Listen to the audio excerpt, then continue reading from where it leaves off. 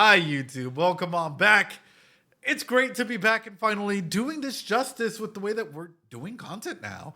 I'm really excited to go ahead and jump into this. This is a 52-minute episode. We're doing the director's cut of ReZero. When I first started off, I didn't even know how the fuck to do content. I'm gonna be very straight up with you guys. I didn't know what people would be interested in. I had a crappy computer that kept shutting off every couple of minutes. Editing-wise, it was a nightmare. But guess what? We're back.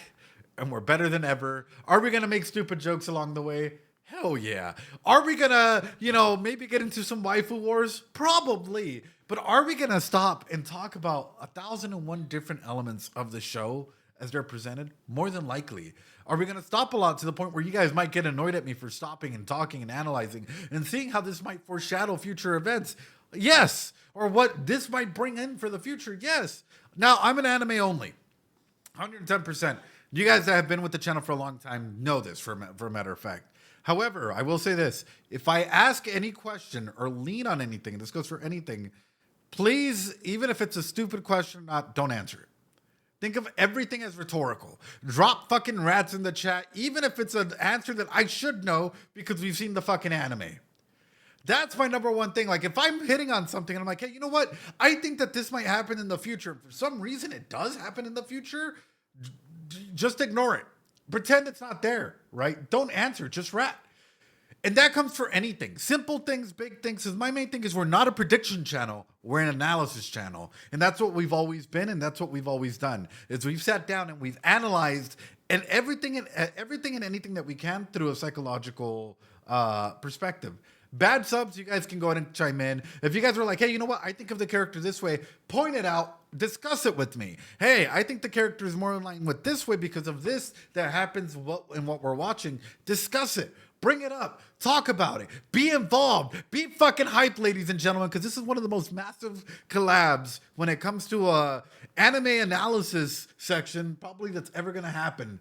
So, guys, be open to having discussions. Be open to getting in deep. Be open to some of the wildness that might come through with it. And ladies and gentlemen, if you guys like this sort of things, if you guys like these deep dives into ReZero, make sure you guys hit that like button, comment, subscribe, follow, so on and so forth, ladies and gentlemen. I'm beyond excited to jump into it. Grab a drink, grab a snack. It's going to be a long one. Ooh, boy. Ooh, I'm about to make a name for myself, ladies and gentlemen. It's about to be a long one. Ladies and gentlemen, let's fucking go. Oh, yeah, by the way, in case you guys don't know me, this is your first ever thing. Hi, my name is Ed. I'm a psychologist. I did this once before with really, really crappy equipment, and now we're back at it, and we're actually going in deeper. So let's go.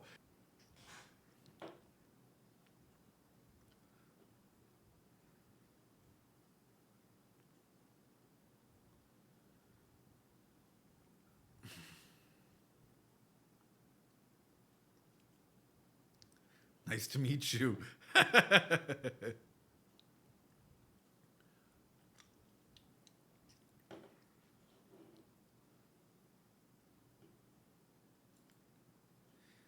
Now, this is something we're actually just jumping into, right? I want you guys to just take this into perspective real quick. And I know we're only a couple seconds in already. When we're going into this, right? Take into consideration the aspects of what Subaru represents, right? Take into consideration the attachment psychology behind Subaru. And we're looking at an individual almost immediately who, what is he looking at? What is he looking at instead of just a manga, right?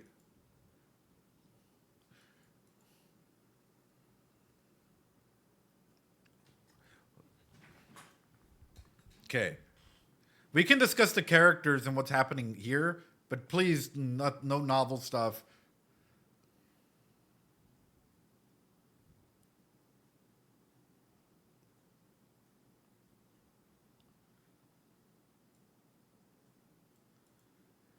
This is one of the most beautiful scenes to go ahead and highlight and throw out there, right? And for me, it just draws me in, right? Well, we'll talk about the death stuff afterwards, but let's go ahead and look into this specifically, right? Meanwhile, Subaru. When we're looking at a scenario like this, right? When we're looking at a scenario like this, what sticks out to you? For me, it's automatically longing, right? It's automatically a call of the void. It's automatically one of those segments where it's like, okay, wow, it's nice that individuals can go ahead and get attached, right? It's this like platonic aspect of, hey, you're in high school. Yeah, I know, damn, it's being people being happy, meeting the developmental milestones because they're holding hands together, right? This is sort of the ideal aspect as to what society expects you to go ahead and develop as a milestone in high school. How many of you guys, I'm just going to ask, actually got into a full happy relationship in high school? And how many of you guys were maybe, hey, you know what, longing for a relationship? And maybe you still are longing for a relationship in some way, shape, or form, right? And in a big aspect, which is really, really interesting, because it's like he's looking at him, right? Yes, we're looking at the couple behind him, but in a big way, he's looking at himself in that regard, right? His reflection is overlapped in this overall sentiment of as to what's happening here. So take that into consideration. It's a double take, right? It's a double instance in this, and take it through a narrative perspective. You have Subaru as a client in here. He describes looking at manga, and he looks up, and in the mirror, he sees people, a happy couple passing by with his own dead eyes, right, and stoic face reflecting back on him. Take that in for a moment. Take that in for a moment. Nothing that lasted. Thanks so much for the hydrant, Sage. I appreciate it. Happy now, relationships a few. Right. Because we all have, like, and that's the thing is, high school, college, whatnot, they're experimentation stages for as to what it means to actually be in a relationship, right? And what it means to be healthy in a relationships. Not all relationships last. Some do. Not all, though. So this is sort of what I want to touch on. At this point in time, Subaru, looking at all of, like, you know, this, what he can have, right? What is out there, but yet looking at his own reflection, is he the biggest barrier to himself? Is Subaru's biggest barrier towards his own happiness himself in the same way that you might be your own barrier towards your own happiness? That might be your cognitive distortions. That might be your ability to go ahead and go out and fulfill yourself with what's out there, right? By the way, with questions like this, you feel free to like talk about it, right? This is how we discuss the characters and sort of what's happening in here. So, is Subaru the biggest, like, you know, the obstacle in his own self journey of self-reflection and healing, just as much as you might be for your own self, right? And we're backing it up. Welcome to the rezero stream, ladies and gentlemen, where we got 54 seconds in, or less than a minute in, and we're already like talking about things, right? Are we allowed to discuss this scene based on answers from you could discuss the character himself, right? As long as it's between season 1 and season 2, you can use that to talk about it, right?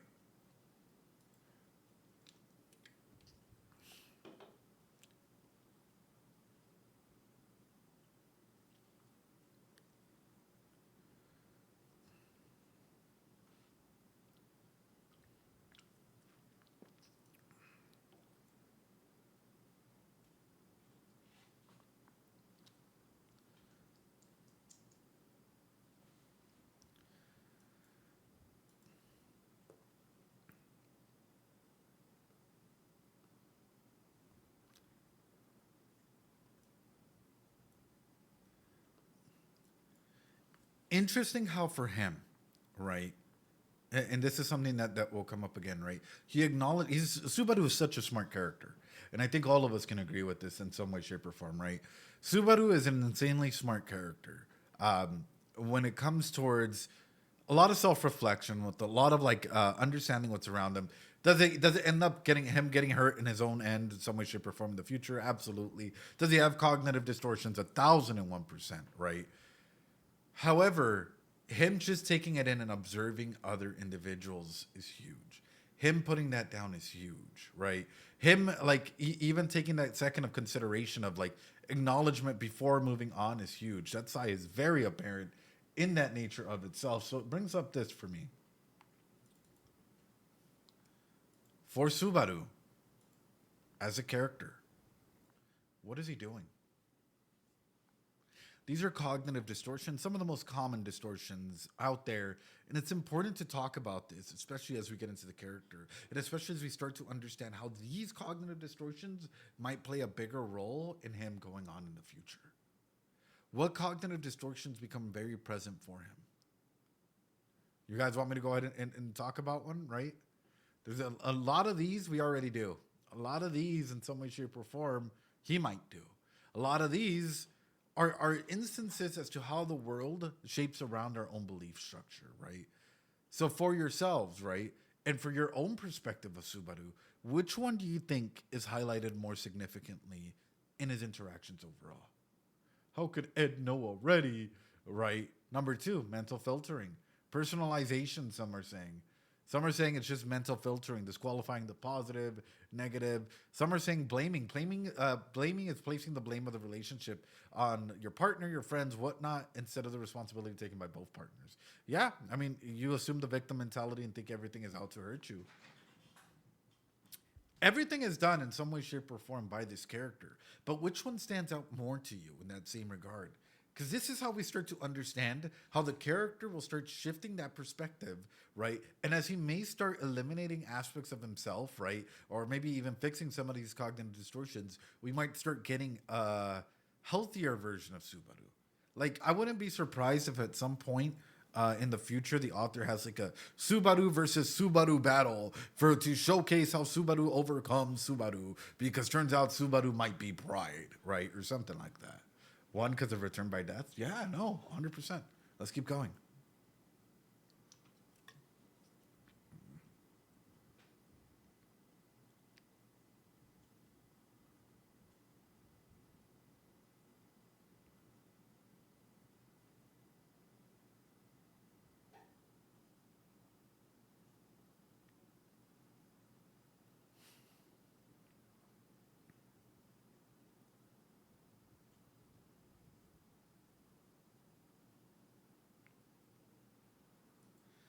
And this is what I found fascinating my first run through, right? Any theories why seeing this before Isekai gets Isekai? There's a number of theories that I have. I'll be honest with you after seeing this. Looking at this, though, right off the bat, you're seeing someone with light in his eyes versus someone that doesn't really have any motivation or aspect to be there. Subaru in everyday normal society, going out buying stuff, getting whatever. Is this someone that is happy with his life? Is this someone that would be able to go ahead and go out and fix himself magically or find a purpose or whatever, right? Why you focus on that one coin there? Yeah.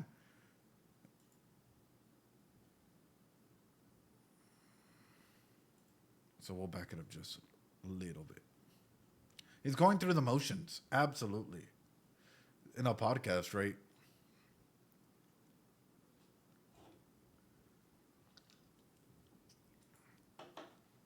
Noodle de tonkatsu. Oh, this all seems good.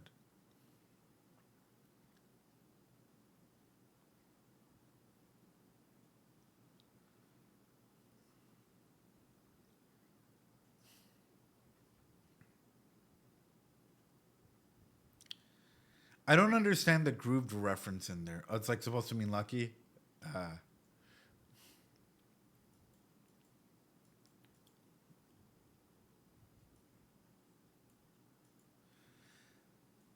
One thing I do want to point out here is for Subaru at this point in time, and again, guys, we can have a conversation about this, right? How do you guys feel? Because the way I'm looking at Subaru is someone without a lot of what is he looking at there? Um, he's looking at a situation that he's not really having motivation in, right? He might not necessarily have this driven fire in there, right? So in comes in the main aspect that I'm trying to go and throw out there. How many times do you guys think in like the everyday world he might have had the thought, oh, what would happen if I walked onto oncoming traffic? What would happen if I just disappeared? What would happen? I'm not good enough. I'm not worthy enough. I'm not smart enough. I'm not handsome enough. I'm not, whatever. What would happen if I just disappeared? What would happen if I did this? All the time, probably. What about for you? the call of the void. The call of the void is one of the strongest things out there that genuinely draws a lot of people into having even like cognitive distortion moments, or moments where it might seem as though you're, you know, some form of self-harm, some form of self-hate, some form of like, hey, you know what, if I walked into incoming traffic, whatever, right, it is what it is. And sometimes people snap out of it, but for the most part, a lot of people start disassociating their own conscious like actions versus the inactions that are out there. For you, it started once I was skipping school every day. Probably normalized that he's surviving and not living. Exactly. I mean, he's been being put in that fight or flight scenario by himself, right? So he's surviving, but he's not really thriving, and he's not really living. So I'm gonna ask this. It happens to all of us at least once. How many of you guys disassociate? Because Subaru is just going through the motions here in a very disassociative state. I think he wouldn't think about that much. It would cross his mind at some point. Isn't it just some intrusive thoughts? It's normal, right? The call of the void is normal at points in times. However, if it starts getting repetitive, you should always seek mental health help from a professional. Please. Everyone goes through it at some point in time, and everyone has it to an extent, right? But if it's repetitive, seek out help. Seek out professional help wherever you can.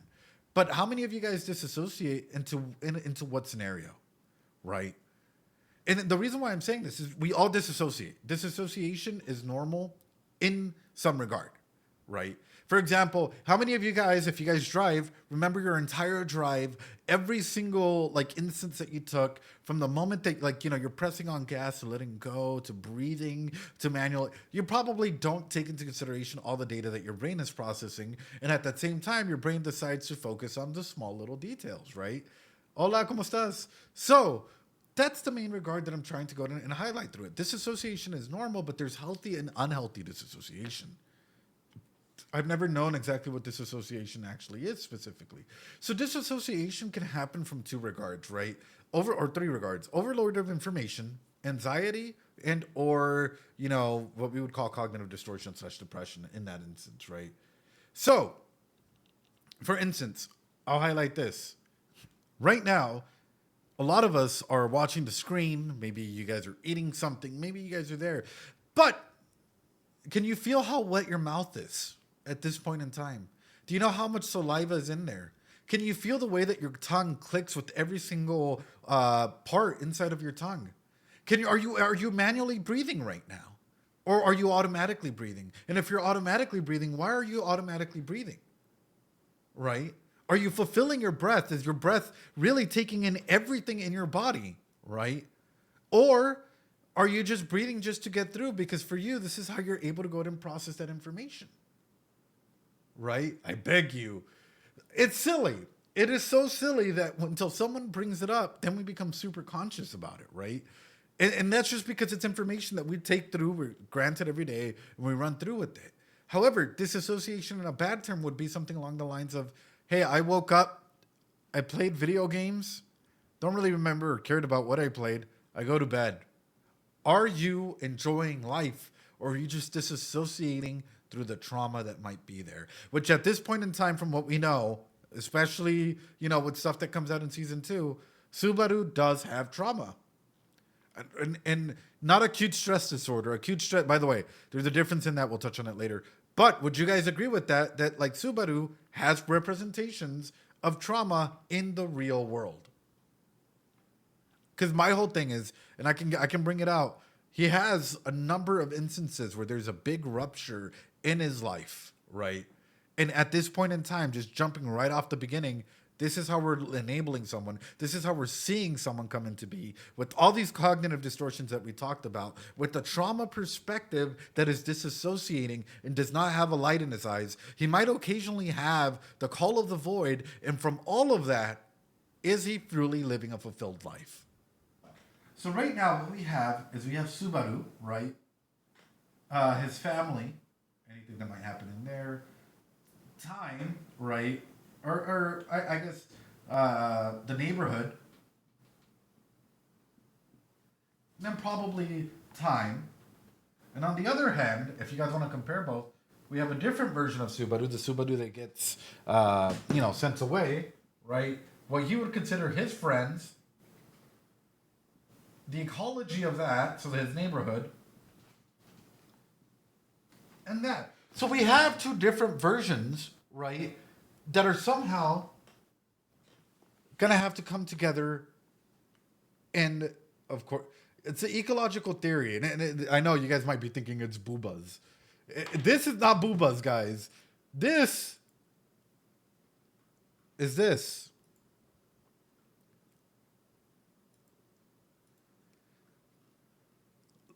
This is the ecological theory, ladies and gentlemen. Now, what I want you to go ahead and do is take into consideration where Subaru is in the IRL world, right? What his home does to him, how this ripples in and out versus the other version of Subaru, and we'll go ahead and continue. Ladies and gentlemen, holy shit. Holy shit. I didn't think we'd spend 20 minutes on 1 minute. Ah! Ah! I didn't think we'd spend 20 minutes on 1 minute. Okay, here we go, ladies and gentlemen. Oh, no, no, no. Oh, fuck. I thought has it really been that long?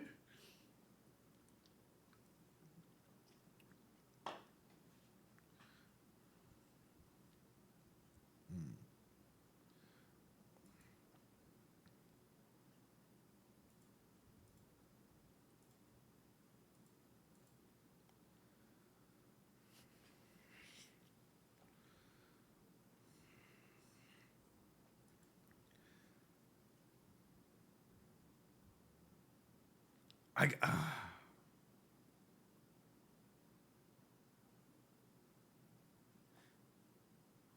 I have two questions for you. How would you guys feel if at the very end of everything Subaru were to just come back to the real world? And it's a sad ending. How would you guys feel if at the very end, let's say that Emilia gets selected as a royal candidate, right, or queen or whatever, and Subaru, for whatever reason, gets sent back to this world?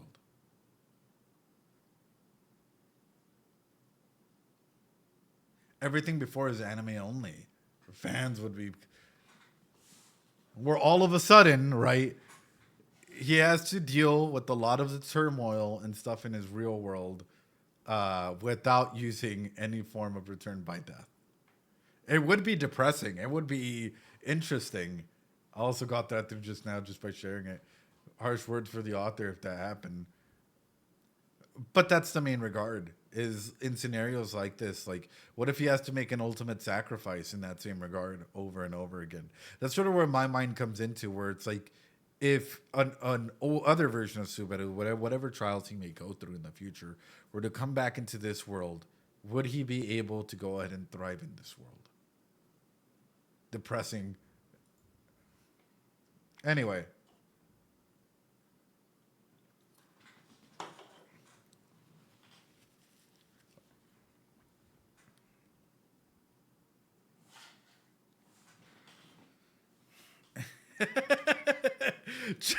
Bruh. I guess anyone would be tired of fucking gaming all night. Oh, brother, I miss those days. I fucking miss those days. I'm not gonna lie. I'm not gonna lie. Because he was teleported like Nanahoshi, there's always that warrior thought that he could return and nothing is left for him. Sure. Sure. I guess there's a number of questions I have, which is, I guess, first off, who's your favorite character in ReZero? And my second question that I have from this is, isn't this kind of,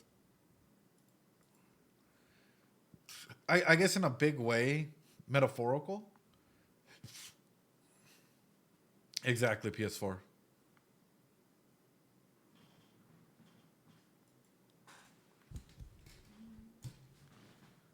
Hold on.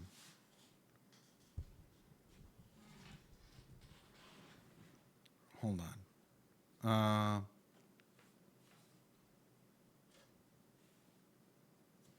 Let me see. Let's go.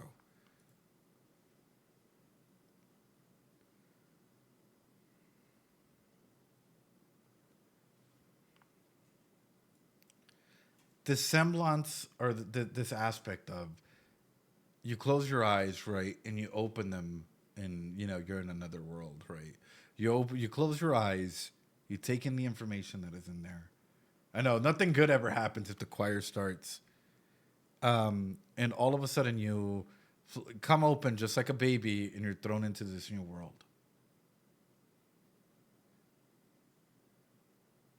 For me, it's like we're seeing Subaru be reborn.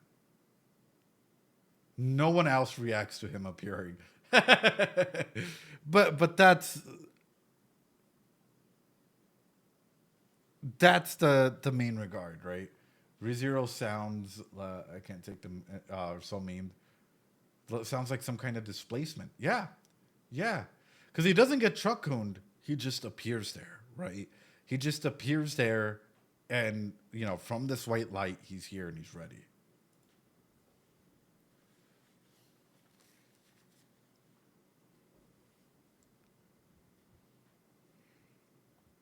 It's a displacement incident. Which, by the way, that is trauma. By the way, that is fucking trauma. A lot of people would be like, oh my God, what would be Subaru's first trauma in this new world? This. Some of y'all might come after me, and some of y'all might like, he has trauma in his old world, but what is his new trauma in this world? This. His first trauma is being displaced, right? Granted, does it give him new opportunities? Sure, right? But at the same time, imagine if all of a sudden, if he reacts excited, is it still trauma? Yes, because you have to remember, right? It doesn't fully set in until after a while, right? So, like, for example, let's say that you were randomly thrown to your favorite vacation spot that you wanted to go through, right? You're like, oh yeah, here we go, Japan, let's go, right? And then all of a sudden you're like, wait, I don't even speak the language. How do I get back home? How am I going to go for food? Like, the excitement starts to wear off, right? The excitement starts to wear off. And you have to, like, and that's something that, like, slowly comes over with time, right? Feelings of a lost child. Right. I'm in season 2. What every otaku would want is to be isekai'd.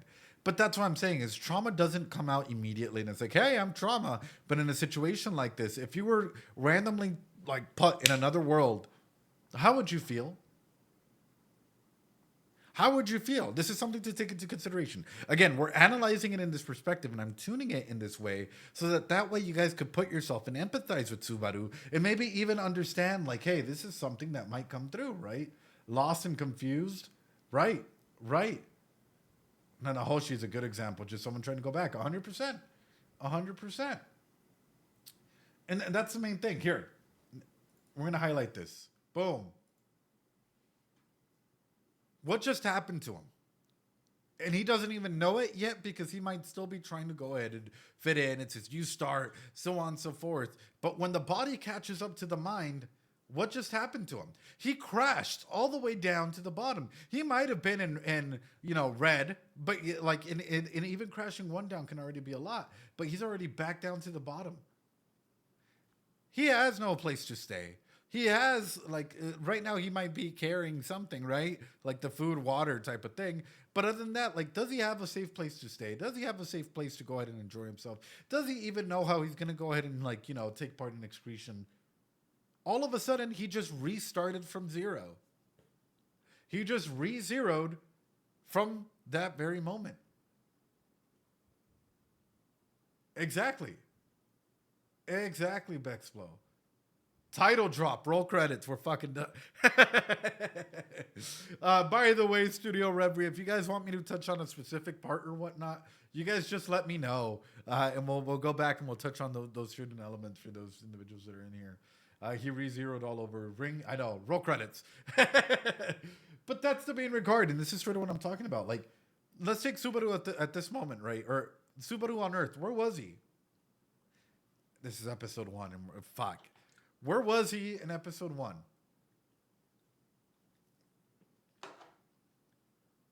On Earth. Let's go with that, not on episode 1. He was probably in the second stage, right? He was probably on red. And this is where he's like, Still trying to go ahead and get through it. Still trying to work through shit. Still disassociating. Still, he doesn't really like. He might just be playing video games. He might just be focusing on his health. At least he has a fucking place to stay. His family might be there, but he's not really with them. So he's on red. He at least maybe touching green sometimes. Maybe touching yellow sometimes. So, him crashing down to the very bottom. That's already not great for your mental state. That's already putting you in fight, flight, freeze, fawn, flop, or fornicate mode.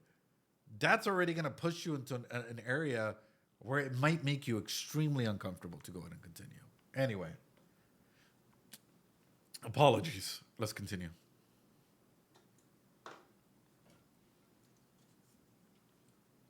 Bro, I would be overwhelmed. I'm not going to lie to you. Being in this sort of world, I would be overwhelmed. I would be like, what the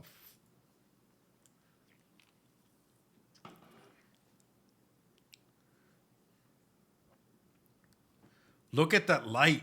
This animation choice is fucking brilliant. And it's a beautiful way of showcasing how the animators are thinking of the character. I'm going to bring Phoebe. She's she just got her master's in animation and whatnot on at some point during ReZero to go ahead and talk about instances like this, where how the animators think about, the characters and how they bring them to life, right? I probably would have had a mental breakdown right there. Oh, same Cammy, 100%. But the light coming right into his eyes and his fucking expression, the sweat just coming down through where it's like, hey, you know what? Maybe this is a time where I can be the main character. Maybe this is a time where I can go ahead and jump out and change my life from this moment on. Cool, excitement, but at the same time, you still have the underlying foundation that is going to be chopping away at it slowly and surely. Anyway. Oh,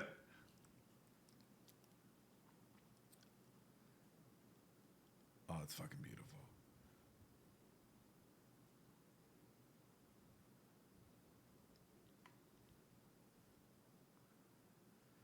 It's like a self-aware coping mechanism, right? Oh, fuck.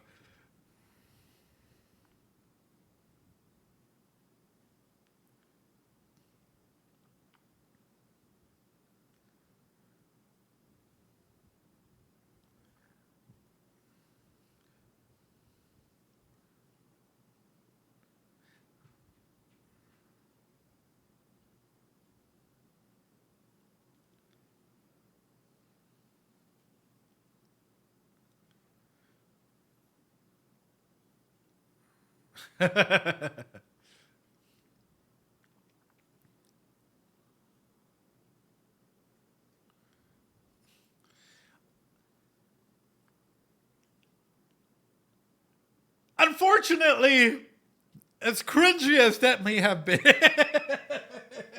as cringy, I don't want to Chad the fucking night, but as cringy as that may have been, right? How many of you guys would have probably tried the same thing if you were instantly isekai'd, right? I've been isekai'd, therefore that must mean that I must go touch a power crystal at the Guild Adventurers Guild and try and break it because I am the chosen one, right? A lot of people, it's a self-fulfilling fantasy that a lot of people have, bro. Nah, he's too good to be true. It's not like that. I mean, I tried using the Force IRL once. Yeah. I was chuny when I was younger. And that's the thing is we all go through phases like this, right? That self-fulfillment of trying to go ahead and give yourself purpose, right? Because at this point in time, just look at him, right? We're breaking this up. And I know, I told you guys this is going to be a long one. I told you guys this is going to be a long one.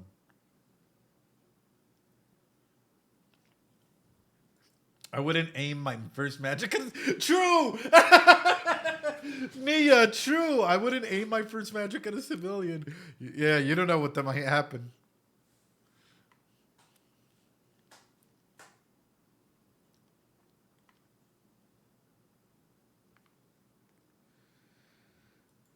This is it. This is my turn. This is it. It's my turn. This is it. It's his turn. Take that in. You hear someone saying that, right? You see a friend saying that. What comes to mind? if I heard a friend saying that, I'm like, so then you had to wait until coming into this world, into this society, into this whatever, to think that it's your turn to step into the spotlight, right? Your turn for what? His turn to step in. His turn to be a savior. His turn to take into consideration. If you say it, the fuck you saying, man? The fuck you saying though, right? And this goes for my studio review people out there as well. It's like as you guys were voicing some of these lines and stuff, what comes to mind when you're going through it? And I know Wolfie might still be there. What comes to mind when you're voicing Subaru and you're seeing some of these lines start coming out through where it's like, hey, it's this aspect of him battling these cognitive distortions or him trying to go ahead and come through. It's your turn. You just need to understand that in a way, right? Or even for some of the other characters out there, like how do you guys take that into consideration and put the meaning, especially when noticing what the characters might be juggling against inside of their own mind, right? Why? Well, as we know in season 2, there's a lot of stuff that comes out of it. But for him, this is a big aspect of like self, right?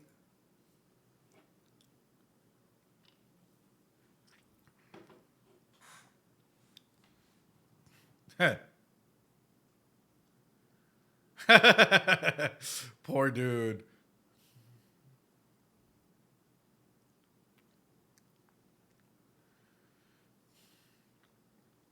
Oh shit.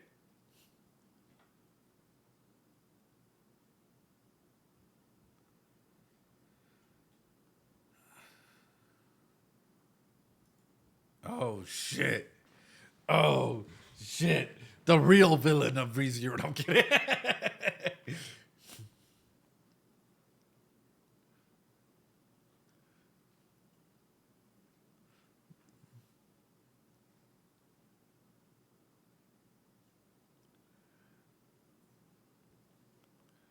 Checkpoint, dude.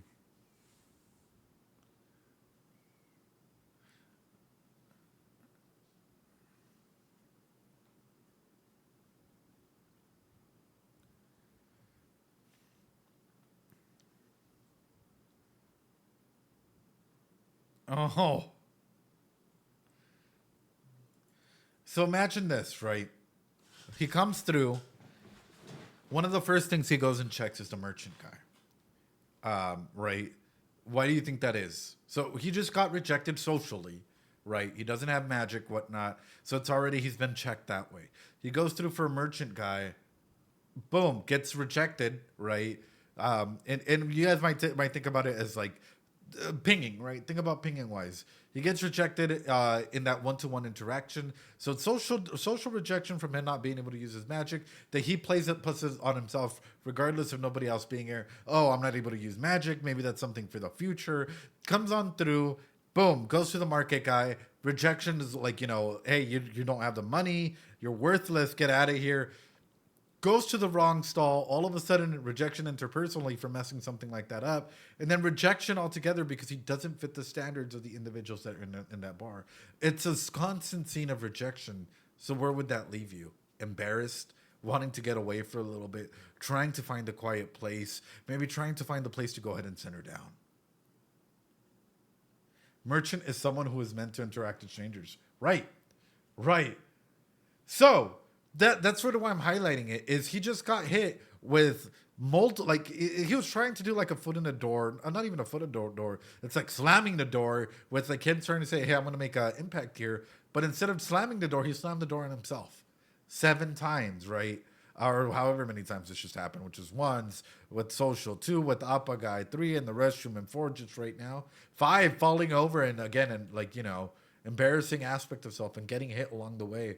It's all moments of interpersonal rejection. It's all moments of like, pain of 1,001 things. And poor Subaru. Because for me, that's one of those moments where it's like, okay, you know what? I have to take some time for me to heal. And for Subaru, well, I guess we'll quickly see.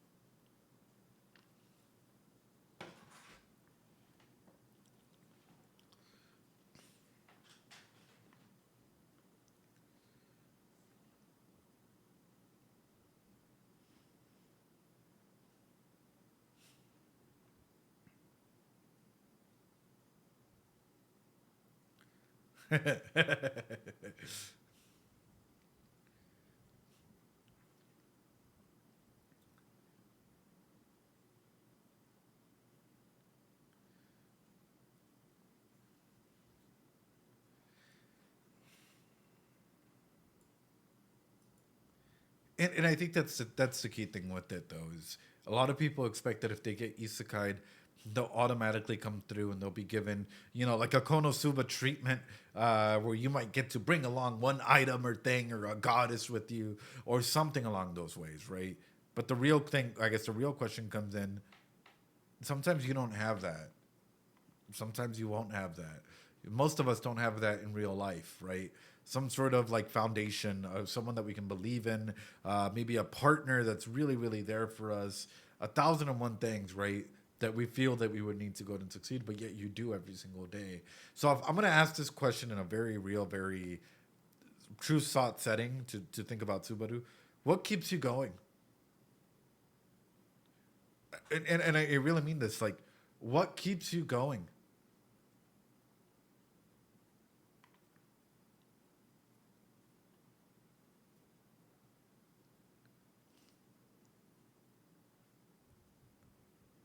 I really like not dying. What motivates you in the mornings? Like, what specifically motivates you in the mornings to get up and go out and do something? My loved ones and my desire to be somebody, right? For a lot of people, it's the existentialism factor, right? Of I want to mean something. I have to mean something. I have to leave an impression behind and mean something, leave a legacy, not be in the shadow of others, so on and so forth, right? So, during the pandemic, I learned that staying in bed, yeah, all day can feel kind of shitty. Absolutely. So, for Subaru, what does that entail? For Subaru, what does that entail, ladies and gentlemen? For Subaru, what is his existential drive to be here? Because beforehand, he was just going through the motions. Now that he's here, he has his chance to go ahead and restart from zero, redo everything, and leave a little bit more of a message, leave a little bit more of something, right? He's not going through the motions now. He's in a new world. So what is going to be his drive? Something ticking.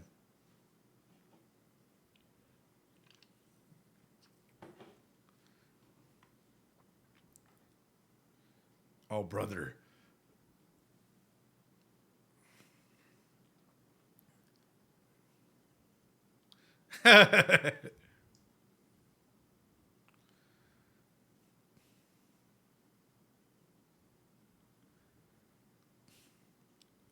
Oh, no, brother.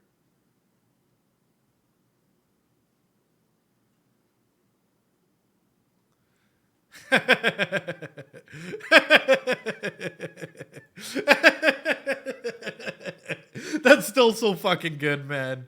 That is still so fucking good. Live strong.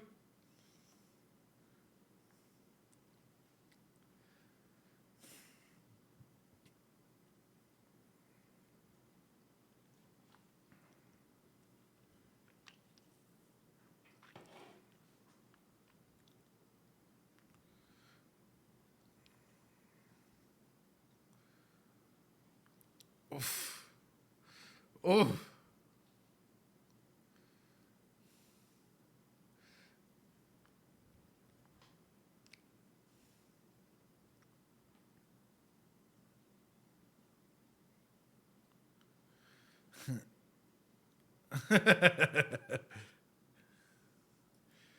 And I want you guys to think headstrong about this, right?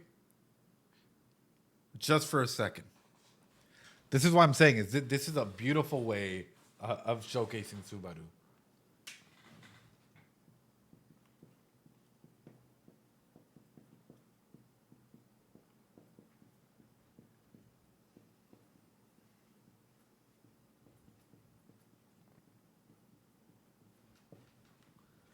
Okay, we have the six Fs, right? Which tend to go ahead and happen whenever you're in a scenario where It's life or death. Your adrenaline's been raised. There's a scenario that's happening, right? Unfortunately, our mind tends to go into one of these scenarios. Fornication is a baseline pyramid need. If we look at this, boom, there it is. There it is. Yep. Fight then flop. His isekai brain defaulted to fight. Right. Isekai brain. Right? So isekai brain.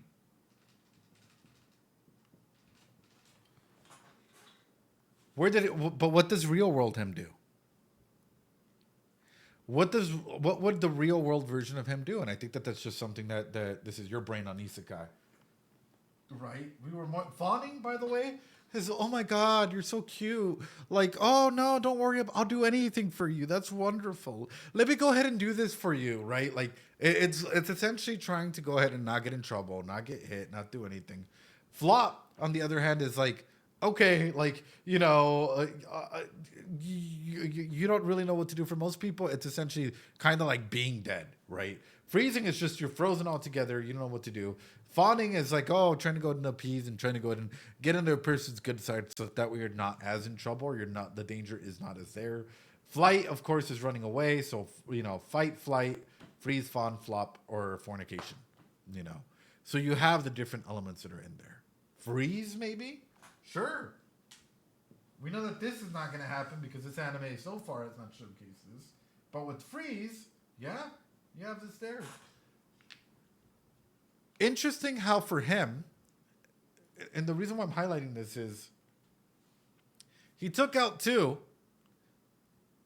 Any other person could have ran out onto the street, could have yelled for guards, could have done 1,001 other aspects and things. But for him, seeing the guy with the knives or swords, he runs to beg at his feet. Oh, I was wrong, blah, blah, blah, blah, blah. Interesting how, daggers, yeah. Interesting to see how Natsuki's mentality, or Subaru's mentality, is that one track where he saw this opportunity, right? He took it, but his brain immediately, instead of like, hey, you know what? I'm going to go ahead and run. He's like, hey, you know what? I'm going to go ahead and run and freeze on him. And that way I'm able to get out of this. How many times is that encounter where there's a wall and there might be a visible solution, but for Subaru in his, because of how he is, he'll punch his head up against the wall or headbutt it 1,001 times because it's easier, or for him, his cognitive distortions have taught him that is the only way to deal with that issue. Super interesting to dive in deep and see this pattern specifically. My adrenaline is surging. He knows that is there.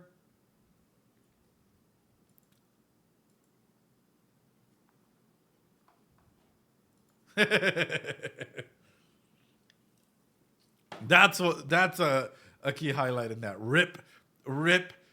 But he was blocking his exit, to be fair. Couldn't he run the other way out? I think it's just immediate reality check where he just realizes he has no chance against actual weapons. Right. 100%. And any good martial artist will always say that as well. Someone pulls out a knife or something, right? You might be the world's greatest martial artist. Run. You book it. Run as far away as you can, right? Unless you could scale walls.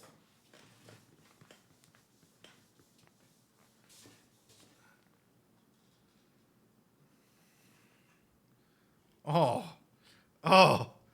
My dude's joining the Judgment Day. Dirty Subaru.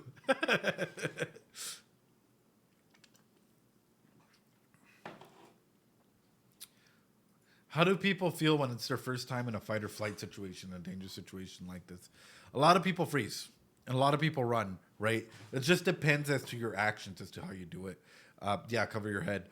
But that's sort of why we talk about these things, and we go in deeper than usual in this regard. This world, for them, this might be an everyday situation, an everyday thing, where they're trying to get by doing this sort of things. For Subaru, this is already trauma on top of trauma on top of trauma, and already the rejection that happened. Rejection by the girl. You haven't been summoned. Now rejection and by, thieves, essentially, coming through and beating him up as well. That is wild, man. This show has showcased Subaru by bringing him into this world and then showcasing to us that he is a failure. In the first 7 minutes, the world has already showcased to us that Subaru is rejected socially, interpersonally, right, in his past world and in this current world. That's good writing. That is great fucking writing.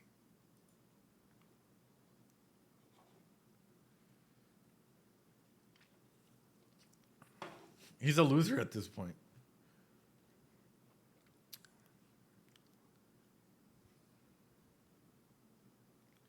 Hey, yo. Hey, yo.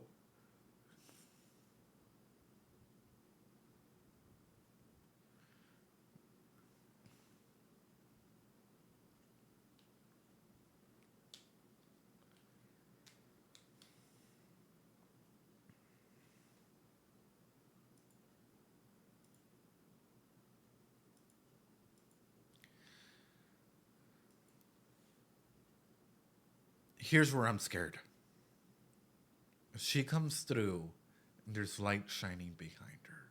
This man has just been rejected through almost everything, and this person comes through as a vision of hope, as a vision of self, right?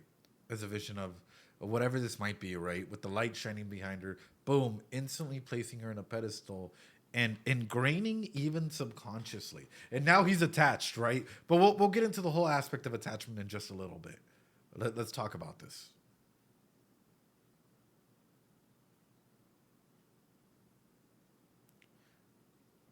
Look at him. He's blushing now. His eyes are double shining. Please, it's important to me. I'll give up on the other stuff, but I can't let you have that. I want you guys to take that into perspective. This person just comes through, right?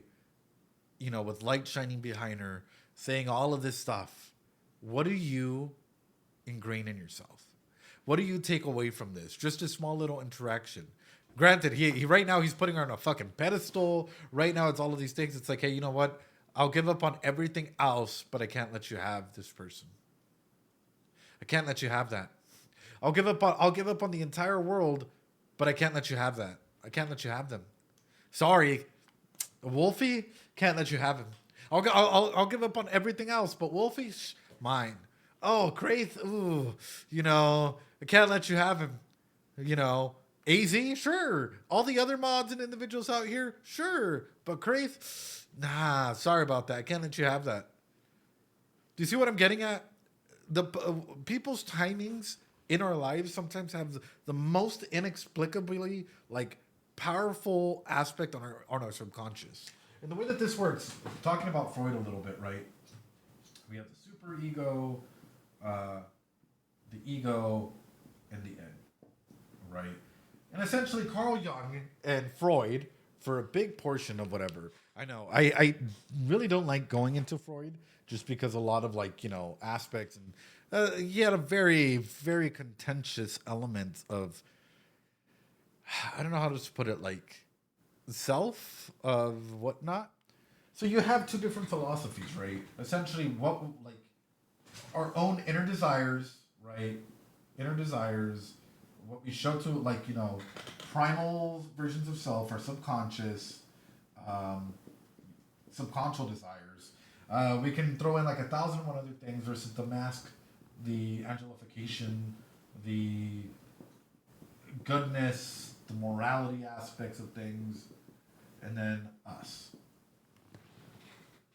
Bro's down horrendous. We can expand on this 1,001 fold, and I'm pretty sure we will. But when we look at a situation like this, what is in contrast with one another? What makes us us? Between the super aspect of more morals and morality and aspects of trying to go ahead and be the best version of us versus the other more primal version of selves, right? What gets landed and all the superficiality of the subconscious, of the unconscious, of the self? Let's go even further than that. Sorry, guys. This might be really, like I told you guys, this might be like either really deep or whatnot. Let me know if this is getting to be too much for you guys in terms of explanation.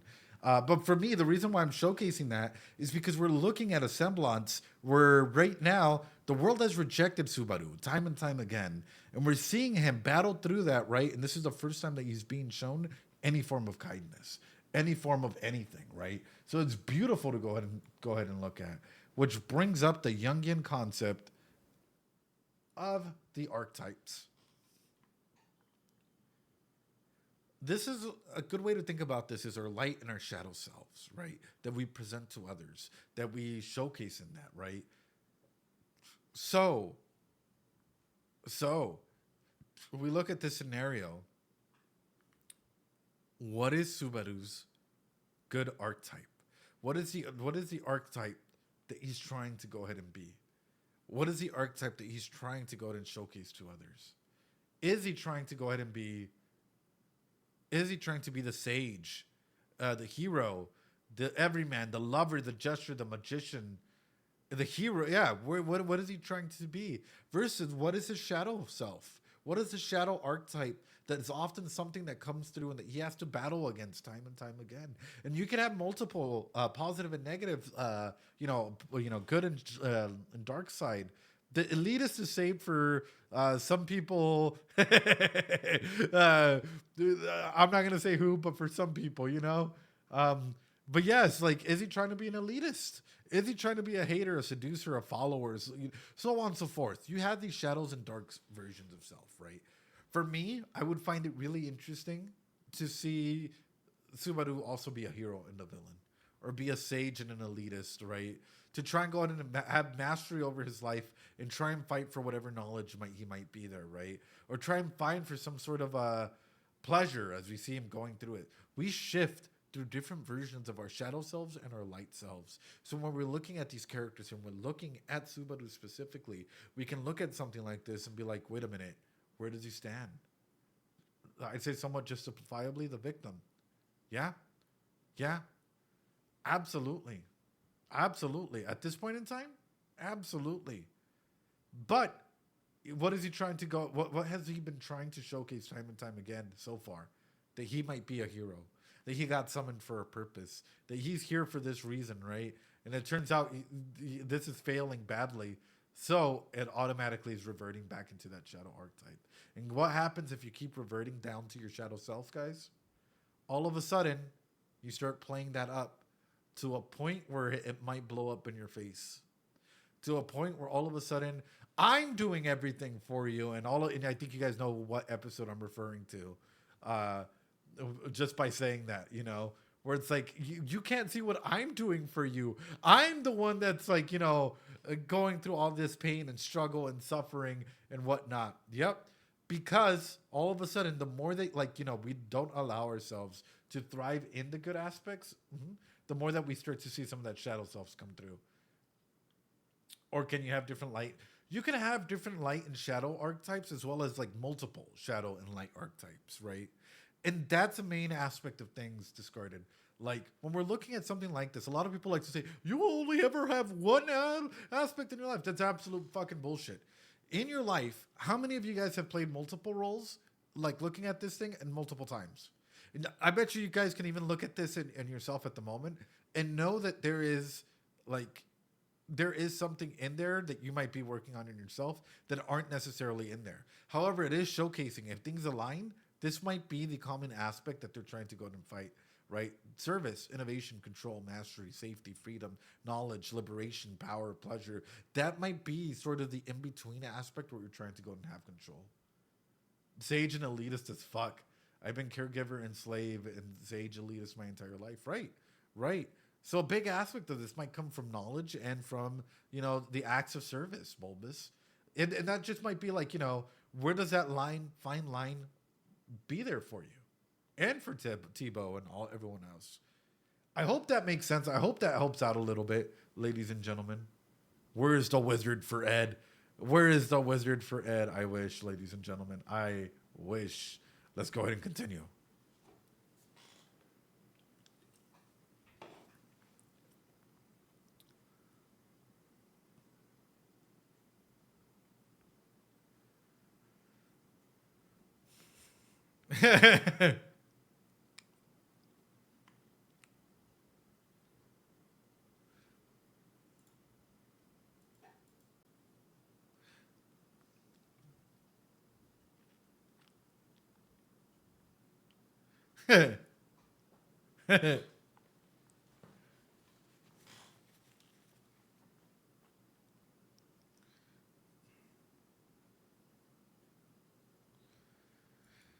Why does Subaru nod? Bro is under his foot, right? Bro is under his foot, and they're like, "Oh yeah, it must be the girl that ran by." They're all too stunned to speak, and even Subaru, instead of being like, "Hey, yo, help, help," he's just like, "Yeah." That's so fucking glorious. He's in so much awe that he doesn't care if he's in trouble. He just wants to be helpful. Oh.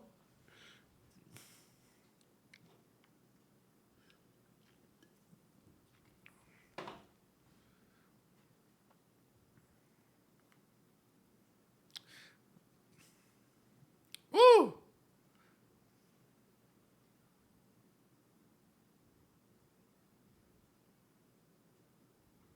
Woo!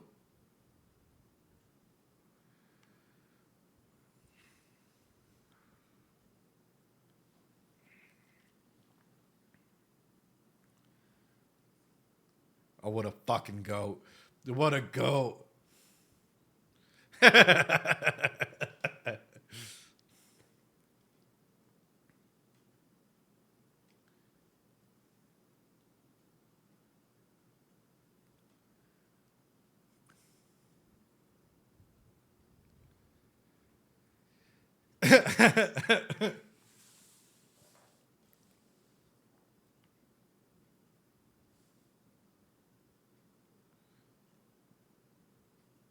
Mm.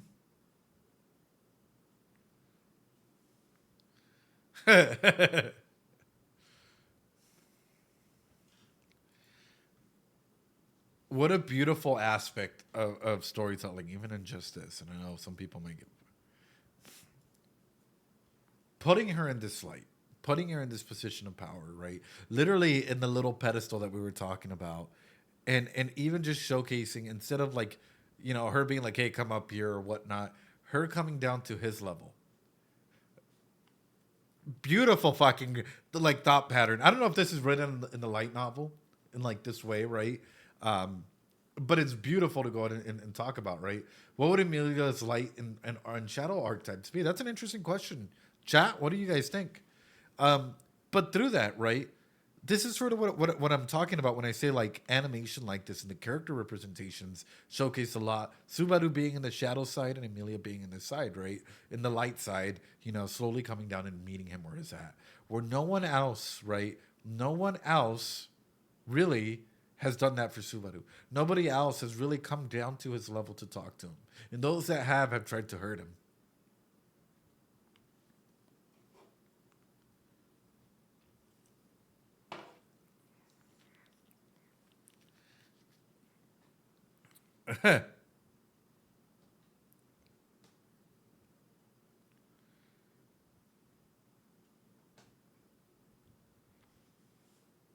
Oh.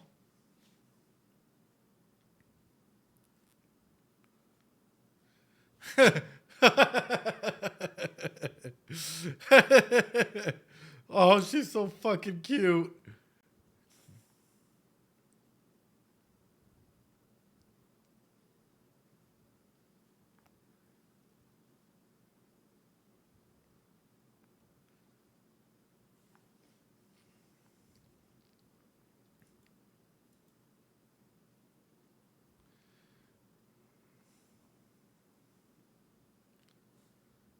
Oh. And that's exactly it, ladies and gentlemen.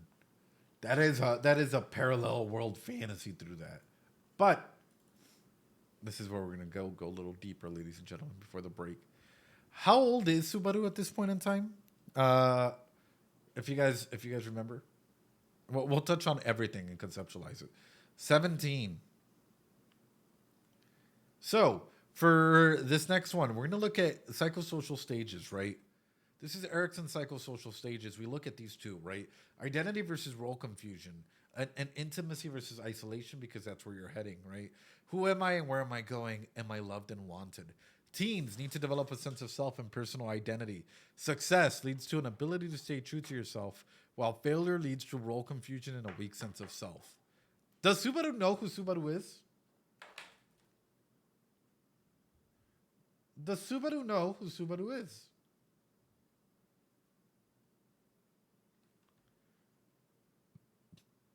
Okay. Am I loved or wanted? Young adults need to form intimate, loving relationships with other people. Success leads to strong relationship, and failure leads to loneliness and isolation. This was already like starting to go ahead and go rough, right? Subaru was already starting to be lonely. It was already starting to be a little isolated in that, right? We go even back. When was Subaru's first like actual trauma or whatnot? We start going back and we start realizing Subaru might have had a lot of issues, developmental issues, since the very beginning, right? Like upon rewatch, definitely not. When was Subaru's first trauma point? Do you guys remember?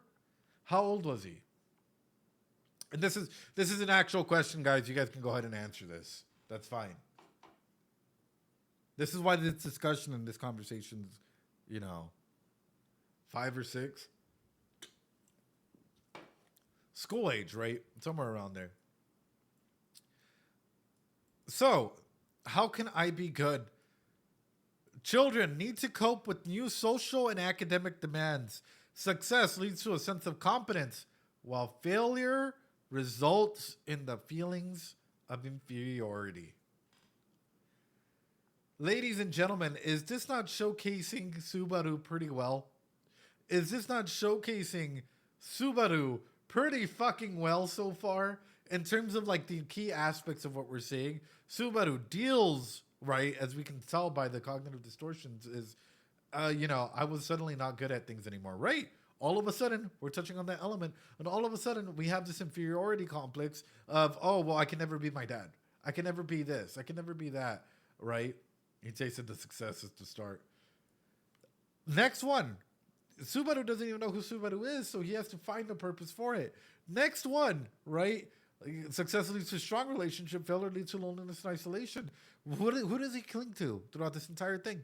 He is working on addressing these issues, right? And it's not easy, and this is why, as always, you should always go and seek professional mental health, right? Help to go ahead and help you with these things. But as we go into that, ladies and gentlemen, why do you think he attaches to Amelia? My big aspect of attachment comes not just from putting them on a pedestal, from the words that she's saying, from being able to go in and talk to her, talk to him in a moment where he's the most vulnerable, and having those words come out that like, oh, I don't really need anything else. I just need that one thing. Why do you think how do you think he attaches? He attaches because of two things. He might be avoidant and anxious, right? Avoidant, fearful, and anxious, right? Strongly fears rejection, has low self-esteem, has high anxiety in relationships. He's more dependent in that relationship than avoidant. I think he's avoidant, fearful. Because at that point in time, that is the only safe person that has come through, that has showcased some sort of love, that has showcased some, like, getting to his level and not really, like, harming him in that way or pushing him out in that way. Also, Amelia's his type. Right. Nobody ever did what Amelia did, so that developed a strong attachment to her. Yeah, but it developed an attachment where all of a sudden you're fearful of that attachment being rejected, right? You're fearful of that attachment being rejected. And that anxiety starts coming through where, like, that's what I'm saying, it's an ambivalent one, where anxiously and avoidantly, he might be avoidant, fearful, and anxious, where he tends to act out, where he tends to, like, when triggered, oh, I'm going to go do this for Amelia. I'm going to, do this. He struggles to communicate his needs directly. We already know that by the curse that, like, he might have. And he might just be very sensitive around this. So he might be dual wielding at the moment. He might be like a fucking, Jedi over here, dual wielding these attachment styles, because for him, it's what he needs to survive. It's what he needs to survive. Ladies and gentlemen, boys and girls, I hope that makes sense. Trauma weapon master. Exactly. But even for yourself, what is your attachment style? This is why we do this show and turn it to questions for ourselves to develop this aspect of healing, right? What is your attachment style in that same aspect, right? Where do you land on that? Are you avoidant? Avoidant what? Avoidant dismissive, avoidant fearful, anxious, secure, maybe a mix of both, or maybe three. What are you? And why do you think that is? And that is something to consider, and definitely, as it's going forward. Last but not least, ladies and gentlemen, what is Emilia's archetypes? And I'll have you guys thinking on that, because ladies and gentlemen, we are over an hour and 10 minutes in. We are over an hour and 10 minutes in, and we're only 10 minutes into the show. Ladies and gentlemen, well, we're going to take a quick little break, go to the restroom, go grab a drink, go grab a snack. We'll be right back. Oh, also, I saw Queen here. Queenie. How you doing, Volcanica? Hope you're doing well. Hope you're doing well. Welcome on in. Welcome on in. Dude, I'm so fucking hyped. We're over an hour in, an hour and 10 minutes in, to be specific with it. We're only 10 minutes into the show. Is this going to be the longest reaction to ReZero yet? Now I'm sort of questioning things a little bit. Hold on. Is this going to be the longest reaction to ReZero on or analysis on YouTube or in general? I don't know, man. That's fucking wild. All right, let's continue.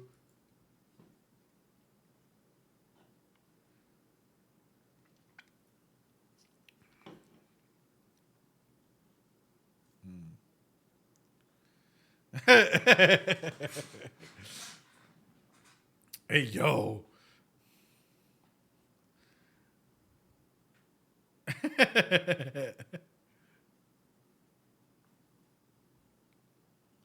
Fuck. Oh, wonderful, wonderful.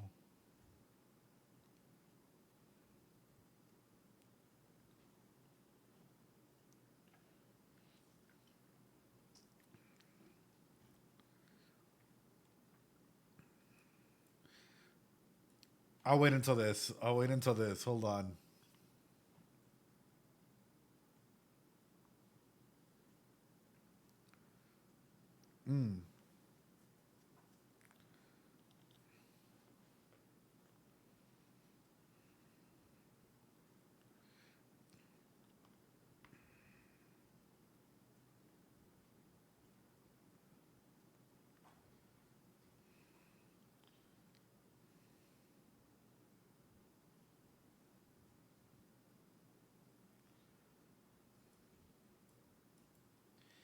So with that, again, comes in my question that I was asking earlier, right? Which is for Emilia, what is her shadow and light archetypes that we're seeing? What are the key prominent aspects that you guys can see her dealing with, and the boundary line that she's having an issue, maybe trying to go ahead and address and see? And the reason why this is important is, again, some of these things might be your own downfall in the same way that we start to see others. Caregiver as the light? Okay, then what is her shadow's archetype? Sorry, good beer. Holy crap. What is her shadow archetype? If the light type you guys are giving her caregiver, I know some people were giving her innocent. What is the shadow archetype that you guys see? And tyrant. So is it an aspect of service and control? Is it victim and innocent? Because let's be honest, in a big way, right? She does have childhood trauma, right? She is developmentally delayed. We can definitely highlight that as well. Innocent and victim. Okay. So then is the big aspect of control or the main issue present there regarding her safety? Is that the main aspect or line that we're trying to go and see it? Some say hero and villain. We're trying to go and have mastery or control or innovation. Like when we're looking at situations like this and when we're looking at the different archetypes that are being presented, again, these are things, we all go through them in different areas and different aspects of our life, right? And there might be a parataxic distortion, which is quite literally like The best definition of a parataxic distortion that I can go ahead and showcase to you is literally Subaru and Emilia, right? Where it's like, Emilia can, for the most part, can do no wrong in Subaru's eyes, right? That is the definition of a parataxic distortion, right? Where you put someone on a pedestal and you're willing to go the extra mile, or you're even willing to go ahead and put yourself down, put yourself in a situation like that in order to highlight. So when we look at a situation like this, right, we look at the different substances or the attachments that are happening like this, it's worthy of considering what are they working towards and against, right? What are the shadow and light archetypes, and how does that play into their cognitive distortions? How does that play into their defense mechanisms? How does it play into Emilia, regardless of being extremely busy and trying to go and find certain things? All of a sudden, her giving extra time to be there with Subaru. So, I guess we'll talk about it when we reach it. There's so many good, interesting little segments here.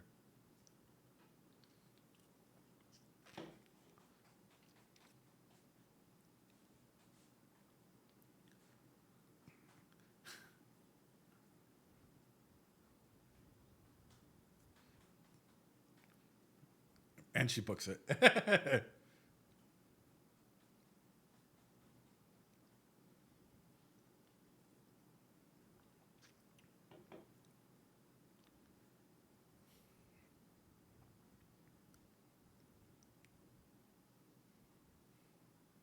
Right.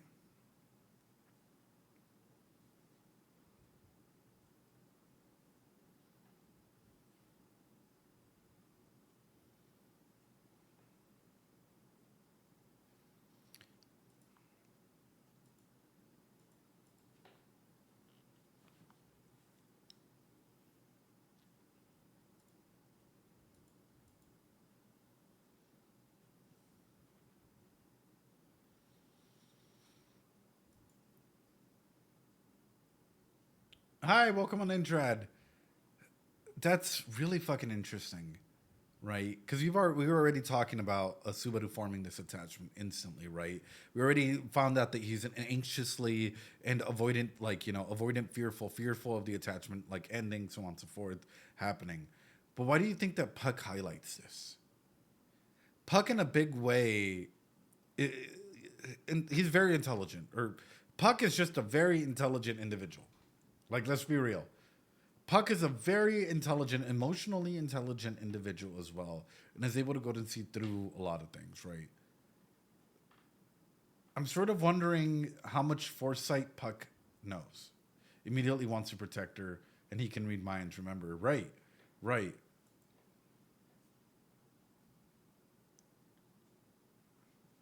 right.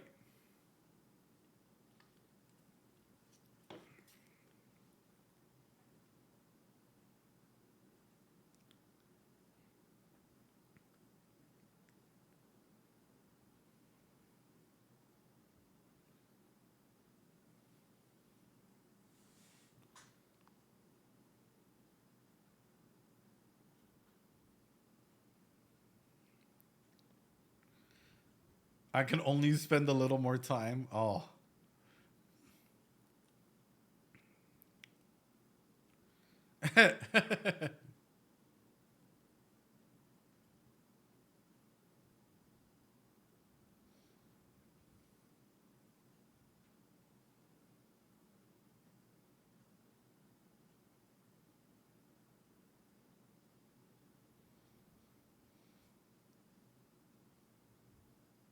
Mm.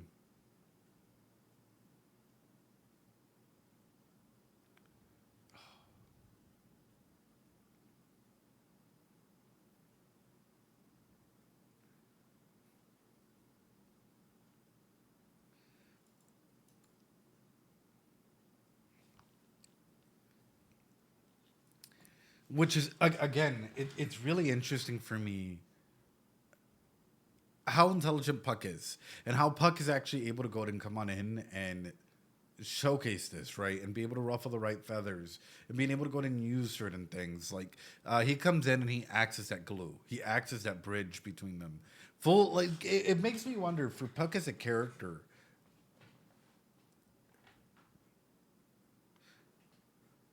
Question: Volcanic, are you there? Question for you. And just remind me, because this is a question that I'll definitely ask at some point towards the Studio Reverie cast, I guess. Do you think he's orchestrating that interaction? I think he definitely acts as a glue, and seeing how emotionally intelligent he is, he could have said nothing. And let Subaru come up with his own intentions, maybe freeze, maybe do whatever. But yet he pushes Subaru just slightly to get him to react in a way that, you can see how a person is and how they would react in certain instances. It's nice because it's showing Subaru who Subaru is at its core, but at the same time, it's very, very intelligent. No, but I'm Connor. Okay, Connor, this is my question for you, which is, if I don't remember correctly, and these are the minor details, how old is Puck?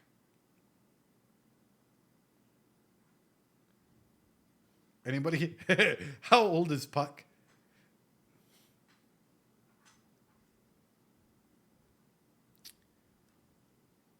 So he's like a little over 400 years old.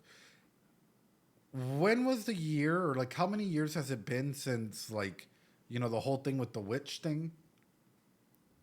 Like the dragon and all that story? Let's say he knows a kid now, so 400. Oh, interesting.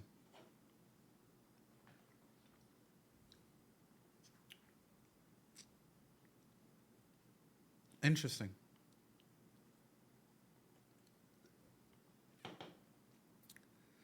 I'm gonna freak the fuck out. I'm starting to put things like a little like interlocking in my brain. No, no, not at all, Drad. Not at all. I think I'm gonna freak out more if there was like some point in the future where, say, Subaru here starts collecting certain things, like if there were Pokemon cards or the fucking Infinity Stones type shit, or if there's like a reference where it's like, you look like this person or this other thing, right? There's some cut content involving Puck. Oh, there's cut content almost everything relevant in the past was 400 years ago. We can go over later. Okay. No, yeah. That's the interesting part. In case you guys are wondering, right? Yes, I told you guys, Studio Reverie would be in here. They're modding, they're helping out, which is super duper interesting. I'm just curious to see, because the way that he interacted is, and the way that he came in and led this conversation, even sparked up more. I don't know if it did for you guys. I don't know if it did for you guys, but for me, rewatching this scene and seeing Puck's interactions, especially like kind of pushing Subaru in the right direction, coming through and mending this bridge, establishing like the immediate connection between one another. Extremely fucking curious. Extremely fucking it's just beautiful to see. Puck is so sus on rewatch. Right. I'm glad I'm not the only one.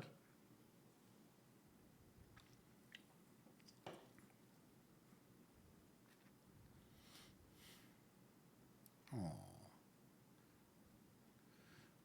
Does he just want a friend for Amelia or something more? Oh, oh, just a random child.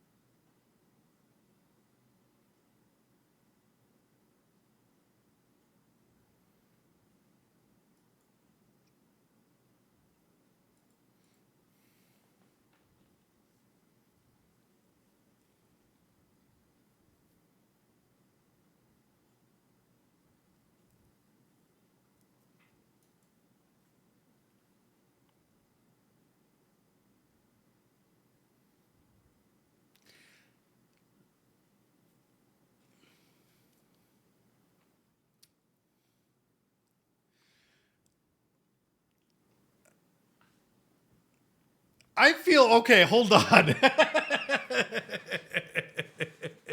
Hold on. I remember the first time we went through this, right? Way back, like years ago. No fucking no fucking thought, right?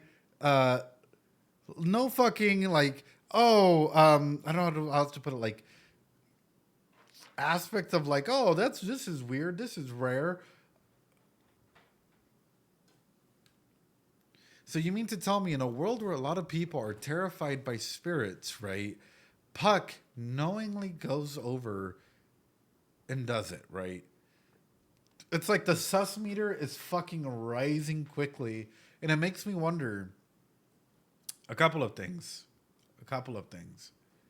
And that's how I understand it as well.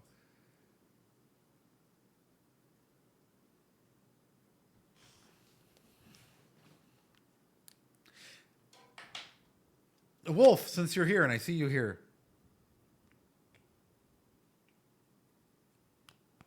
Wolf, since you're here, question for you. Um, Again, I don't remember it fully. I only remember little bits. The sealing of Satella. How did that happen? Or Connor, whichever one. I mean, he grew himself to see Subaru's reaction, according to him. Right. Right. But that's the main element is there's all of these things that are happening here continuously, right? This is a cool hint. That's how compatible Subaru is as a spirit user. A hero, a sage. A hero.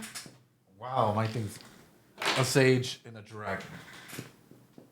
A hero, a sage, and a dragon. 400 years ago. So 400 years ago, a hero, a sage, and a dragon apparently did this. 400 years ago, Puck apparently was here. 400 years ago, Satella apparently was here.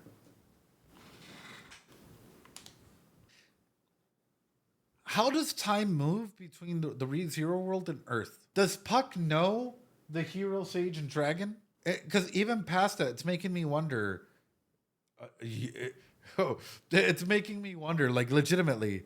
The more that like we're going through this and seeing these reactions and stuff like this, seeing how Puck is, it's almost like that familiar type of like, oh, first like like testing, and it's like, oh wait, I like whatnot. Like it's making me wonder. That is that is a question even Subaru has. So it's making me wonder. For example, number one. If these were there, right, and we already saw someone come into our world, can one of these individuals go into or one of our people go into their world? Can one of these individuals come into our world? And even past that, right? This is just logical thinking patterns here. There's a sage. Could there be disciples of both the sage and the hero? Can there be individuals out there that can confirm some sort of relationship between maybe Puck and these individuals that may be out here? Certainly possible that he knows these things as well. Because my whole regard with this whole entire thing is I feel like this whole thing is probably going to play one of the biggest factors overall, right? Why do these people specifically speak Japanese? Yeah. Speak specifically Japanese. That's interesting. Sorry, guys. My brain is fucking trembling. My brain is trembling because for me it's...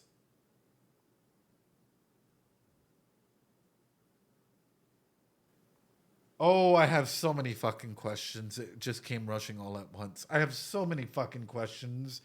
Oh, I don't think I can ask them. I have so many fucking questions.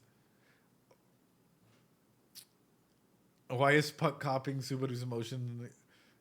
I have so many fucking questions. Guys, this is getting to a point where, like, I'm a little interested, scared, maybe, to ask. I'll shut the fuck up. Anyway, let's continue. Oh, damn.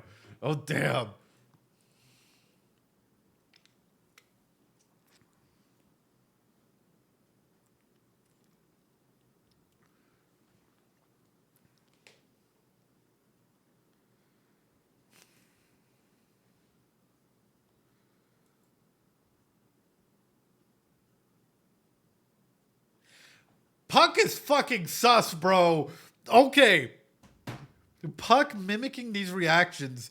He should know what the continent of this world looks like. What do you mean you're sus, dude? At first I thought, I was like, oh yeah, just mimicking. Trying to go ahead and like, break down this. What do you mean? Like, this also brings up an excellent question. And again, trying to be that glue between them. This is so, damn, these flat earthers. Or you should write down those questions for later. They might get answered in season 3.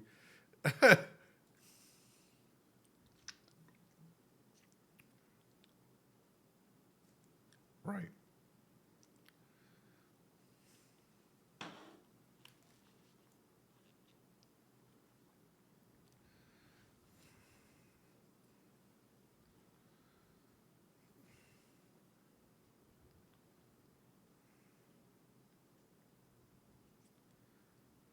Mm.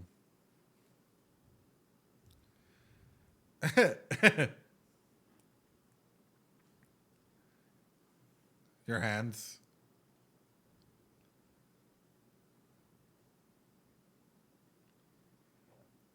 Oof.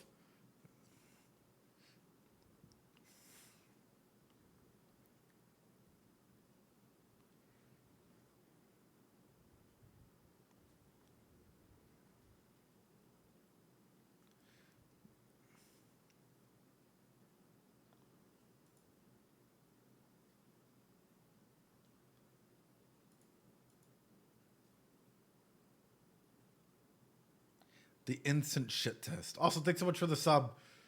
Thanks so much for the sub. But the instant test there, right? And with Puck, I feel like if I was Puck, like you'd instantly recognize sort of what's happening. Yeah. Yeah, that's super interesting. Does she lie because she sus a Subaru?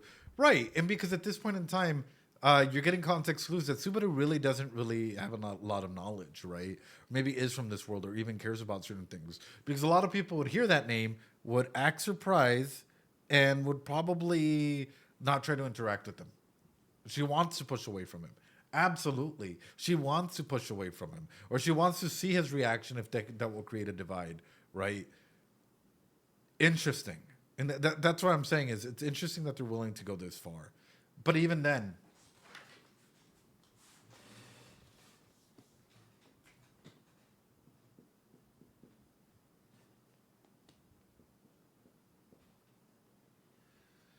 give me the names, guys.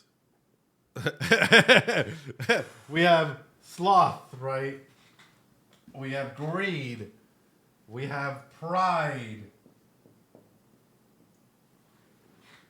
We have lust.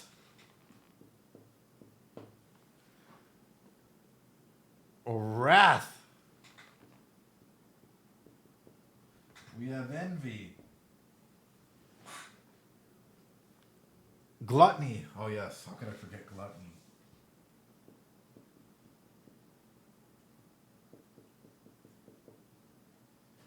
What do all these things make?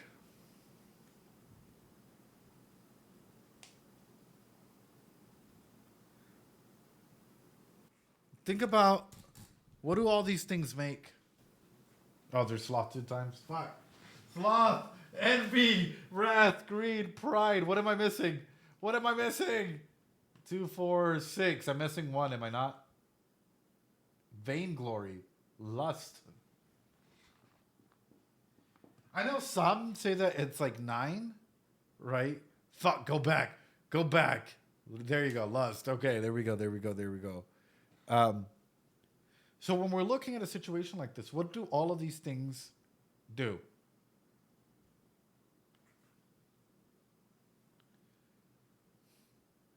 It was 8 then 9. What are all 9? So let's add the other 2, right? Let's add the other 2. Vainglory and melancholy. So vainglory and melancholy. There you go. All right. It's supposed to be whatever. What do all these things create? What are all these things do?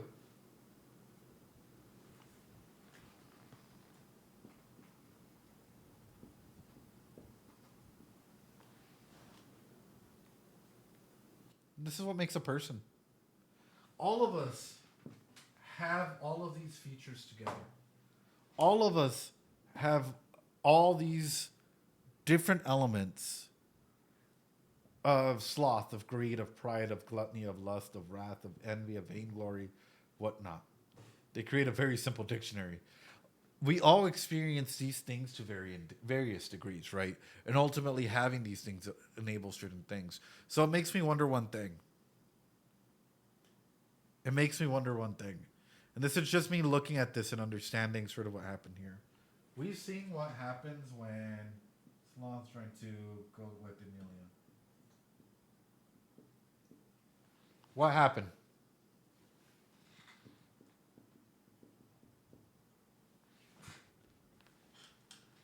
Failure. So, in comes in a weird theory. In comes in a weird fucking theory.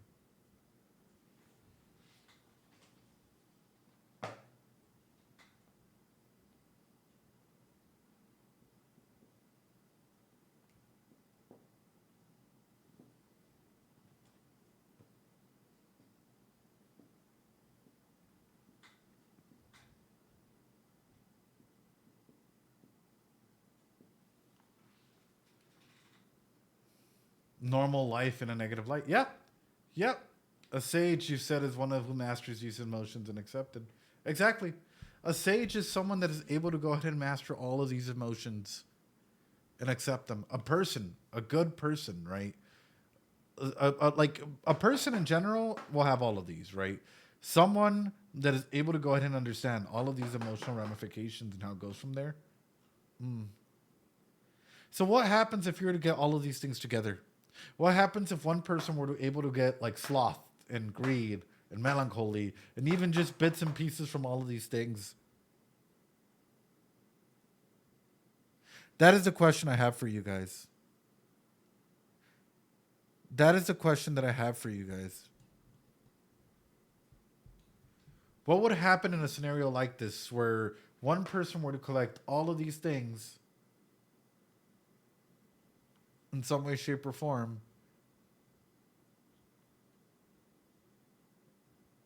Sorry. Sorry. I don't know. This might be just me overcooking, but sort of one thing that comes into my mind is this, right?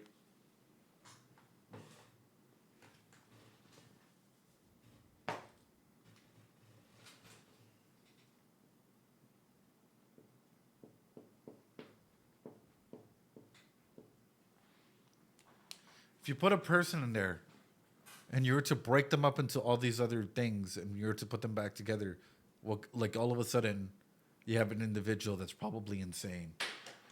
My number one thing when looking at a situation like this, and I'm looking at her just saying Satella, right? If Satella is such a big threat, is there going to be a point in time where Satella comes back? And by Satella coming back, is it going to come from one of these individual beings? Or is it going to come from someone accidentally maybe getting everything together and then that being the final boss in that?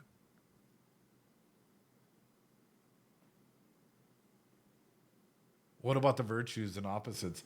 Well, we could talk about virtues because there's also like differences in morality, differences in things. This might be me overcooking. That's a-okay. That's a-okay. I'm just looking at episode 1 because episode 1 does highlight a number of aspects. Does highlight a number of things that I'm just like, All right. I hope this makes sense. I hope I haven't scared you guys away with that. But for me, I'm looking at this and it makes me even wonder, like, do we even know, did the sage and the hero have disciples or people that they could rely on to maybe even like be prepared should that seal weaken? And even past that, what happened to the sage and the hero and the dragon? Inside of that in of itself, right? There's a lot of questions that I have that it's just, yeah, my mind's going fucking wild. Sorry, guys. Sorry.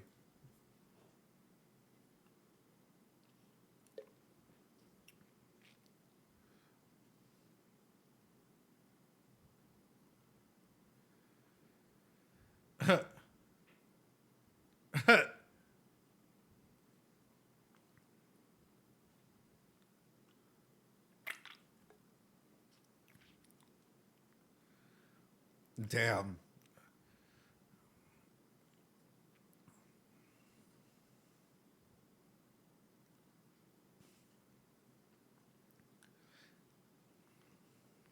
Amelia's great.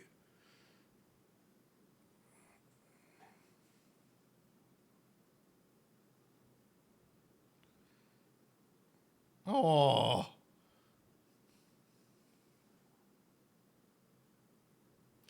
Amelia's fucking great, brother.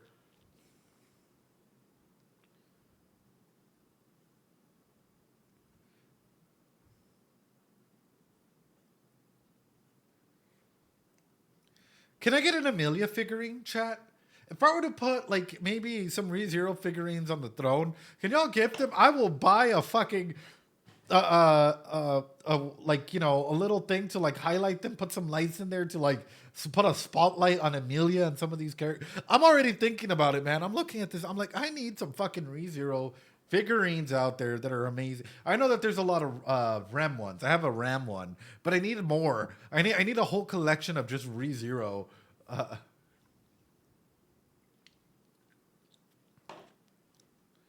oh,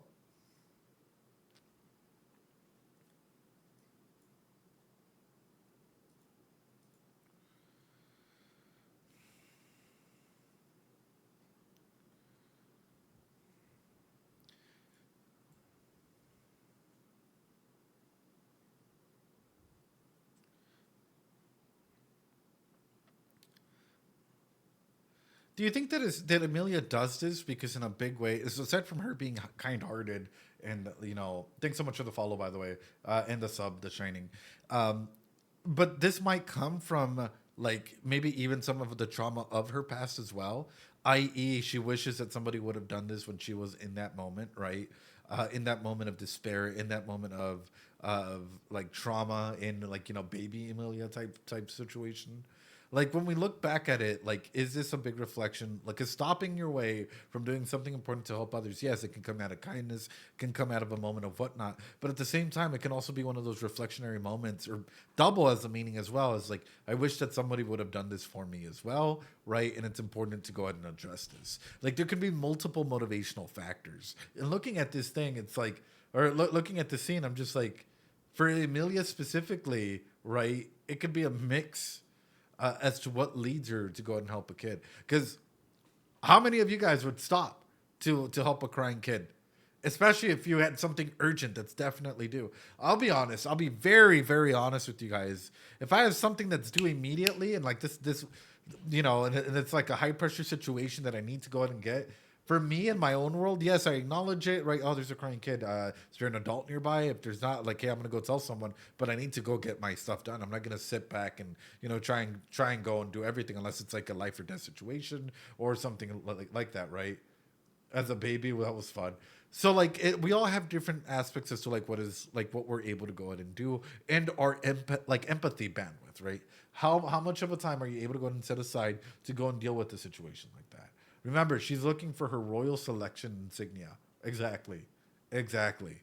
So where do you guys go through that? So for example, would you guys, if this is the royal selection insignia for you, would you guys stop and help, or would you guys tell somebody to go out and like help the kid? Yeah, today you would do it. Right, Nifty.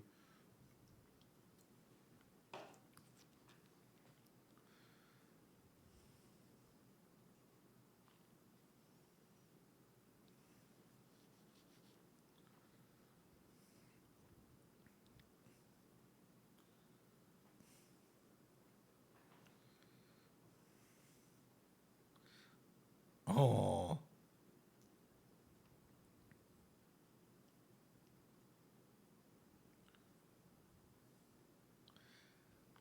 my man made magic. Magic man.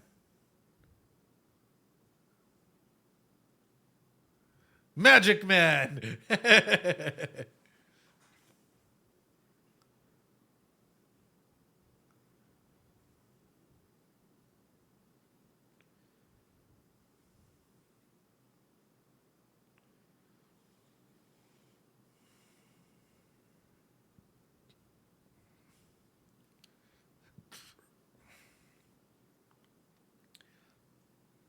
Oh, bro. Bro. I can't see you as anything more than her older brother. Brother really came in here fucking shooting shots. Rosette, thanks so much for the raid. Hi, I hope you had a wonderful stream. What'd you guys do today? In case you guys are wondering, we are reanalyzing rezero. Welcome on in, welcome on in. Still though, my main regard with this whole situation and this whole aspects of things comes in with, number one, how far would you go before you get shut down? Like, even in situations like this, right? We see Subaru sort of testing the metal and trying to go in and like reestablish this relationship, whatnot. Have you guys ever been cringe enough? Also, Rosette, welcome on through. Shout out, yes. Have you guys ever been cringe enough to try and like, you know, maybe put a label on a relationship where a friendship maybe there was nothing there? It's happened to a lot of people. It's happened to a majority of people at some point in time, right? It's just the author taking shots at the other isekai. Exactly. Before they're even in a relationship. What is it, like Sword Art? Oh, no. No worries, Rosette. Appreciate it. You goat. Goat.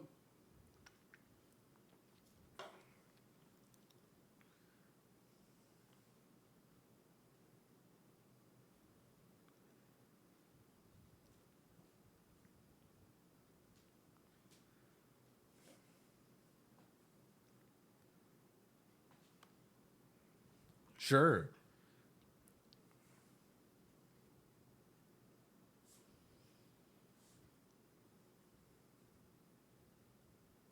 Right.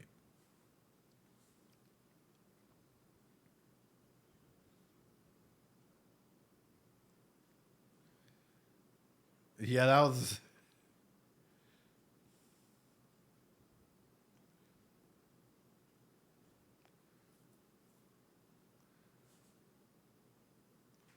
Oof. All the procrastinators and other individuals out there that makes excuses. Oof. Oof. You're just the type of individual that. Oh, no. Oh, no, brother. Oh, shit. Okay. This is how we establish it. How many of you guys have a clean room wherever you're at right now? Like, how many of you guys have a clean desk? How many of you guys make excuses for the most simple things because it takes too much out of you? Yeah, not me, bruh. How many of you guys? Maybe you do get socially drained really quickly. Maybe you don't have time for parties and situations like that. But you end up creating like a list of reasons why not to go out and enjoy certain things or do certain events or whatnot. Because for you, it's just like, you know what?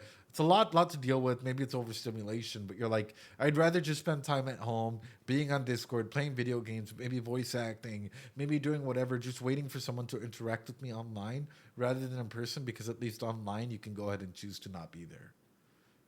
So, if it takes less than 2 minutes, do it now. Don't describe me. Taz them. Don't describe me. Yeah, I can't go out at a streaming reason. Oh no, Connor, no. It's not draining to do much. Because for a lot of people, like our energy levels are all different, and I've noticed that for especially as you get older, your energy levels decrease significantly. So taking something like this in, I'm sort of wondering, what do you guys consider a shut-in now, right? Yeah, exactly, Wolf. I have to allocate my social energy as well. Like, like, what do you guys consider, like, shut in at this point in time for yourself?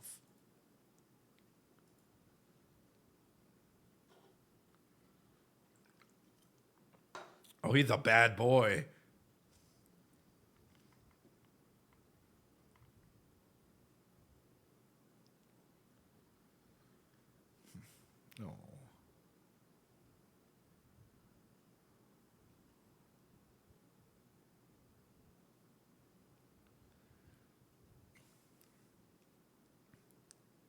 Oh, oh.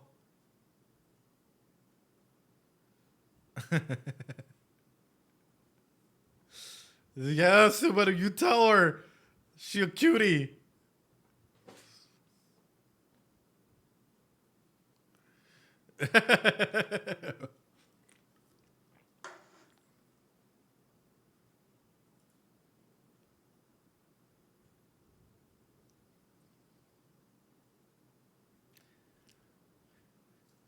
I'm gonna keep this one to myself. Woo! I just thought of a scenario, but I'm gonna keep this one to myself. So if she's feeling like blushing, if she's feeling embarrassed and whatnot, are these the type of things that do transfer over to Puck? And even feelings of like, maybe your heartstrings being pulled just a little bit. I'm sort of wondering what that transference looks like because that's adorable, first off. But second off, right? Mm.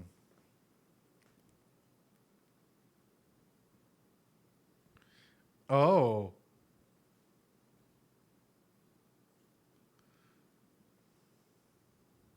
say it.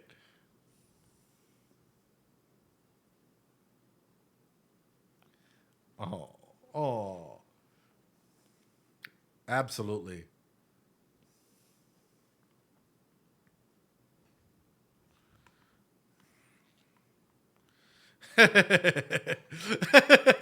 Literally right where he was at.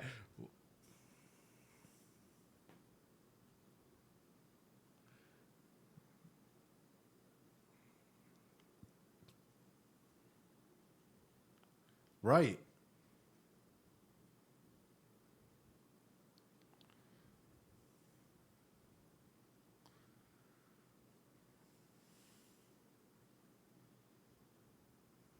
Oh no. Oh no. Brother.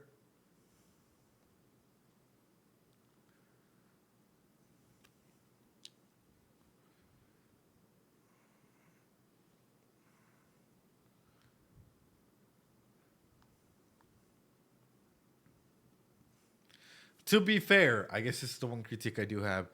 For as a merchant, you really have to understand the people that are coming through, right? And I get it; they don't have money, but at the same time, you kind of want to build out your merchant network a little bit, right? Because maybe in the future, I know they came in clutch. Maybe in the future, Emilia might come back, right? She doesn't look like she's from the slums or anywhere else out there, so maybe she might come back with more money than you might anticipate. Maybe you can go ahead and favor that in, right? But that is so interesting that like this all comes in together, right? Actively being there and helping out others can definitely come back in your favor.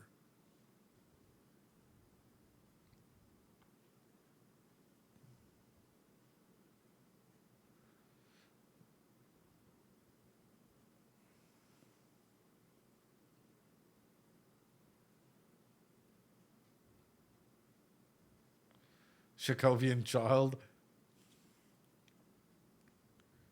Oh,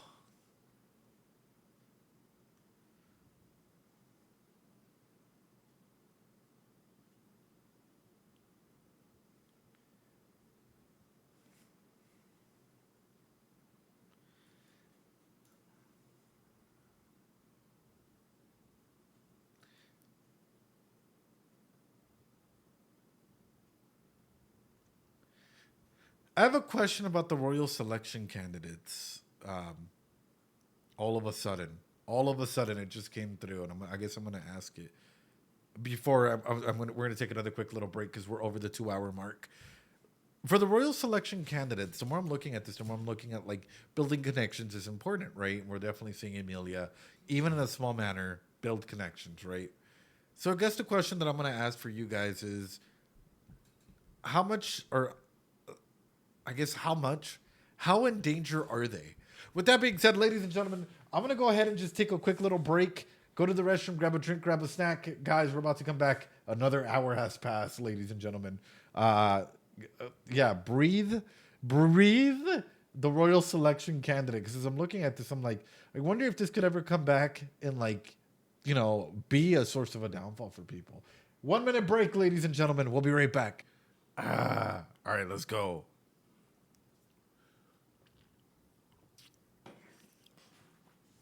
What a fucking Chad. I don't have time, Kraith. Oh, you guys aren't able to hear it. Yeah, Kraith's been like, oh, to read the novels. I don't have time. It's not a perfect adaptation, but it's being overseen by the author. Exactly.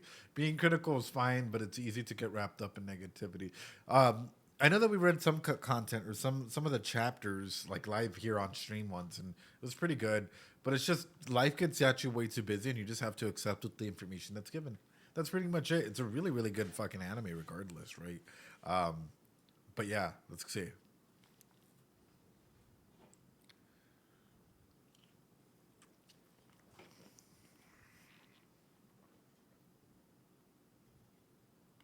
Poor Lena. Yeah, you probably don't have any time. Amelia's adorable, but ooh.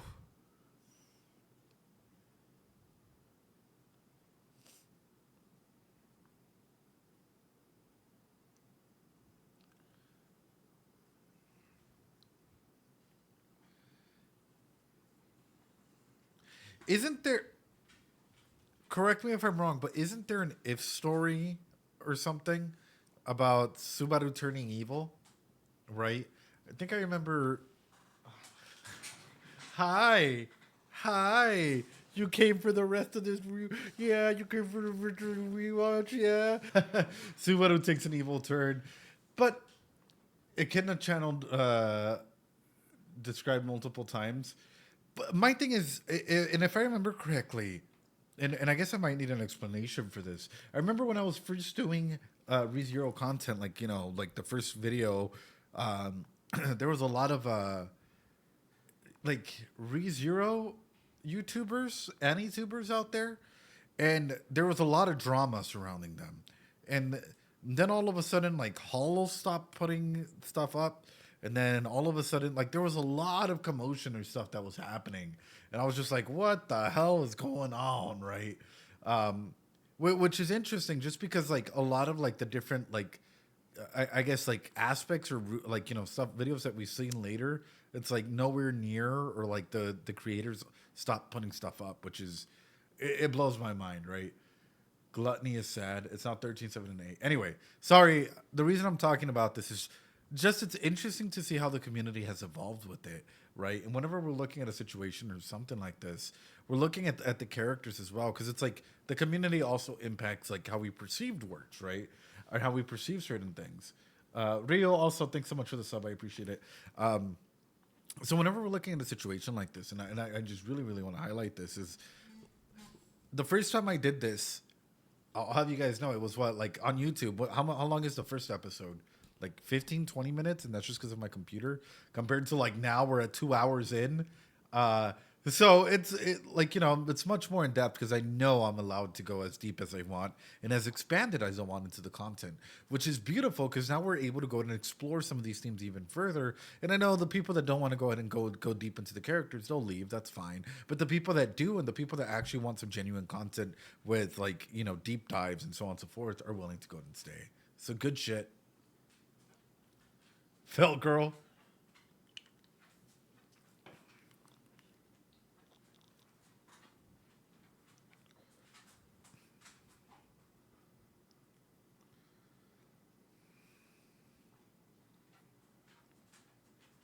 Right.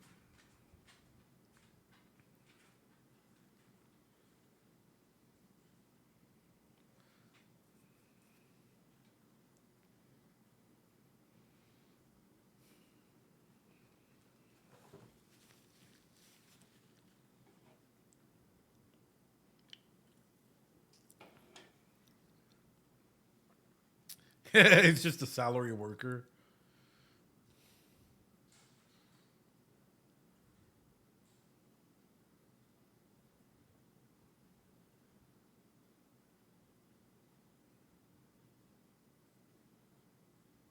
Right.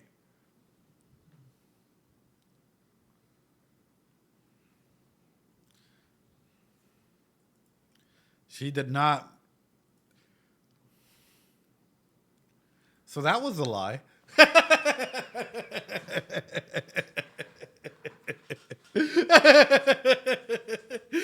So we'll handle things from here. At least this loop through. Oh, but at the same time, it's that genuine. Hold on. Yes, it's that genuine. So the Loki, I know, with the really shitty camera too. The old ReZero camera is back. But that's the main regard that I was trying to go ahead and highlight is like when we're looking at something like this. First off, Puck and Amelia's relationship has already been established at this point. They already have this wonderful chemistry and aspects together. But second off, okay, I guess he's gonna lay down back there. Oh, maybe not. Second off, what do you guys think in a scenario like this? Like, if you were in Subaru's shoes, right? Let's throw you into that world, into that perspective. What would you do? What are the actions and the steps that you guys would take to try and deal with this pressing threat, or with like the pressing action of grabbing the insignia and whatnot? Anyway.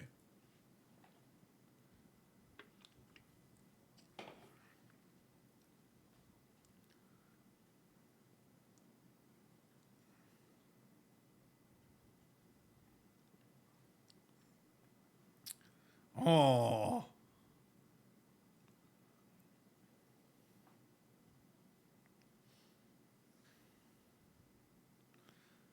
I would call the guards like a normal person. Yeah.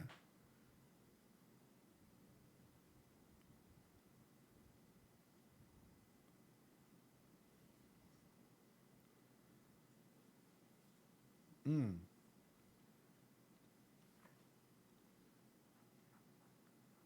Oh, that's beautiful. Subaru has no qualms, to say the least. Yeah.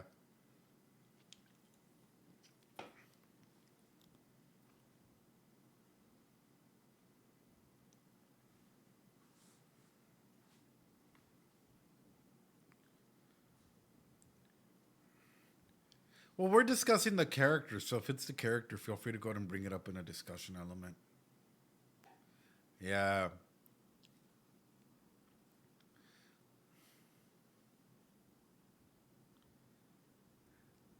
How mystifying and beautiful would that be, right? Like, that would be utter and true magic, right? This girl who saves you, who connects with you, who's sharing all this information with you, which you don't know if it's right or wrong, but they're still talking with you, sharing this information with you. There's beautiful visual, like she's literally glowing at this point in time.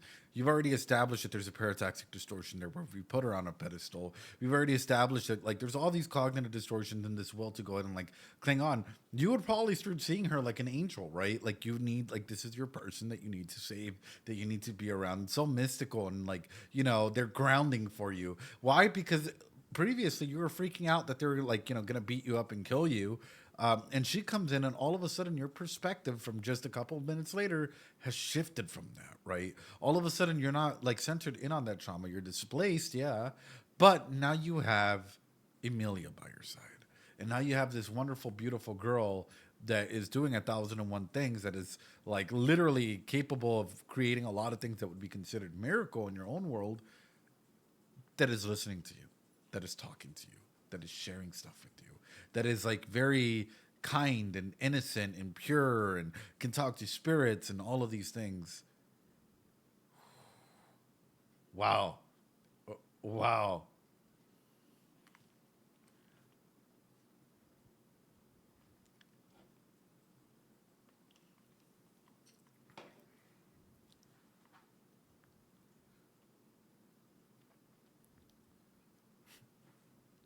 When the spirits snitch you out.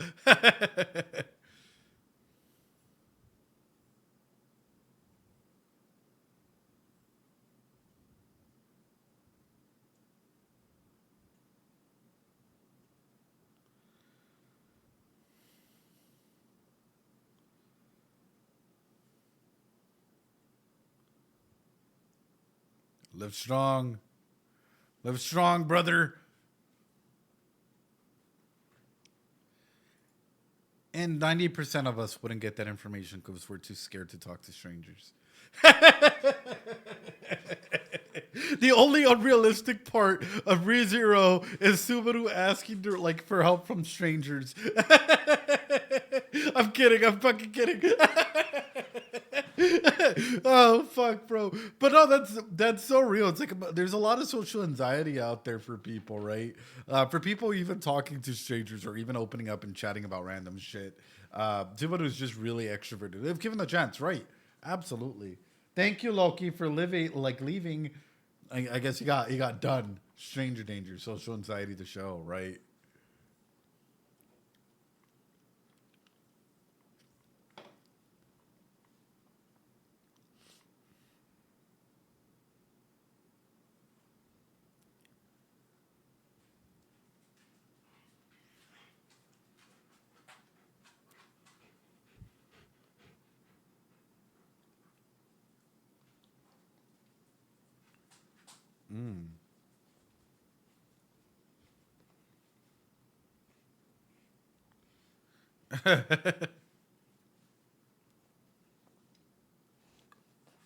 Oh,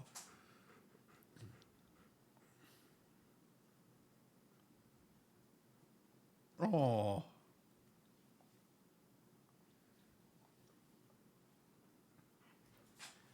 But you see what she does though, in a great detail. She acts as that supporting role, right? Which is like, hey, I'm not gonna go that far because he keeps pushing to see how far their dynamic is there, right? Like, but she's just very upfront with what she'll do, right? It's like, I want you to do your best. I think that that's going to be absolutely wonderful. And he's like, oh, but won't you call me your senpai overlord? Let me go ahead and tip my fedora. Let me go ahead and call some like elitist person to go ahead and read to you this extreme novel, and you have to really get every single word, and then you have to call me your senpai master here, right? Like, no, it's just a fucking little banter in between them. Ooh, ooh, my lady. But that's the main regard, is like we're looking at a scenario like this where they both have their own strengths, right? And for him to hype himself up and for her to just clearly keep laying down whatever that boundary may be. And it's adorable and it's great.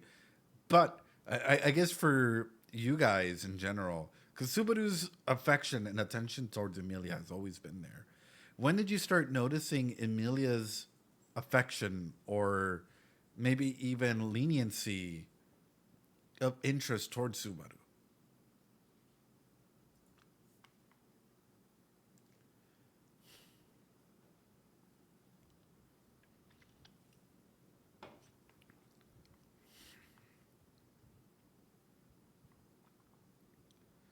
Oh,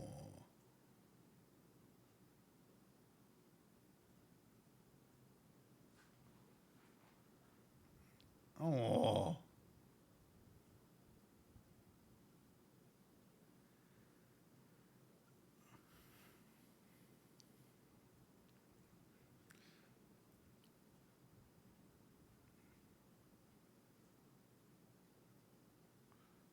no. Creepy ass dolls. Yeah, no, bro.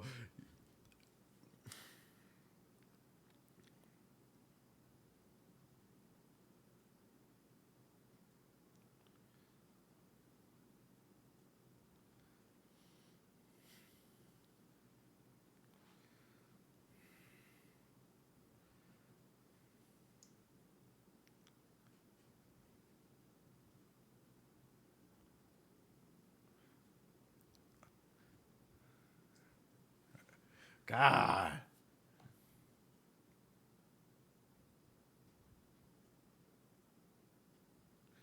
Oh, brother. Oh, brother.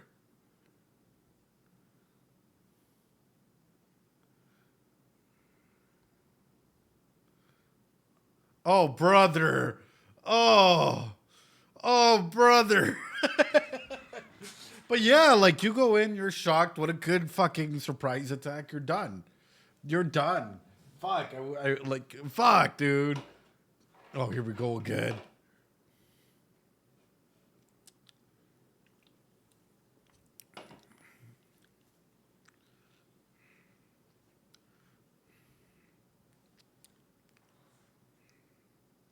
No, I can't.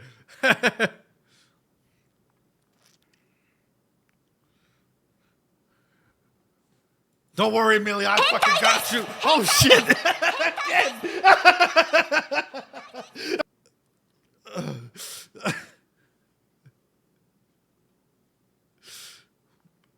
Wow.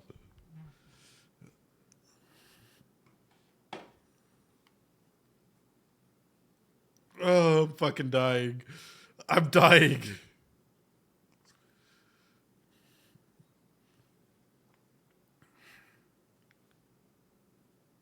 Oh.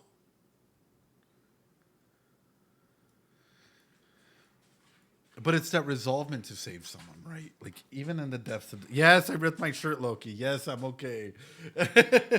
Yes, I'm okay. It's it's in that resolvement, right, to save someone, right? Like how far would you go for someone?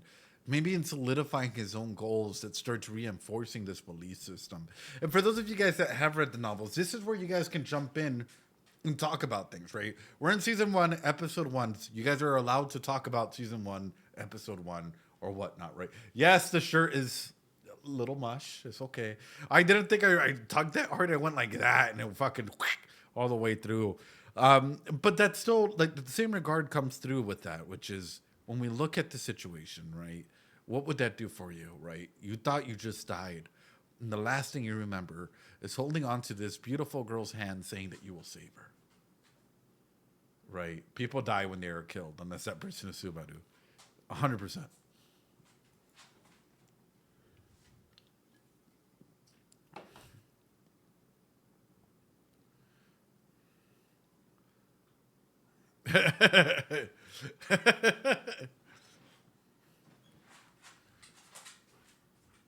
Huh?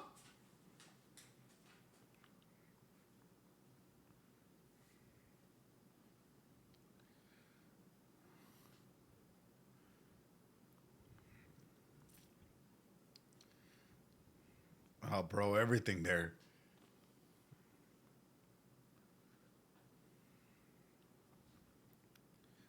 Right.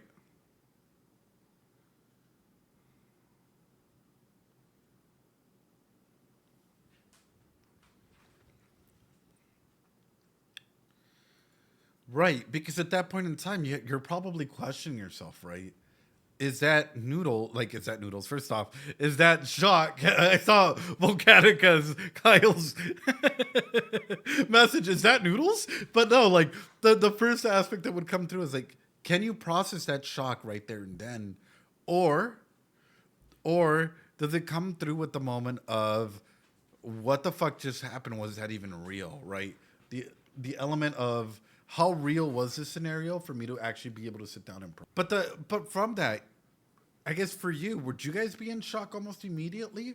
Or would it take a while for that shock to catch up with you? And for that aspect of, hey, you know what? This shit just happened. What the fuck do we do? Where do we go from here? Yes, I am petting him. To process. Yeah, yeah.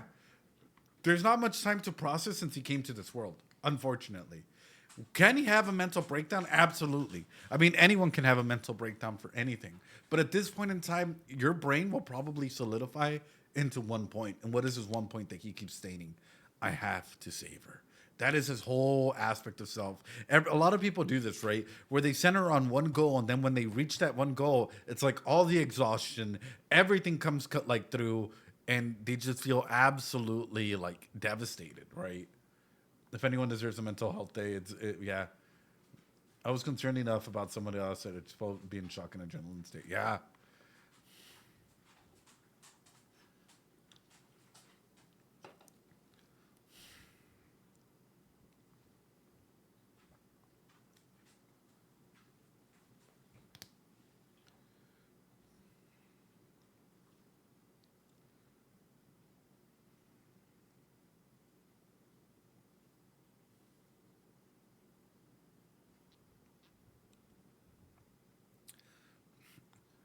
Cammy, you said the thing I don't get is he just experienced the worst pain he's ever experienced in his life, but he just forget about that.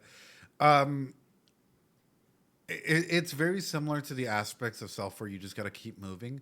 So, for example, there's a thing called a phantom pain, right? And I'm not talking about Metal Gear, but I'm talking about like, for example, if you've ever lost a limb or whatnot, a lot of individuals may still feel that pain, right? Even years after that they've lost it, right? Sometimes individuals don't process the loss of a limb immediately, but over time they start feeling that pain. So, for example, psychologist looking in a realistic world, Subaru would be fucked. Like psychologically speaking, right? Like let's say that he did have this power and he'd keep coming back, keep coming back, keep coming back. Like we'll give him that, right? Growing up and growing older, right? He would probably have a lot of relapses in his own mental state. I can see him going up and down, having extreme anxiety and depression, having probably ED if we're going to be real about it. Why? Because it takes one aspect of a trauma to start causing some sort of sexual dysfunction as well. He'd probably, yeah, it would probably get to a point where it's too much over a period of time, especially if he's not able to process it correctly. Um, Even with compartmentalization, there's still aspects of like what we deem as okay before it starts overflowing, right? And this is why in therapy we always talk about the aspect of like, hey, make sure that like you're able to go ahead and let everything out, or you're able to go ahead and share things, not keep things bottled up. Because if you bottle things over a period of time, guess what? That bottle's gonna be full and everything's gonna start leaking out. So it's just interesting perspectives from that. Like it'll come with overtime, and over a period of time, you might see the de-evolution of the mind or the de-evolution and re-traumatization of him. I have Loki behind me, so I can't really turn, but it's yeah.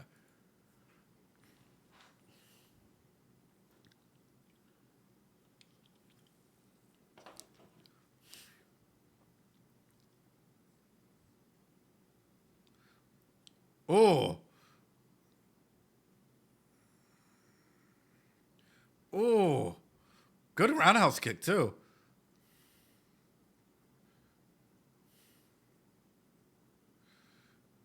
That grip strength, that grip strength.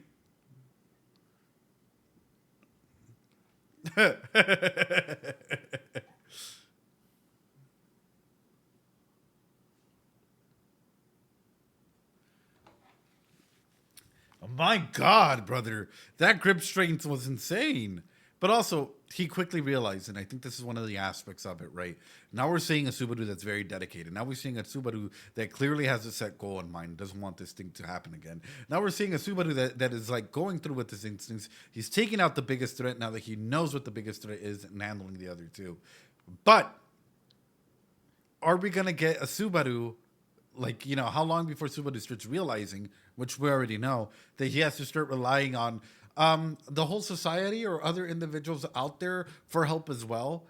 Like it's not just a wild west, right? He is a strong dude, but at the same time he can call for guards, he can do 1,001 other things that can help him in his journey. Why doesn't he do it? Tunnel vision. We tunnel on in whenever we're in trouble into what we know how to do. And what has Subaru been for the longest time?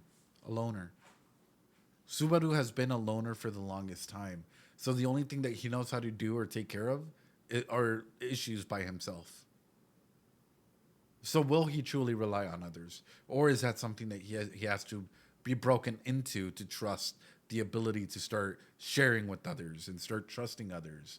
That is that is a key instinct to take away from it, because I've heard a conversation like this, right? Which is like somebody brought this up a while ago, like, oh well, why doesn't Subaru immediately go out and scream for guards, scream for this, scream for that? And it's like it will probably come to him at some point in time, right? But is that your immediate response when you've dealt with shit on your own for the longest period of time?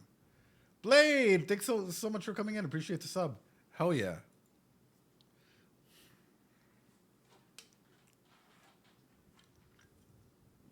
Right, Rio.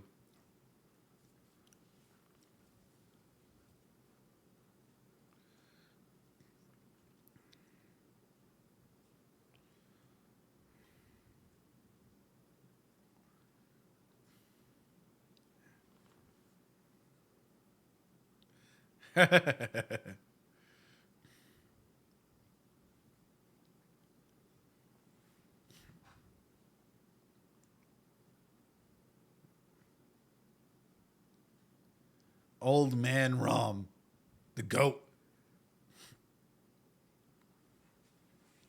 Oh, cool. Come on in.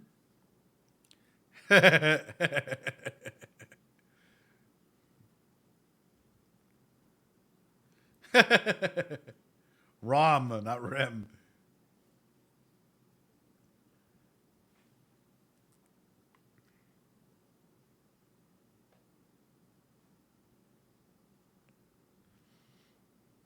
Have you died recently?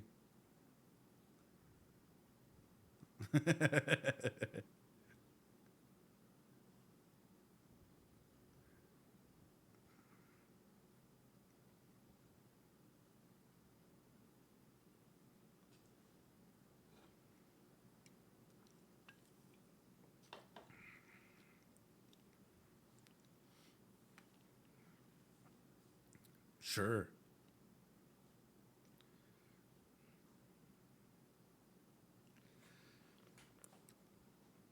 Question for you guys. And this goes for the studio review people as well. How do you guys feel about elitists in the community, especially when it comes to certain content or certain things like this? Because I can already tell that there might be some individuals out there fucking crying and he's not reading the content, or going at you guys for not doing things or voicing things a certain way or touching on things on a certain element. Really curious. How do you guys feel about like situations or individuals like that? And this isn't, I'm just not talking about now, but I do remember earlier on, especially in the first time we were watching this, encountering a lot of elitism when it came to like, well, you don't know this. And it's like, of course I don't know that. It's in the novels, not what we're watching at the moment, right? But it's just interesting to see and understand the differences as to like, first off, community wise, but second off, character wise, right? Because it's like, for example, right? Elitist people don't understand that people consume media differently, and that's just as valid. Absolutely, makes me have secondhand embarrassment. Yeah, I mean, for some individuals, absolutely, right? Elitists just make people dislike a show for no good reason. Gatekeeping tourist, J Dog. What's an elitist? Elitists tend to be individuals that are like, you're not experiencing a show the right way. You have to read all the novels, cut content, do certain thing. You have to, you're not understanding the character correctly, because even though it's not stated in the anime, but it's stated uh, in the novels, it's this or that, right? It's very different. We're watching the anime, not the novels in here. But nonetheless, I'm looking at a situation like this, and it's like coming into mind. A lot of times, individuals would point to cut content and be like, "You have to read cut content, or you have to do certain things." And I'm like, I don't think at the moment we're not really doing that. We're watching the anime from time to time. You might read a chapter, but yeah, where they're coming from a lot of the time, it's just they go things about the wrong way. Oh yeah, it's hard because I want as many people to enjoy my favorite thing and not to be turned off from people that are elitists. You can devs be an anime only and love ReZero anything. The cut content is just for the big fans who love it. Yeah. No, and that's sort of the main regard with that is like, I think everyone's just as valid no matter what you're experiencing. You can totally mention cut content and stuff without trying to swap. Exactly. So, with that comes in my question, right? What is Rom doing here with Subaru, centering back on it? Because I love the fact that I bring up this aspect and boom, everyone goes ham with it. Rom is probably testing him out, right? This whole aspect of like, all right, like let's shoot the ship for a bit. Let's do this for a bit. Rom is a very, very intelligent old man. And the way that he does this is the way that a lot of common people do it. And this is why I'm saying I really find it funny, and this is something worth looking into, right? Yes, I accidentally fucking ripped my shirt, right? Too much strength, I learned. But when it comes to a scenario like this, right, we have to understand that the way that the way to approach this is, number one, understand how people are positioning themselves and how they're talking to you and why they're talking to you in that regard. You want to let me finish my point? You want to let me finish my point? Then I'll let you in. Um, I know. And then the next big regard comes in with like number two, right? Or three aspects to take into consideration. Number one, individuals that you see on here, right? Full suit and tie, full fucking turtlenecks. Well, you fucking talking on like deep and not really interacting, really asking why, going in deep, being silly, making mistakes. It's like, where's the person behind the individual? Psychologists, therapists can have fun. And I really want to highlight that again. Psychologists and therapists are people at the end of the day that work to meet with the people that they're serving. I serve individuals that are homeless. I serve individuals that are out in the community. How much do you guys think it would be effective if I was in a suit and tie the entire time while going to go meet with these people and trying to go and help them out. Do you guys think that a lot of people would feel comfortable opening up if I showed up like that, or would it be more effective to show up in normal everyday people clothes to meet with them and talk with them and be able to go and get them on through? This is something worth considering, right? And a lot of people only seem to think like, oh, well, I got to dress fancy and showcase that I'm this professional. Putting yourself in a position of power is stupid. And I'm going to say that for the people in the back. Putting yourself in a position of power, right? Being like, oh, you know, this, or that, it is stupid. Because at the end of the day, we're talking with everyday people the way that you would with your friends. And if you're not able to do that, you're not able to go ahead and say, hey, you know what? We're people at the end of the day. Are we going to say stupid shit? Yeah. Are we going to go ahead and analyze this to the best of our ability? Absolutely, right? Can we be silly and goofy and stuff from time to time? Yes. Does that take away from my knowledge as to what I have and, you know, what I can carry through with me in terms of everything? No, it doesn't diminish anything. But there are people out there who will try to use that line of attack, and it's so fucking hilarious. I've seen it one too many times. That's why I'm bringing it up. We love the relatability and meeting at the same level. 100%. 100%. With that being said, though, let's go ahead and continue, guys. Sorry. Just saw that. Found it important to bring up because it happens from time to time.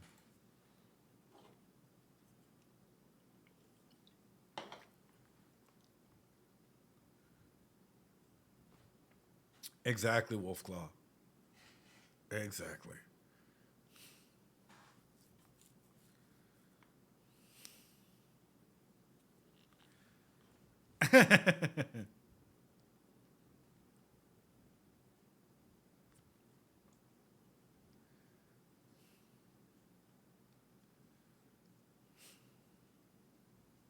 Sure.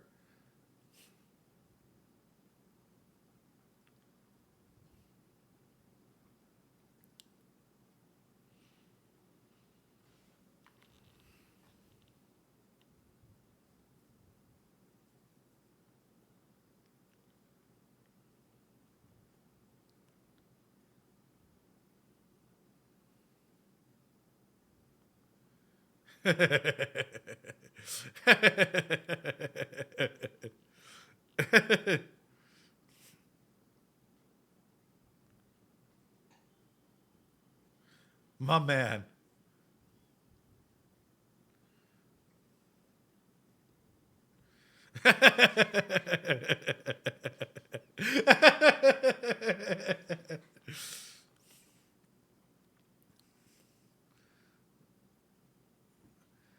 Bro, food like this would sell like fucking hotcakes in the medieval ages.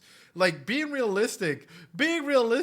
Could you imagine like being able to go ahead and like create fucking Amazon or like, you know, be able to go to like package ships like this like we have nowadays and take it back then?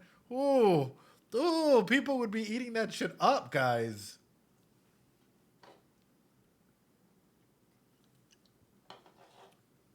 How many chips are in that bag? oh, oh no.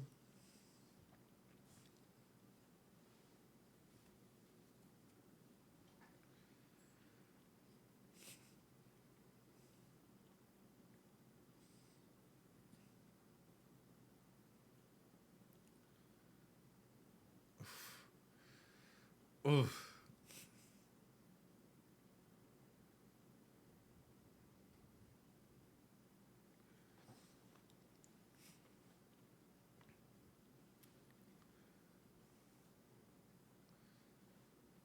Oh.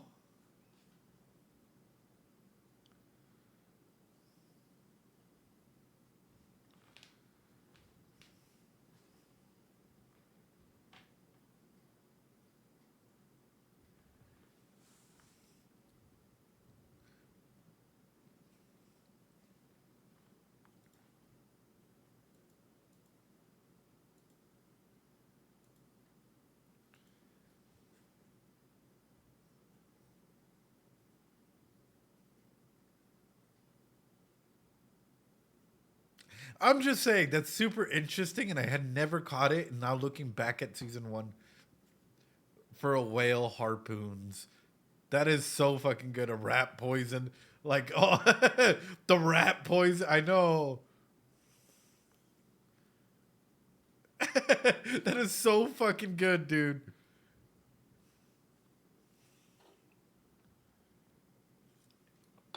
Rezero prediction, the rat.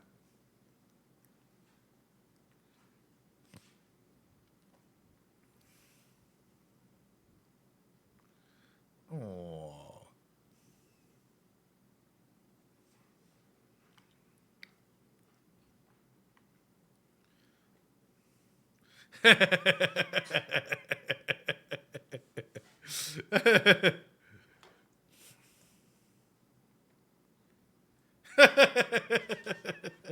Bro, the fact that they all get along though, and this is sort of something that's beautiful about it, right?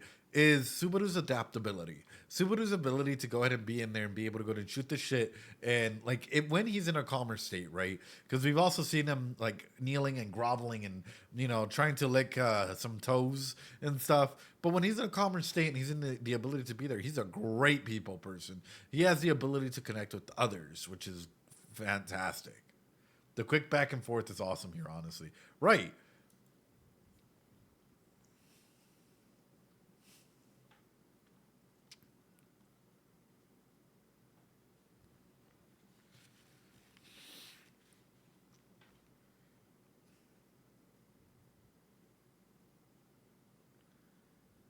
Also, he's quite charismatic. Yeah.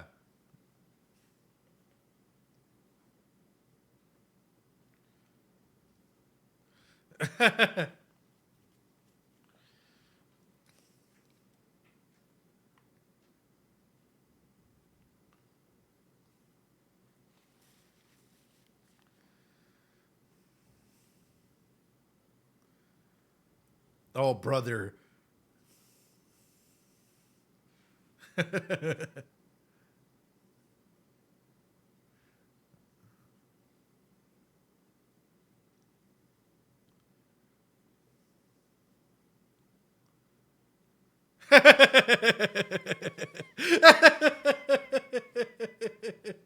His holiness before getting you right. Well, but this is how people remake themselves, right? And then this is one of the things where it comes out, which is you have individuals. You and that was a cool detail, Sock Money.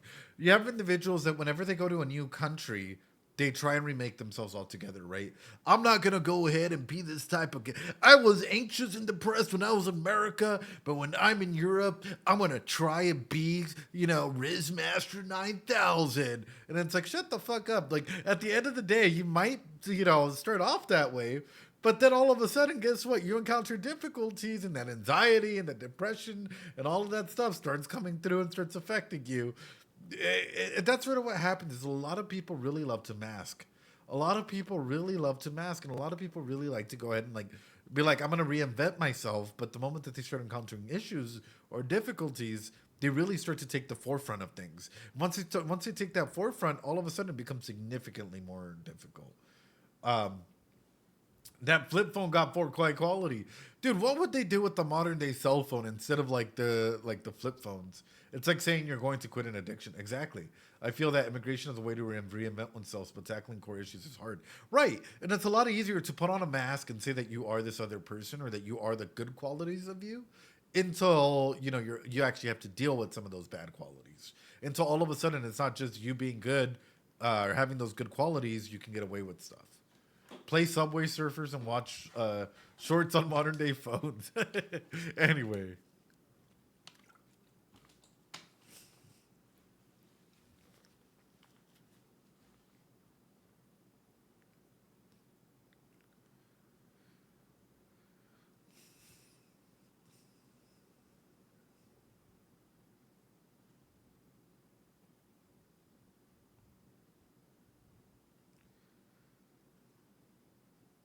Ah.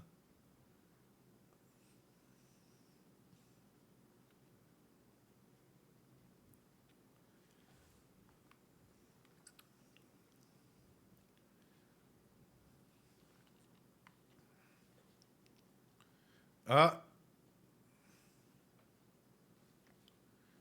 bro's gonna get scammed.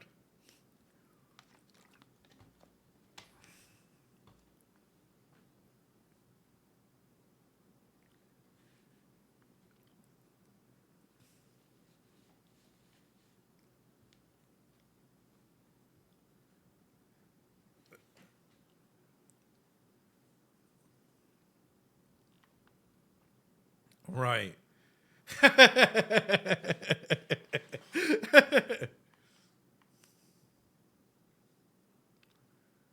Isekai with my smartphone.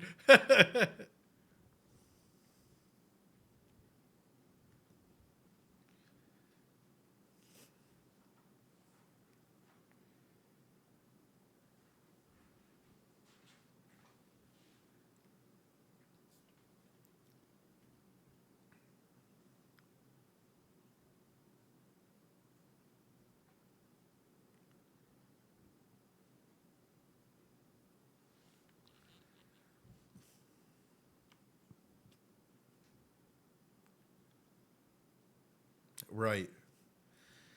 And that's a big factor to also consider, right? I'm sorry, but if you live in the poor or in what someone considers slums or the ghetto, you're doing anything to try and survive.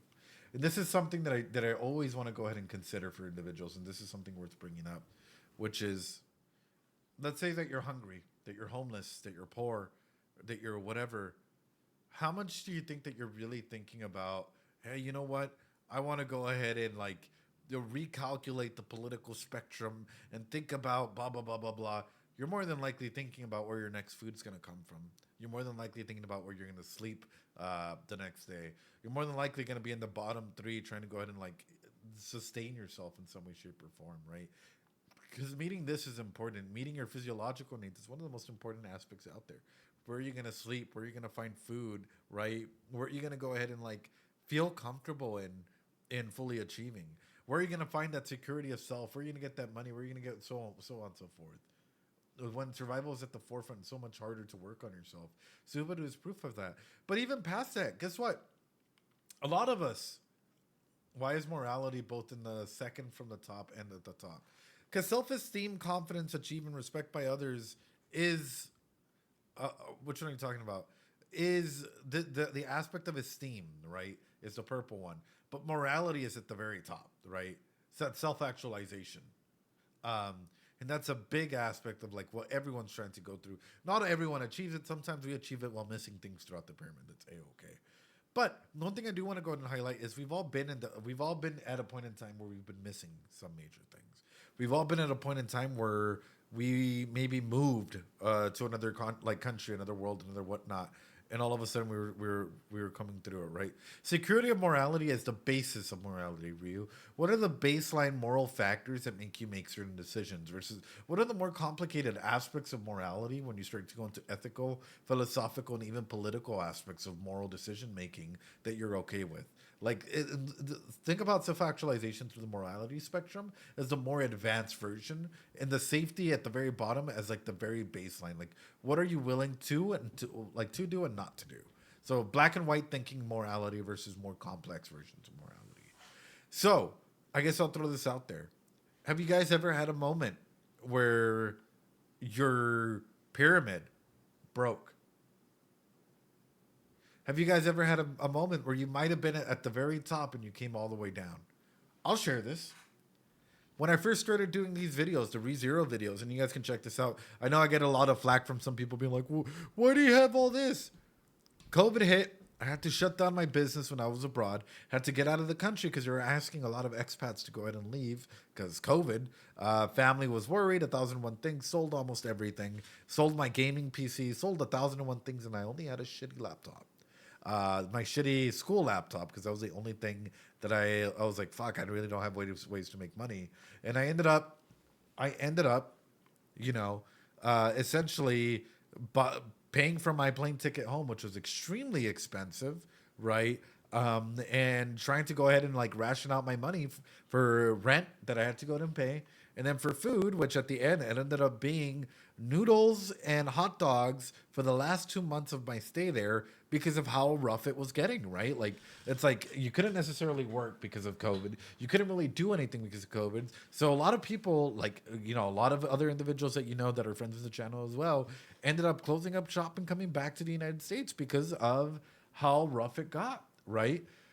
A lot of people were like, oh, well, why don't you have a gaming PC? Why don't you have this? Why don't you have that? When I first started, it's like, yeah, but when you're in those moments where it's like, hey, you can't really make money, you sell off everything that you can in order to have enough to be able to come back and start anew, right?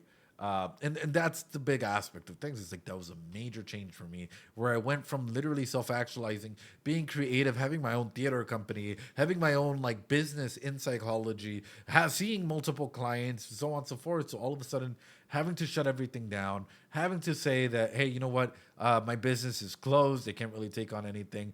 Family, friends, whatnot, being worried, breaking up with my partner at that same time. All of a sudden, it's like, okay, now I'm thinking about insecurity of employment resources, family, health, whatnot. It's like, oh crap, what's going to go and happen all the way down to the safety and physiological needs. That is something that I'll throw out there for you guys. And that way you guys have that ability to go ahead and consider, right? And for like, this is my, like the journey that I had to go through from a big like crack. For yourselves though, when does that come through? Because I'm looking at this, right? And I'm looking at Subaru. We're looking at his perspectives, and it's like, and the individuals that are living in the slums, and it's like a lot of these individuals are in the bottom too, right? They do have friendships there, but for the most part, they're trying to see what they can get and like live day by day, right? They're trying to see what they're able to go ahead and like accomplish in the like everyday scenario. Are they able to go ahead and like step up and like do wonders or whatnot, right? Are they able to find food? Are they able to go ahead and like get cash, or be able to drink clean water, or be able to go ahead and pee and poop safely without being interrupted? Yeah, exactly, Wolfclaw. So that is worth considering. It's like when we look at this aspect of morality, the like very baseline morality of like, will they steal? Will they do certain things? Well, that they're gonna have to bend certain things to try and survive. Sorry if that got weirdly deep.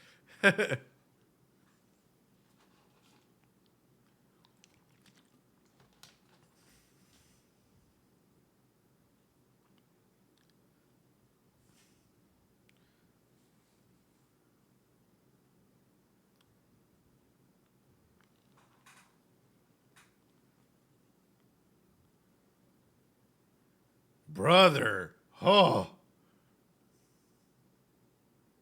Oh. Oh.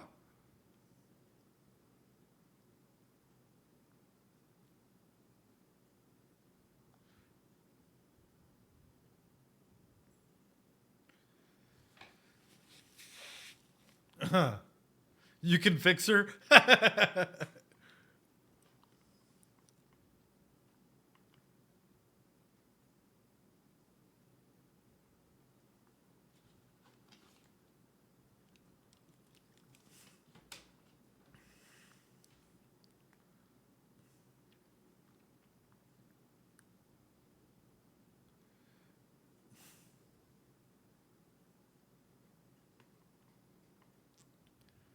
Oh.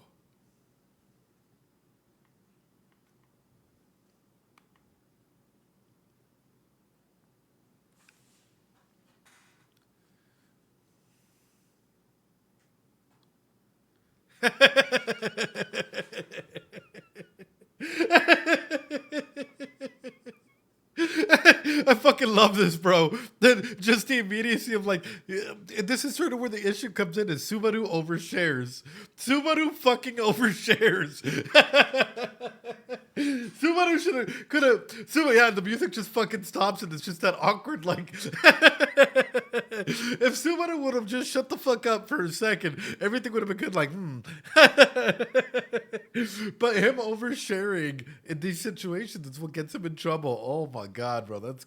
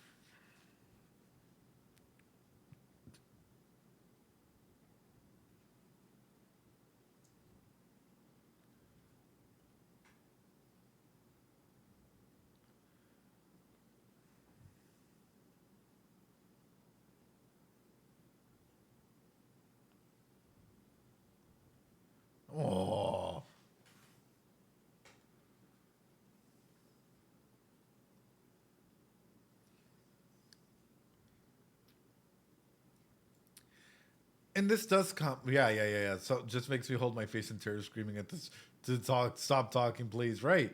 Um, and that's a big aspect, right? But you have to exchange it yourself.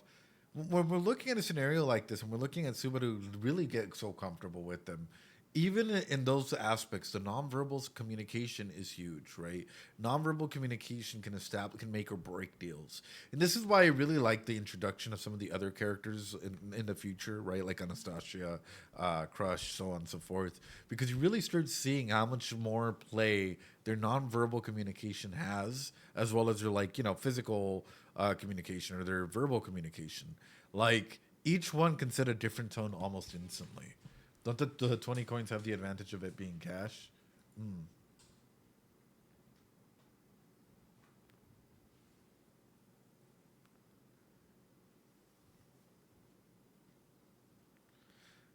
Trying to underpay?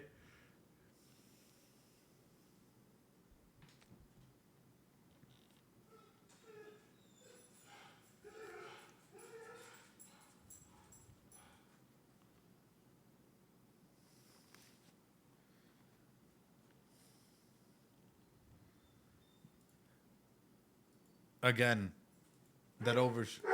Hold on, guys. Hold on. Overall, though, when I'm looking at this, though, I always find it interesting, right?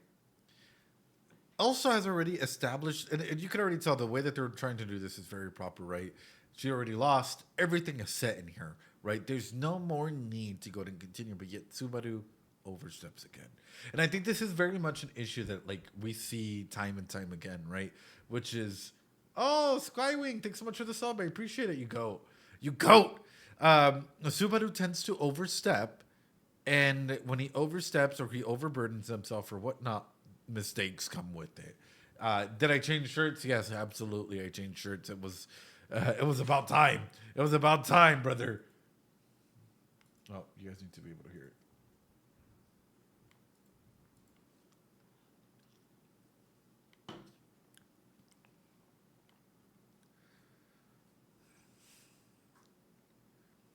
Right.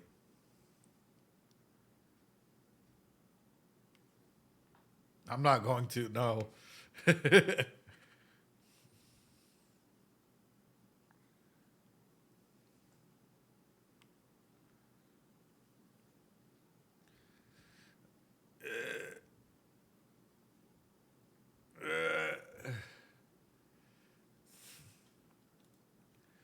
Do you guys think that she would have let them live if he wouldn't have said this? Do you guys think that she would have let them live if he wouldn't have said this? Nah, probably not. Nope. Yeah, no, probably not. No. Low chance. Nope.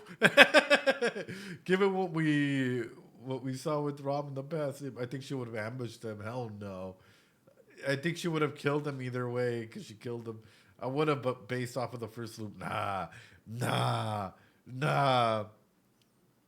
Like she was hired to get it by any means necessary, right?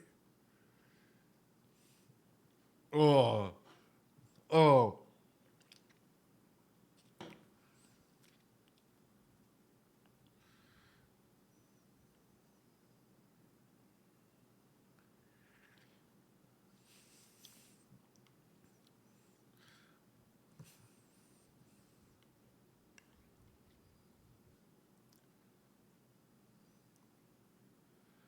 Whoo!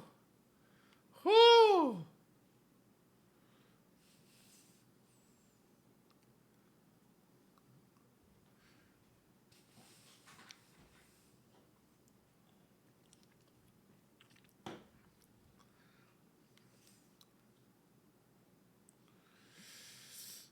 You sure about that? You sure about that?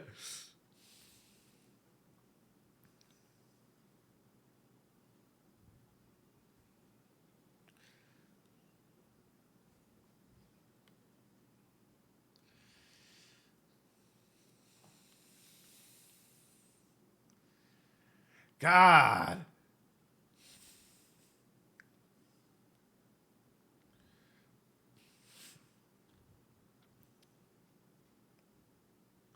God.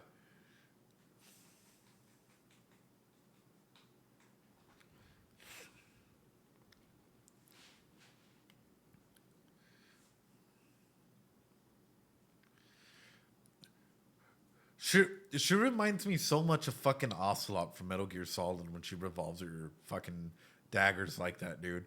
Just run, bro. Fucking book it. Yes.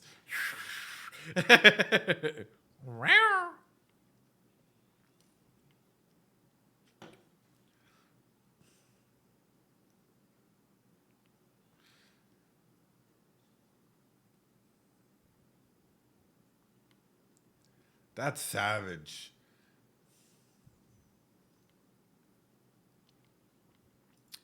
There's something in this fight that I kind of want to highlight, and I hope you guys don't mind me backing it up. Because psychologically speaking, we can talk all about fight or flight and the instances of getting up and going through and fighting through those primal urges of like stepping away and so on. But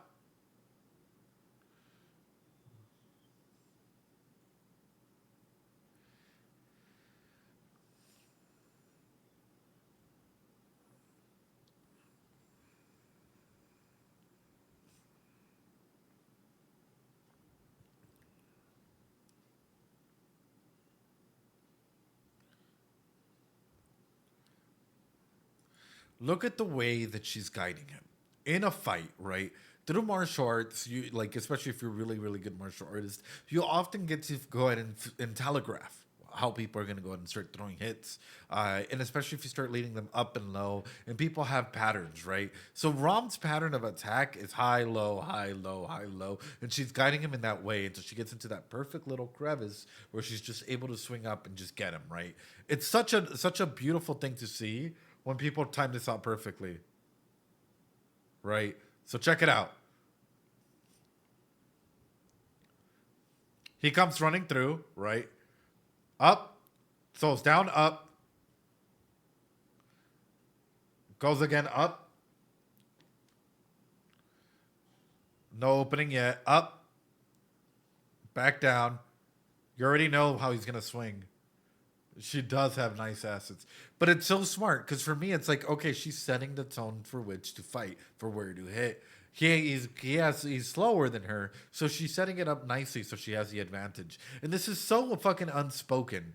This is so, like, it's probably something that goes over a lot of people's heads. It's like, oh yeah, she just ducked and weaved and got up. And it's like, no, she set the tone. She set the tone of the fight ever since this.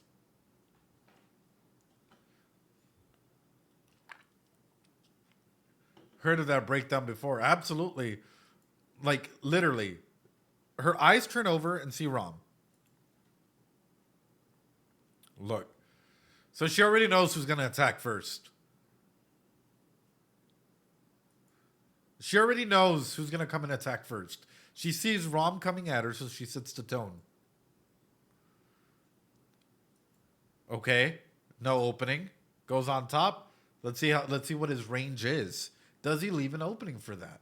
The storyboarder has been vindicated today by Ed. Okay. It's all power strikes. It's all power strikes that he's doing. It's not quick taps and he's not able to quickly recover and go.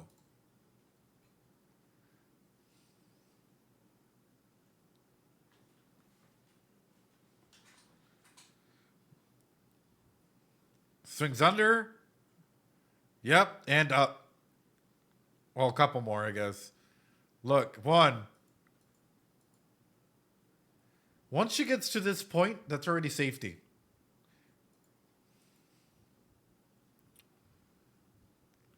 She already has a good enough feel. Look, she's looking, bro. She's looking. She has two avenues of attack. But he is following her with his eyes. Yeah, but he's slower discarded.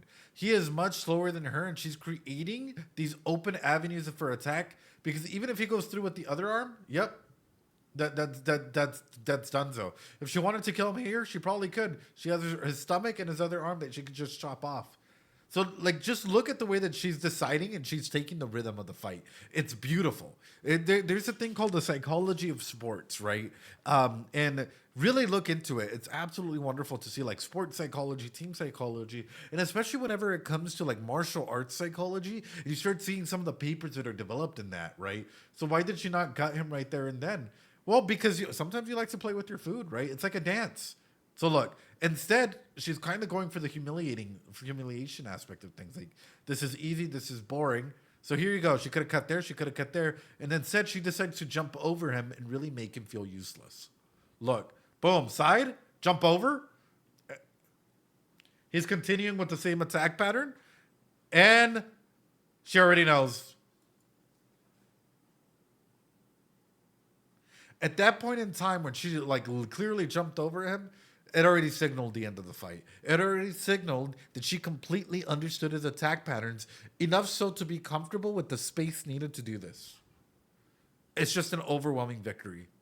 It's just an overwhelming fucking victory. That's crazy, man.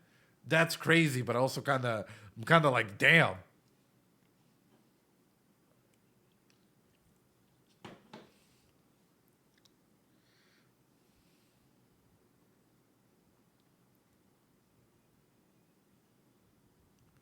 Really?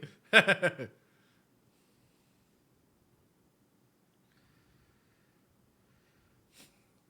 in case you guys are wondering, why did she feel so comfortable doing this, right?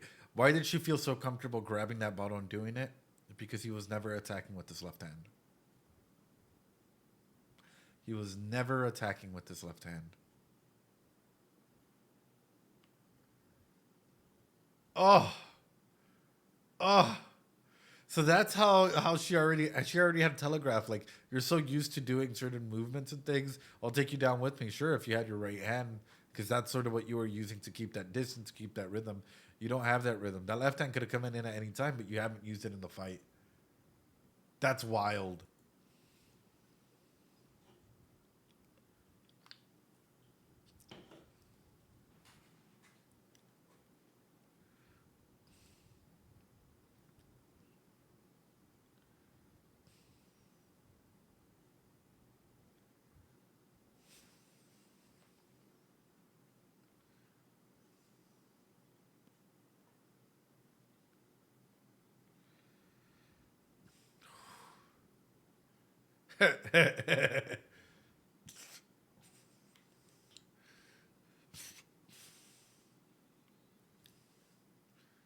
Oof.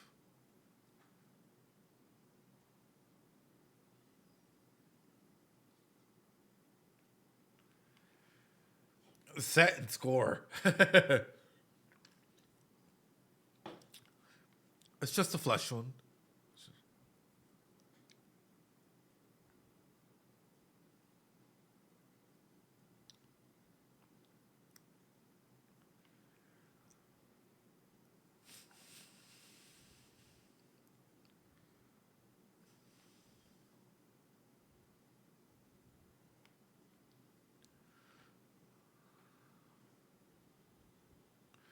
Yes, brother.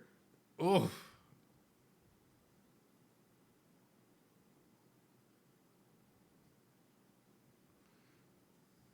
Oof.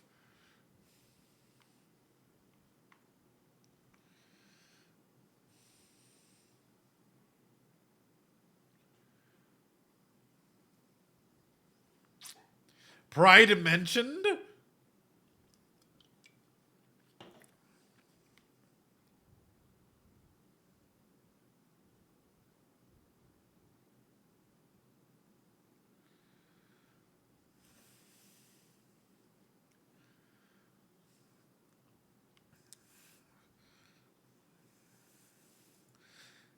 In scenarios like this, though, like when you're uncomfortable, or two, you get approached by a random person, someone has a knife and whatnot, run. Run. I don't care. I don't care if you're the world's expert jujitsu fucking person. You studied Muay Thai for 15 plus years or karate for 100. Run. Run. Literally run. It has to get to that point, right? Like, there are ways to disarm people and de-escalate and doing 1,001 things, but what's preferred is to get out of that situation, and I think anybody can go out and like any martial artist worth their dollar will always say that. Damn, brother. Damn.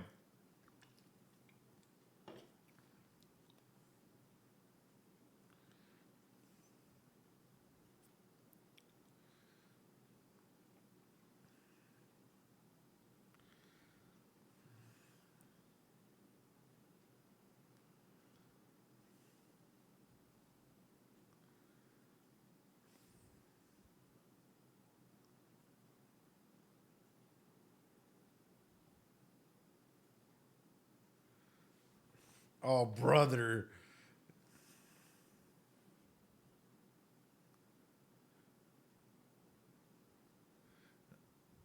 Oh, brother.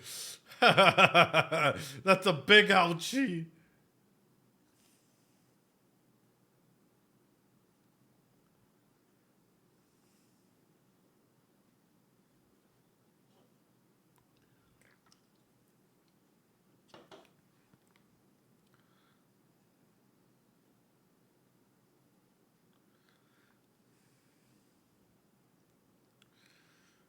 Oh, God.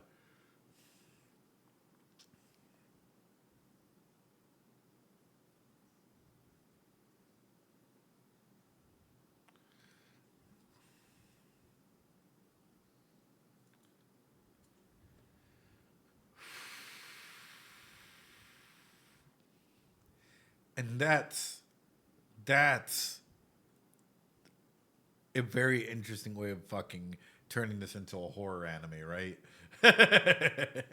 Oh, oh, roll credits. Fucking drama right there, man. And again, the compartmentalization of this, right? Because at the end of the day, he tries to tell anyone, it's like, okay, so you're just fucking delusional, right? It's almost to the point where it's like a paranoid delusions, right?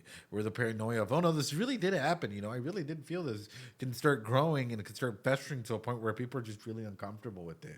Fucking roll credits, end game, I'm waiting for him to stand up and say Avengers Assemble, and everyone comes through, and we have fucking, yeah, everyone just coming through and trying to go and save him. Do you think if you have such an ability as Return, you could ever get over your fear of death? No. Well, I mean, let's put it this way. How many of you guys are afraid of dying? Like right now, how many of you guys genuinely have either a fear or are a concern with passing away and or dying? I know a lot of people do. I know a lot of people say, no, I don't really think about it, whatnot. And it's like for a lot of people, it's like, yeah, no, I think about that from time to time. Like, what will happen? Like if I die, is it endlessness, darkness? Is it like what comes nothingness? Like, well, what comes through with a scenario like that, right? And I would never want return by death. Worst shower thoughts, right? Right. Have you ever talked about that? And then this is an excellent time to even bring that up, right? Which is, have you ever talked about what you want done after you die? Dying doesn't seem scary because I can't imagine it, but the ramifications of your death can and will definitely be felt through you. So, for example, do you want your body buried or cremated? Do you want what do you want done with your like resources, properties, with whatever you own? Do you want your family to be fighting over that? Or do you want like your body to be donated to science? Like what are the specific things that you want and have you discussed that with certain people or not? Because dying is scary, right? But that can also take a toll on the people that are living. And that's a big aspect of things, right? My hard drive isn't encrypted. Oh no, you're like my hentai. Oh no, my family and I have a whole plan written, thankfully. Well, that's great. That's great. But I'm scared of my time on Earth ending, if that makes sense. Oh, absolutely, Butterfeed. Absolutely. Right? Because at the end of the day, yeah, yeah. But if you were to return, let's say that you were to die and you were to come back, right? With all your memories still intact, with the sensation of how you died. Maybe you were old and you were laying in your deathbed and your grandchildren and children were next to you holding your hand as you passed, right? And you come back and guess what? It's the first time that you gain consciousness. It's the first time that you remember fully being in your body and gaining that full aspect of consciousness, and you still remember everything that's supposed to happen, everything that's supposed to go, what does that do to you? What would that do to you? For a lot of people, I'm not saying buy Bitcoin. For a lot of people, that would literally cause so much trauma, so much of a phantom pain of like the people that I thought I loved and whatnot. Like, I'm not even supposed to like know or meet. What if things change? What if something goes differently? What if it was just all an imagination? There's a lot of doubt that comes through with it. And that's sort of where I'm scared for Subaru's mental health, especially going forward. As so has no conscious delay between his deaths. He feels a lot of phantom pain from each loop. Right.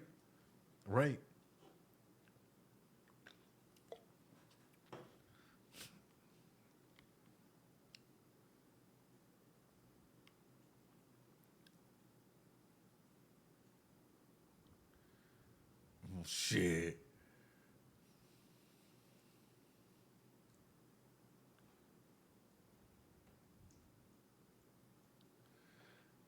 Oh. There she is! There she is! Oh my goodness.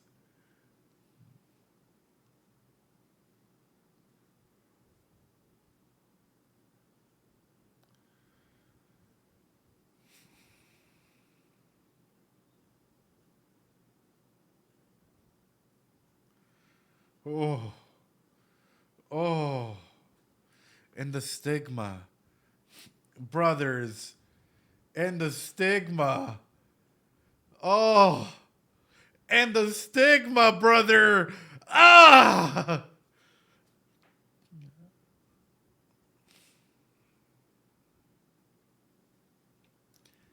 The entirety of ReZero summed up. The entirety of ReZero summed up in a couple of sentences. Sorry for only thinking about myself. I'm glad you're safe, Satala. Satala. Oh.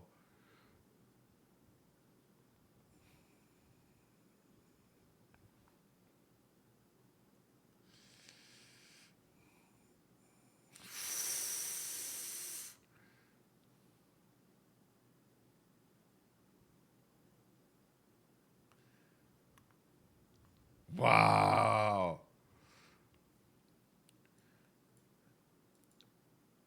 Wow. And the amethyst eyes fucking burning into your soul, man. The trauma be fucking real.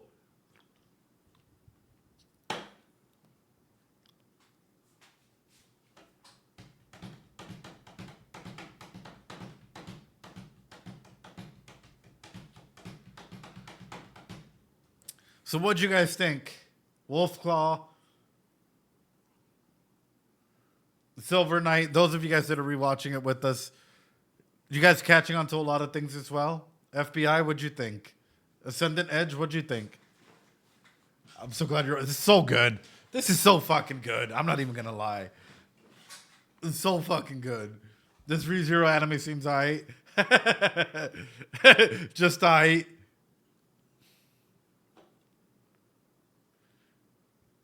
This is peak rewatch. It's so fucking good, dude.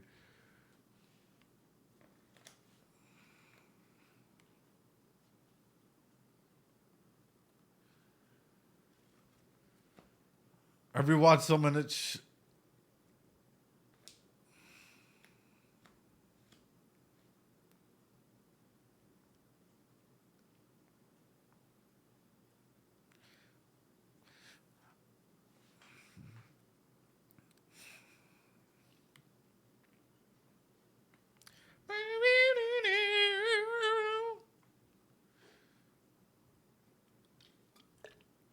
Like, how many of you guys had actually noticed the Elsa thing?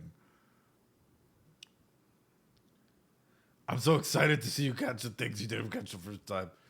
Yep, it's awesome just knowing that things having my own mini situation by further analysis. Wanted to get a new watch in before season 3 airs. 100%. Like, this is fucking hype, dude. This is what makes a really good fucking series, though. It's like, This first episode is fucking wild. Wild.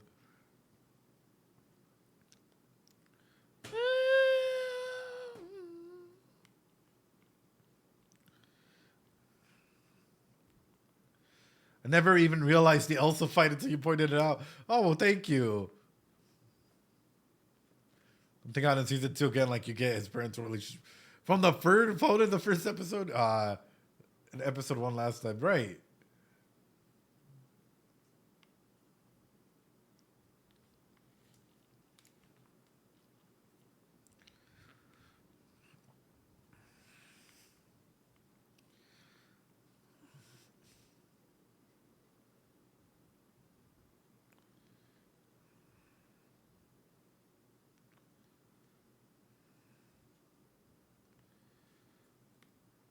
Well, for a first episode,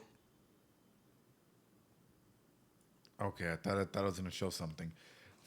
For a first episode, being over 3 hours and close to 30 minutes or over 30 minutes, I think that's a really good in-depth episode. I don't know about you guys, but for me, it's like that is a really good in-depth episode that just showcases like the amount of layers, the amount of onion that is actually available in the show. It's so fucking beautiful and it's awesome to go out and see, right? Think you could get through 2 seasons before? I mean, if season 3 starts, we'll jump immediately to season 3, and then we'll come. No, comfy bye. Don't even say that. When season 3 starts, we'll jump straight into season 3 if we don't get through everything. But I do want to go ahead and highlight, guys. That was episode 1. That was episode fucking 1. No Oshinoko rewatch, brother. That would take a century at this point.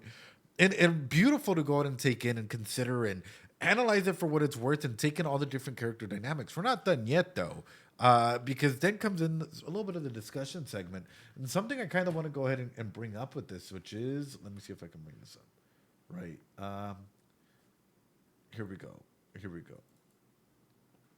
Boom. Perfect. For this aspect of self, right? What is happening? These are defense mechanisms, and we'll keep exploring the defense mechanisms of Subaru and the others as it keeps going through, right? So, for example, what is happening for Subaru? I forgot. There was episode 1. At least now I have something to watch while waiting for season 3. I'm glad. IWBTVB. Dude, I'll just call you Iv. What is happening for Subaru throughout this entire thing, right? He has trauma, perhaps trauma. But what defense mechanisms are coming up for him in this regard, right? What is happening in all of these regards? By the way, it says childlike here, but it's just falling back on patterns, on previous patterns in stressful situations. We'll see Subaru use a lot of these defense mechanisms coming up, as well as a lot of the other characters that it's easier for them to fall back and use these defense mechanisms, right? Than it is to go ahead and address the issues there. Identification, so on and so forth. Compensation, trying to make up for areas where one lacks in, otherwise known as substitution, by the way.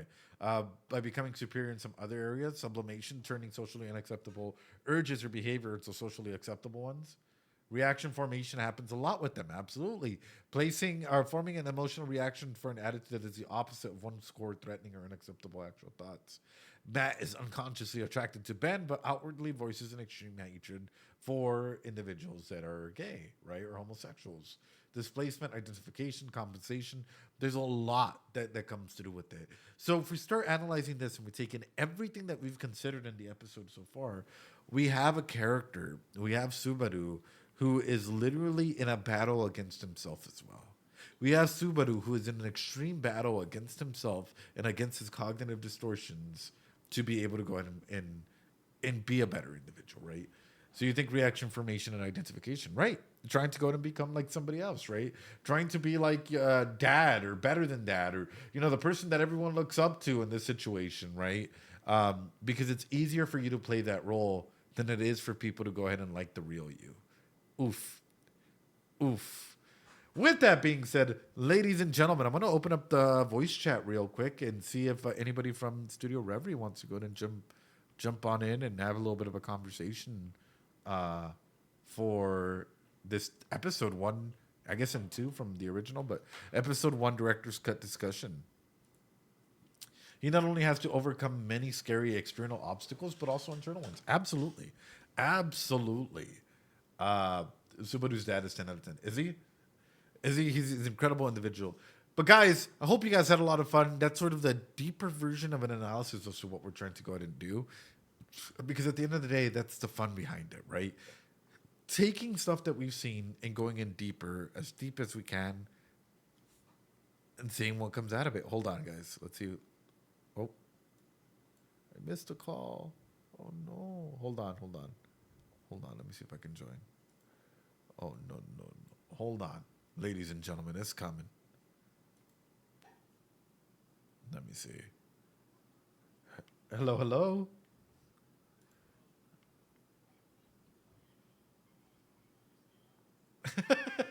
All right, hold on. Let me make sure that they can hear you. All right, I think that's a little bit better. Keep talking. Just randomly introduce yourselves. Okay, so I'm Gold. I'm one of the members of Studio Reverie, and I voice Felix and Roswell usually, and I also do the podcast. Yeah. Nice. Can't talk about the other one yet. That's right. Can't talk about the other one yet? Not yet for you. Oh no. Yeah. I'm Kyles McGiles. You know me in the chat as Queen Volcanica. I voice Amelia for ReZero, and sometimes Petra, sometimes Ram. A variety of other characters. I just voiced Teresia today. Hello. Wonderful. All right, guys. I'm sort of mixing the volume all along. Next individual, want to go ahead and introduce yourself? Sure. I'm Connor. I'm also part of Studio Reverie. I play Julius over there, as well as Gaston, the really big mugger from episode 1 today. And a couple other characters. I'm also one of the hosts for the ReZero podcast. I apologize for my audio. I was unexpectedly pulled in to house sit for my family tonight. Oh, well, welcome on in. And who are we missing? Hey, I'm Wolfclaw. Most people call me Wolf. I voice Subaru in the Studio Reverie Arc 5 readings, but I also host the ReZero podcast on the channel, of which we've had this one wonderful Ed on as a guest on one of our episodes. One of our best, I would say. Oh, well, thank you. So first off, let's go into this. Episode 1. Hello. They're saying, is Wolf British? Oh, okay. No, they properly spelled it out. They figured it out. Oh no! They figured you out. No. My hidden secret. Well, with that, I guess I kind of want to start off by asking you guys, and I'm gonna lower chat just a little bit here. What brought you guys into ReZero? Like, how'd you guys first encounter the show?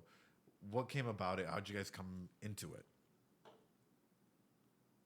I guess I'll go first, maybe. Yeah, because we're doing an order. go ahead. Go to the same order. Yeah. So basically, I was new to anime completely, and that was around 2016 when ReZero Anime came out. And let's just say that the Reddit community, I mean, compared to any other anime I think ever up to that point, there was more social media attention for the ongoing series of ReZero compared to any other thing. People were speculating what's going on, oh my god, the things that happened later on in season 1, especially with, Rem and stuff like that, really catapulted its success to like a worldwide phenomenon at the time.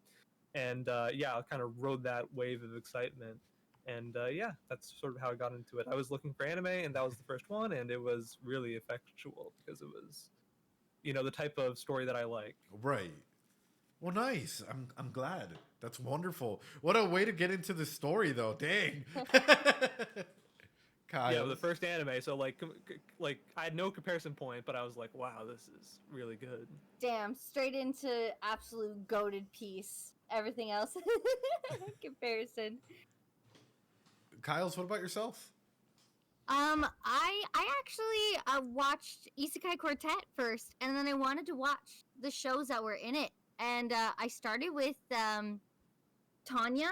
Did not like it, so I dropped, and I was like, well, what other characters do I like here? Oh, I like Rem. Okay, let's go see. And then I watched ReZero, and that was it. That was my life changed. I was making masks in the COVID pandemic. Uh-huh. I had just started voice acting, and I was like, wow, this is my everything. And then I auditioned for what was Holographic, now Studio Reverie, and I became Amelia. And this has slowly become my existence for 4 years. Well, there you go. There we go. That's wild. That is wild. Like just how in different points in our lives we've all come together and It's crazy. right. Wolf, what about yourself? I discovered ReZero through the recommendation of a friend. I was this would be what 2019. I was like 17 at the time, and my friends were discussing anime. They were talking about this show called Overlord. I don't know if you've ever heard of it. I have, yeah. I was like, oh, what's this? I've never watched anime before. I don't think I'd be into it. And then they were like, oh, no, bro, just watch it. Trust. I was like, oh, okay. I ended up binging that whole show in like one night. It was like, wow, this is anime. I've never known this before. This is kind of cool. About 5 animes in, a friend recommends me ReZero, and I'm like, oh, okay. What's it all about? And he's like, I'm not going to tell you a thing because that would be spoilers. Right. Okay.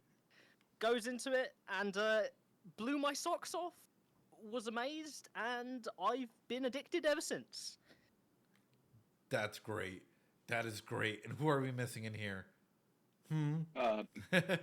Me. Connor, yeah, that's what I thought. So I actually found ReZero through a reaction channel, not too dissimilar from you. They're not psychologists or anything. It's called Blind Wave. Uh-huh. They were doing other shows I liked at the time. They started this one, which I had never heard of. And so a few weeks into their series, I decided to check it out so I could actually watch those episodes. And one thing led to another, and it became my favorite anime of all time. I found Studio Reverie and eventually joined them. And I slowly worked my way up to the top of their command chain. You literally did. Climbing that ladder. So through that, I guess touching on episode 1, because it feels as though, I'll be honest, I feel like I picked up on much more things this go around than I did my first go around. Is there anything that stands out to you as like key moments to touch on, especially in episode 1, that sort of catapults the entire series into where it's supposed to go? Yeah, I think it.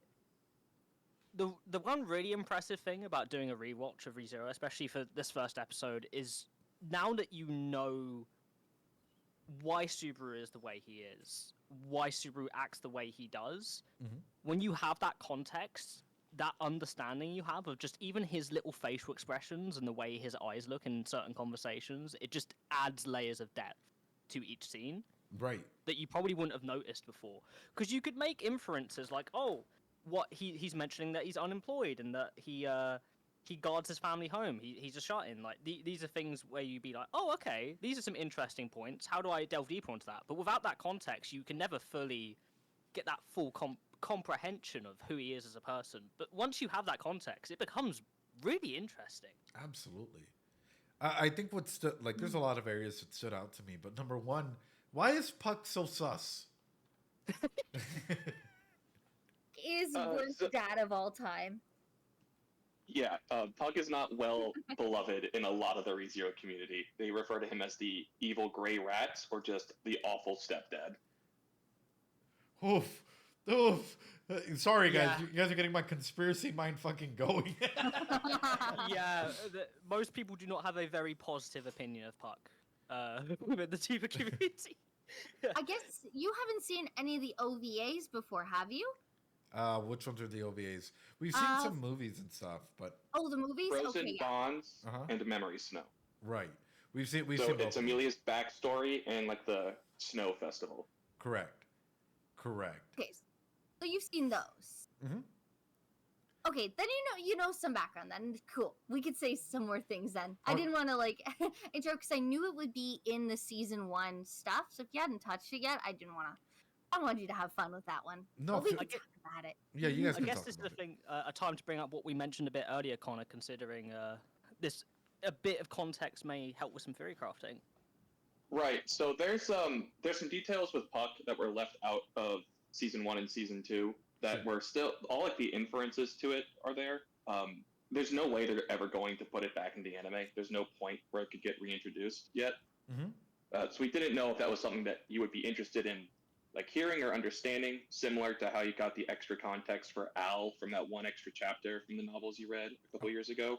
Oh yeah, feel free. This is what this is for. Like, it's for you Okay, guys to be like, great. hey, this is an important element that you might want to go ahead and know. It's not really important, or it might not be shown up later, but let's discuss it because it'll add layers to the character, right? Right. So you know that Beatrice, the little spirit from the manor, refers to Puck as Bubby or Ni-chan. She calls him like her older brother Right. very often. That's literal. Just as Echidna was very involved in the birth of Beatrice, the exact same thing is true for Puck. So Puck is a creation of Echidna, in a sense. But this was before or after Satella got sealed? Probably before. It's all Probably just before. generic 400 years ago. We don't get the exact timeline of what happens in what order. Yeah, there's interesting side stories that kind of have both of them together at the same time, and it's like, well, was he just born? Was he not? But it's all everything that takes place way in the past, even like side stories or whatever, happens 400 years ago, and that is just as vague as it gets, you know? Yeah. We don't have like a solidified timeline of events. It's up to interpretation and speculation about how that order even goes, and even is there missing information? Like, what do we know? The only thing that that's he loves said Bubby. about it, yes, the only thing that's said about it is that supposedly Satella killed the remaining witches, but there's a lot of doubt placed on that, whether that's true or not. So, was it Satella or was she framed? Or even I believe- Oh. Good It's a question. lot of theory crafting. We don't know for certain on almost any of them. And the only conclusions that could be drawn would be season 3 spoilers, so we won't be able to reveal Yeah. that today. Yeah, I What won't. do I you won't think, We'll wait a actually? while. Because it what do you think? gives a good Yeah. question, because I think, you know, Satella's innocence in this, or like, say, what is she manipulated by something? Is her power take over her? What is your feeling on it? Like, who is Satella even? You know, that's a greater question too. Well, I mean, I have an even bigger question for you guys. Questions on questions. Yeah, because you guys are striking something in my brain that is just making it go fucking wild, which is, what is Satella's relationship with the sage and the hero? Mhm. That's a good question. I mean, you know that they know that, yeah, they sealed her, right? Yeah, that's explained in the mythology. Sure. That a hero, sage, and dragon sealed Those Satella. questions you feel, they will be answered. I still haven't gotten to that part, but it's potential outlook coming in season 3 for you. So, It will be in season 3 if season 3 has more than 13 episodes. so I Which probably will. I guess with that is also come into consideration. You guys are making me think, by the way, which is fucking excellent. You're welcome. This is what you get for bringing us on. So when it comes to all the different sentences, some are saying 7, some are saying 9, right? They all make up an individual, right? Like having all of them essentially is what makes a person a person. Mhm. So in comes in, I guess, a big aspect of it.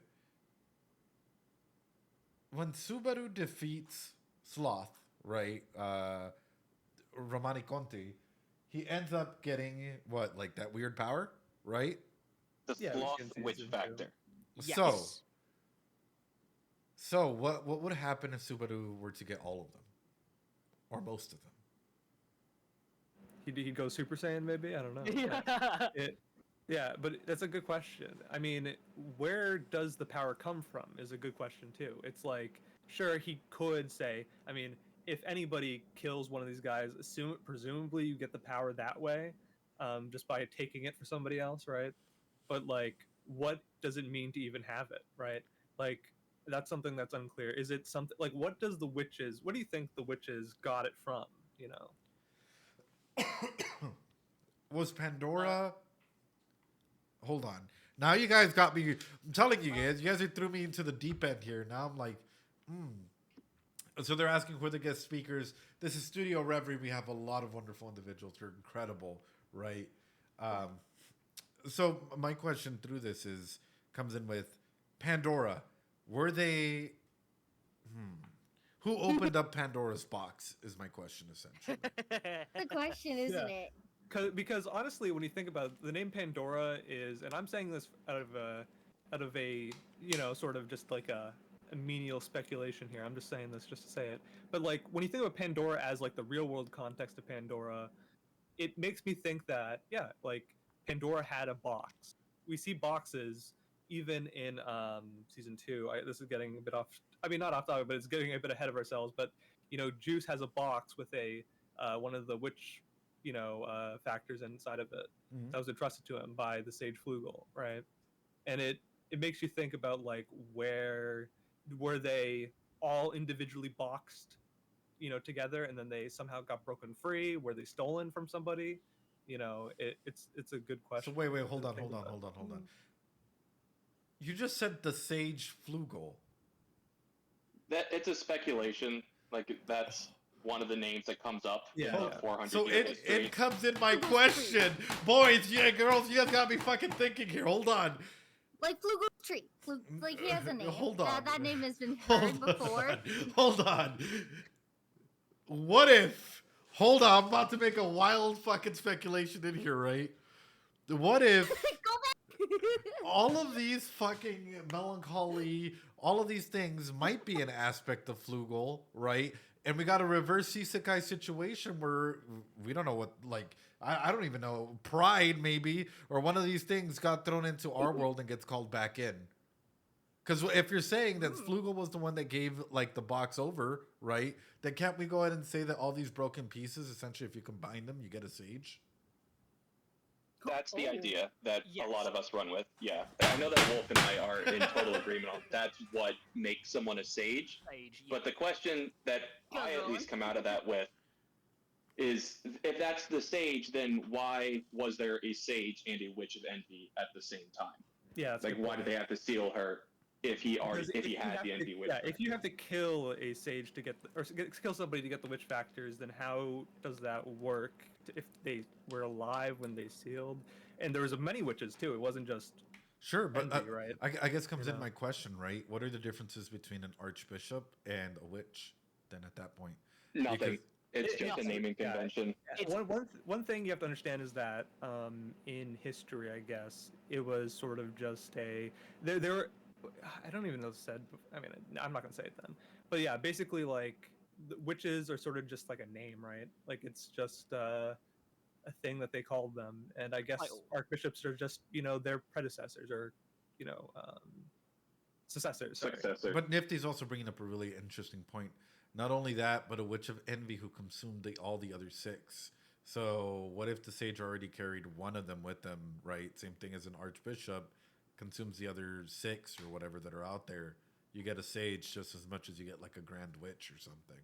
Sorry, you guys are making my mind just like sprawl. It's pinging. It's pinging like crazy from what you guys are saying. I mean, this is also a question to think of too, is if you need to have one of these witch factors to already start your journey to be considered a sage, or at least trying to be a sage. Like, is Subaru the only one that has been that person?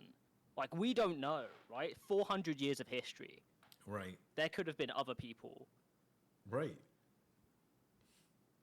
But in Yeah, there's probably, I mean, many people who's possessed, a witch factor, and one thing that I kind of wonder about is that we've seen all like the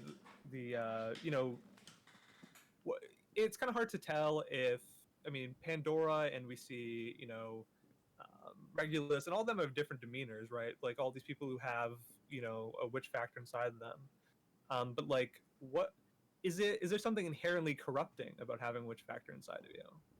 Is something that I've also think about.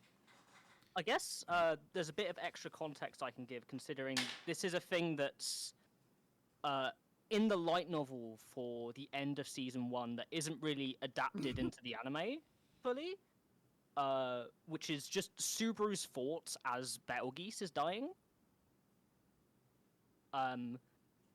Where you see Subaru have this level of pity for Betelgeuse, seeing like how his life is just turned into such a messy thing, but also you feel a reprehension as this witch factor is absorbed into him, and the way it's described is almost as if a part of yourself has not necessarily been corrupted, but you can feel it like in you.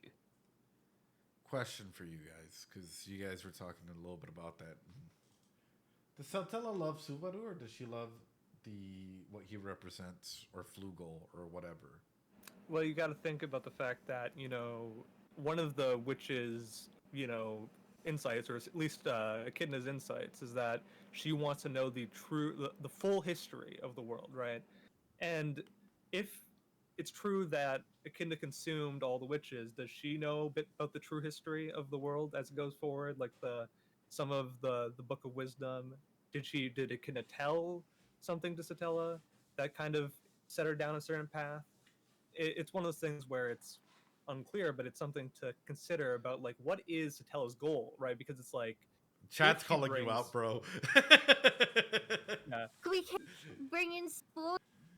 Yeah, we can't bring in spoilers. I have an answer, but it's gonna immediately go to arc 6, and Yeah, that's not okay. Yeah. Also, actually, one of the things is also, even if I were to try to spoil it, I feel like, or like, even if I were to spoil it, the thing is, there's so many things that are either hints that are leading down the right direction, or just speculation that maybe you don't know if we know this yet, and that's one of the exciting parts about this theorizing session. Hold on. Gotta put this on. All right, we're getting ready, man. We're getting ready, brother. Getting ready to cook? We're getting ready to cook, brother. He's cooking. I gotta get the gas ovens ready. Hold on. Who let him cook? Okay, you guys are having me just go like hyperbolic time chamber in here, man. Like my brain's like sorting a bunch of things out with you guys, which is insane. So in comes in the other aspect, which is, if Subaru is a version of Pride, will there ever be a time where Subaru literally has to face himself? Or fit, like, metaphorically, aside from the trials of Echidna, right? Is there ever going to be a situation or a moment where Subaru has to fight, say, like, you know how there's Dark Link? Like Dark Subaru or something like that. Oh, Right. yeah. Yeah, I was gonna say, like, the thing is that, okay, Subaru isn't Pride per se, right? And it's just sort of like a thing that they were inferring at the time, right? So that we haven't seen him have a Pride witch factor or anything, and he hasn't possessed that. Still don't know if Yeah. pride is even a factor. Yeah. The main, Which the factor? main thing to discuss when we come onto this topic, I guess, is Subaru's facing his dark self. Is he not in a way already doing that when he faces people like Betelgeuse? Ooh. He's facing a foil of his sloth. Like from a thematic perspective in the story, when he's fighting Betelgeuse and eventually wins over and grabs his witch factor of sloth, he is overcoming his own sloth, his own laziness, his own self-doubt, his own ability to stop. Because a lot of that arc is him hesitating and going in the wrong direction and being all alone and not getting the help he needs from the people around him. But when he finally does that and stops making excuses and is honest to the people around him, Right. it starts to help him overcome those issues, and he overcomes his sloth, and that's how he acquires that witch factor. And we've talked a little bit in the past about how, and you've mentioned, a sage is someone that has like emotional control, especially in like a medieval society, someone that has wisdom when it comes to oneself. Right. In that sense, Subaru has overcome this sloth now. Yeah, by acting where he used to not, right? And Yeah, and that's how he's overcome himself.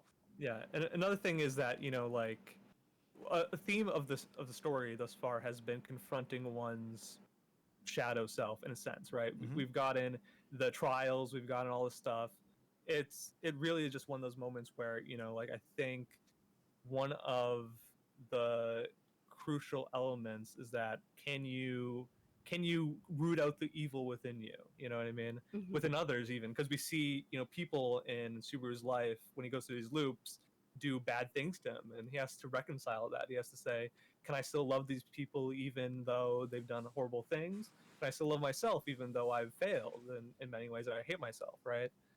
And I think that's a Mhm. theme that will continue to propel forward. I mean, Sure. what is Satella's power? It's shadow, right? And that's not a coincidence. Mhm. You know, it's one of those things. I'm seeing chat bring up the ifs as well, which is totally valid. I think not necessarily an evil side, but if Subaru falls into those like different like wrath if, greed if, that kind of thing. Some aren't safe for anime onlys. Mm. Sloth if is, I'm pretty sure greed if is for now, and that's about it until season 3. But those are the Sloth It paths. has one little thing that's not, just as a Yeah. warning. Yeah. Okay, don't But go in there as, yet. as a general thing, all ifs have minor spoilers and most of them have major spoilers. So if you're an anime only, I would recommend at least until season 3, if it is longer than 13 episodes, come out before you even touch the ifs in general. Say with the ifs, he's necessarily evil. He just gives into that authority. He doesn't necessarily have that authority, but he goes down that path. So he has a choice of choosing to be, either like gluttonous, or is he going to go, be gluttonous and take over and like try to save others? Is he going to be consume himself in wrath and fall into that, or is he going to push through that and go forward? So in the current timeline, we see him continually pushing through and past these big things as opposed to falling in them. That's where the if stories come in. He can get really fucking weird in the if stories and like scary, but not necessarily evil, I'd say. So, would his return by death be considered a witch factor? According to Echidna, it is the explicit power of Satella's witch factor. It is her authority over envy that gives Subaru return by death. So I kind of wonder if maybe that's something that'll be maybe unlocked at a later point, or maybe ventured into. Well, Now you have to remember, what was Satella's what did Satella want Subaru to do? Right. And you're gonna have to remind me a little bit of this, like live, Yeah, essentially. right. He said live, but then he said come and kill me, and he said I'll come and save you. Right. Right. Yeah. So, which, to circle back to episode 1 here, is the exact same promise he makes to Amelia during his first death. right. They're twins and all. Satella, Amelia, same thing. Crackpot theories. Silver hair, half elf. I'm Satella. But it's also racist. It's also weird that Puck. How Puck acts with Subaru in that first episode for me is striking, as though somebody that either recognizes him or knows him in some way, shape, or form. So, my own personal theories, without getting into spoilers, is with that knowledge of us knowing that Puck is around 400 years old, and is associated with Echidna, it is more than likely that he could know that Subaru is like this deeper person. I don't think he would know Subaru as a person, but know maybe or have a hint of what Subaru is as a figure in this world, if that makes sense. Well, it's interesting. It's interesting because something that I've always thought about is that we know from season 2 that Roswell sent these assassins to try to kind of do whatever, and you see of course Elsa here in the first part of this episode kill Subaru, and I always wonder, he has the true future, he sees this, and he immediately sets about with this plan. I wonder who knows what. Did they conspire in some way for this arrangement to happen? It is one of those things that you think about. How much of a pivotal role is it? Just a quick clarification on that, though.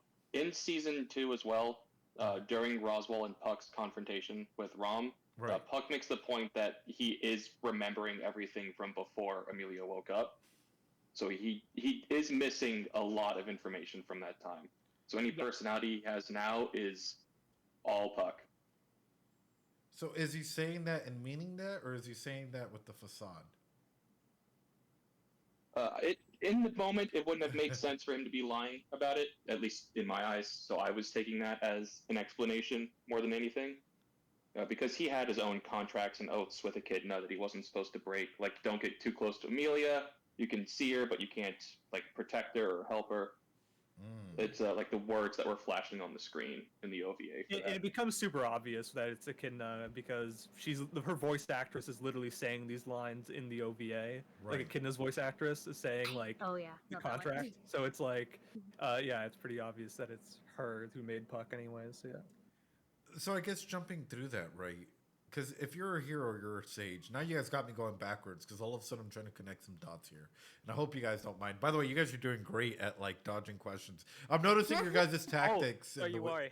Yeah. Oh, we're gonna be doing that. Judo Yeah. flipping you all around. I'm noticing some of the tactics that you guys are using and how when one person's about to step too far, either Wolf chimes in or we have Connor or Gold step on in almost immediately. And then Kyle's does a wonderful redirect as well. See, I'm picking up on your guys' like response patterns. This is wonderful. Okay. Oh no! So something that Cooking. I know. Maybe we just have to stop talking altogether. No! Silence. No. So That can say more than answering sometimes. It just means, yes, you're right, and we can't say it. Yeah, Right. exactly. but It's my me main talking to them about Oshinoko because I'm caught up in the manga now. So I just sit there and go, interesting. Honestly, a lot of the times when we're dodging questions, it's more that we could expound upon your theory more about why it's wrong or right, but And we want in to. doing so, we'd be spoiling something or giving you additional information. So we're like, yeah, that sounds, you know. right. We even want if you we to were be to- shocked. Even if we Basically, were to play along with the conjecture, we'd be like, well, you know, it's one of those. it basically the way we're acting, it should just inform you that you will be learning more information that will like help you build upon all of your theories. Yeah, the and story is recontextualize following a everything. lot of the themes. So, yes. question for you: did the sage or the hero have any disciples? We know Alright, that why are you Betelgeuse was a disciple for Yeah. at least Flugel, if you're wanting to agree to that speculation, because that's the name that appears with the witch cult with Betelgeuse. He has the tree from the same time. Okay. Yes. That at least Betelgeuse was calling Flugel Sama. So that's part of the evidence there. And the hero is a name that can get addressed later. But the dragon for disciples is the kingdom that they're in now. It's like it's the dragon kingdom of Lagunica. All the kings have a covenant with the dragon. It's what all the royal candidates are trying to get elected to remake the deal with the same dragon. Sure. And through that though comes in my question is if they do have any disciples, right? This great Flugel Lord Sama, this I don't know. Oh, I have a theory. I have a working theory. You guys got me going. Will we ever encounter another one outside of Romani Conti, outside of, like, say, any of the archbishops? Are there people outside of that like, you know, we might run into at some point in time? Well, there's like Hector running around somewhere, supposedly. We don't know what happened with him. Yes. Mm-hmm. Oh, And I guess Pandora. for a lot of people that watched the episode at the time, they may not have, because there were a lot of issues with some of the translations for the subtitles of the episodes at the time. So Hector is considered when Roswell is confronting him, he calls him a warlock of melancholy, not like a devil. So he's like the male equivalent of a witch for his sin. So, what would happen if theoretically one of the characters were to mimic, say, a hero or the sage, and people were to believe it? Mimic, yeah. Oh, it's such a good question. Ooh, So yeah. if just for your chat, if anyone in chat is caught up to Arc 7, we did a huge theory regarding this very question in one of the other characters in one of our episodes that is so deep to talk about, but we believe that somebody is doing that, is what I can say from that. It's No say on this one personally. I'm not that far in.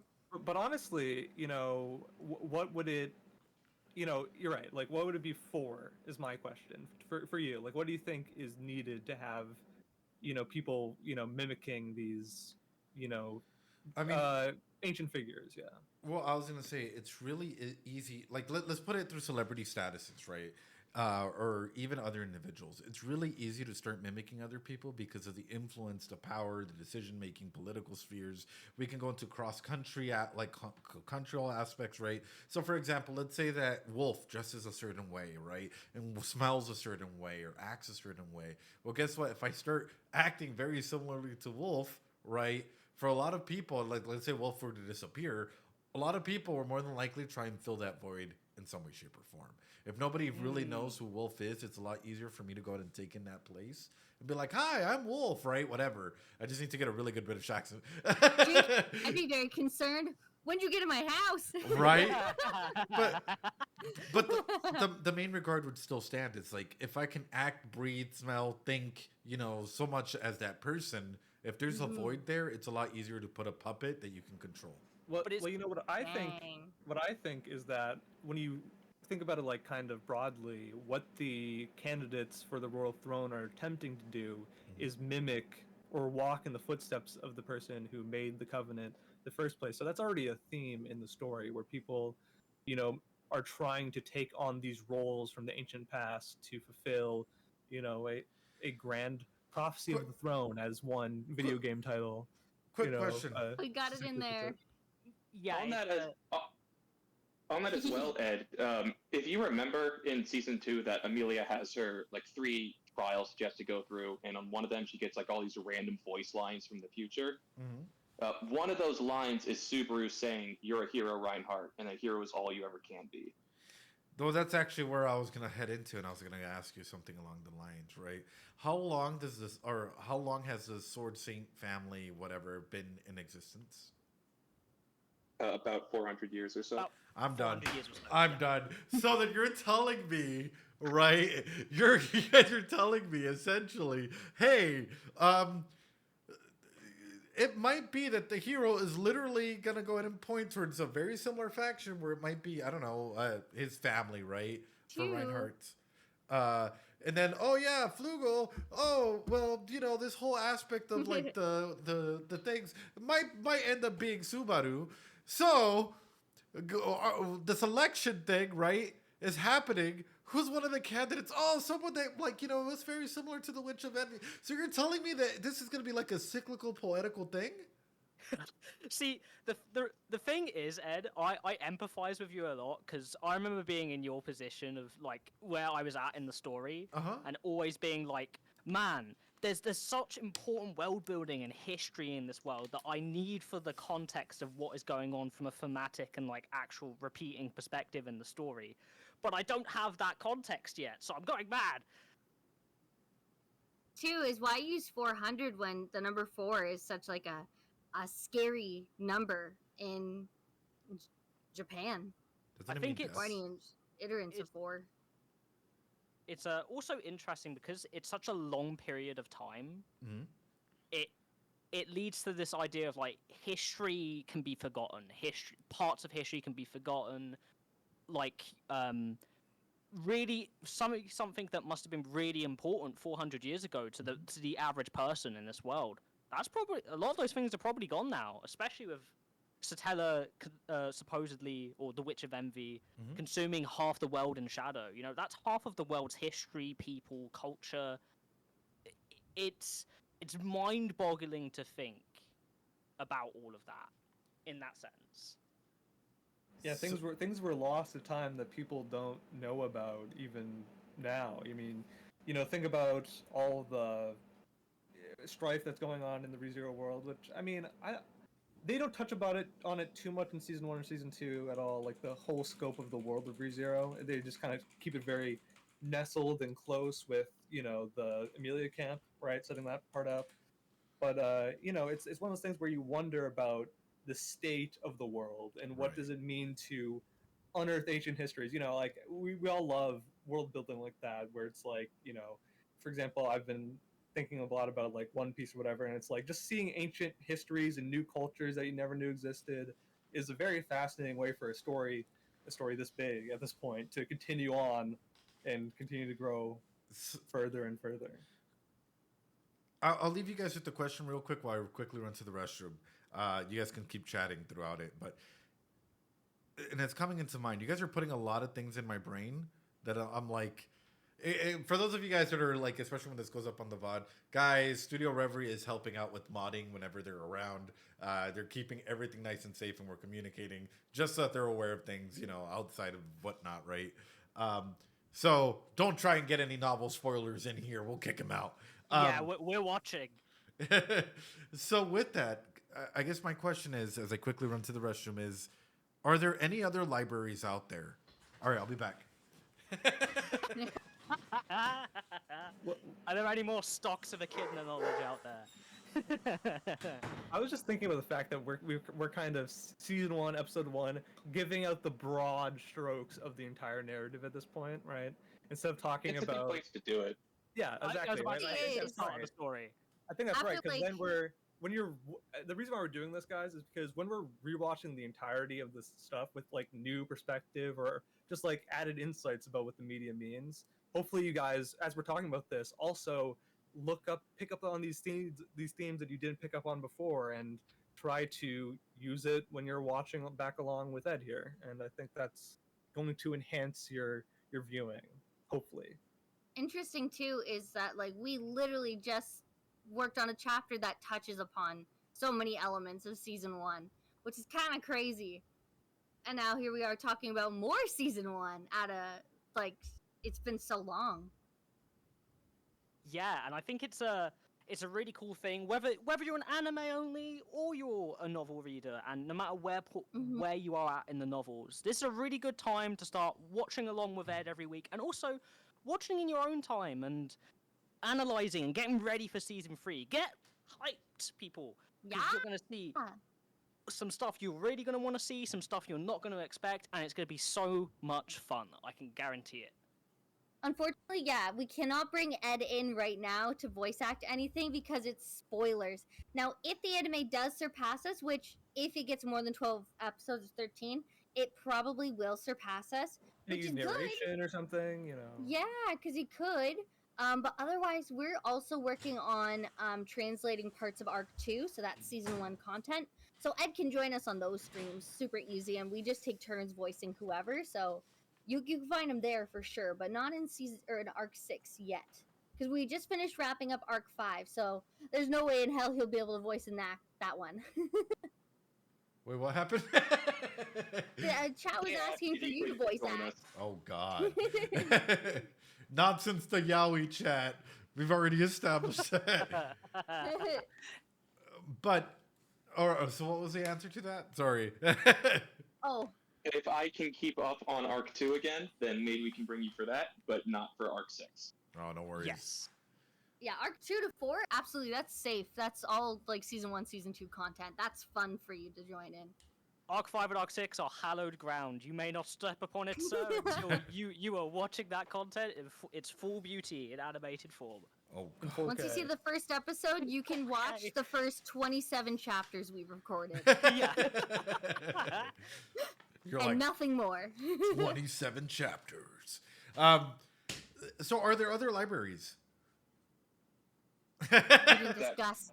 There's no way to discuss that without just giving an I mean- explicit answer, so Yeah. we can't say. So you're Yeah, we cooking. can't say. Where's that hat? You're asking us spoil something for me, and I said I don't know. I mean, Tell me, please. Because in comes in my question, right? Is clearly, and this is how I formulated this, and this was way back in season 1, season 2, like when I first did it. Clearly, like if you're able to go ahead and use a paratemporal space to store stuff, then it clearly means that there are other individuals who thought of something similar, right? Echidna's insanely smart, but it doesn't seem like she's reinventing the wheel, or like she's creating something new. Rather well said, she's just reinventing the wheel. So when it comes to a situation like that, my first thought process is what if somebody else or other witches or even the sage himself were to have other libraries spread throughout, right? Wouldn't that enable for further information that maybe Echidna does not have to be available? That's where my mind immediately goes into. It's certainly possible. Yeah, it's Like a we good see point. that. Go ahead, Wolf. Oh, thank you. It's a good point because especially as I mentioned earlier, with like the 400 years of history and like ancient history. And in a magical world, knowledge is power. Right. In any world, knowledge is power. But in a world especially where knowledge can determine like actual magical power and things along those lines, that knowledge would be something that's very sought after. Something that anyone would want their hands on, right? So it becomes a question of like morality of like who should hold this power, or is this power even out there? Should we look for it? Stuff like that. And you know what? I was just thinking about the fact that ReZero has been missing a JRPG, and I'm just saying that broadly, like a fantasy D&D-esque trope, right? Which is, where are the dungeons? Where are the Yes. dungeon filled with loot and monsters and stuff like that? We haven't gotten that yet, and I was like, you know, I'm wondering if you're right, like if we're gonna see like another ancient tomb with these witches or any of these interesting places to kind of Or figure out old history that we don't know. you know? Right. an even more interesting point when you bring that up, Gold, as a trope, is in a lot of those universes where that trope exists, a kind of logical fallacy you can make a point of is if people know these things exist, would they not be explored already, or the majority of them would have their stuff looted? You get to that point, right, of like, maybe those things are either extremely rare or don't exist anymore because people have already looked for them, right? But what if they're being guarded? What? Didn't even think of it like that. Yeah, what if this knowledge is guarded? You know, oh, we can't let you touch it.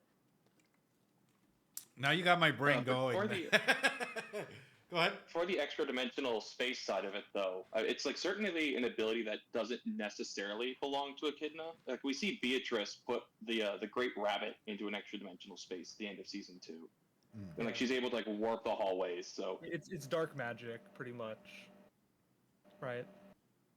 yeah, You know, like yeah, Al Shamak. What was it called? Al Shamak, she said, right? all Shamak, yeah, the isolating magic. But yeah, so it's possible that that stuff could be out there, just hidden away that only someone important or significant can get into. Like And what's I behind the always thought door about that Amelia's got the key for? Yeah, I mean, door. even Something's there. even the existence of Subaru just being summoned to this world, I think, proves that there's more to that idea, Ed, right? Of like extra dimensional, like timey-wimey manipulation stuff. Because, I mean, how else could Subaru show up there? Right. Right. Yeah, how can people go back in time? And it's one of those things where I'm wondering, I've wondered this, but it's just like, was magic at one point much stronger and we've lost that information?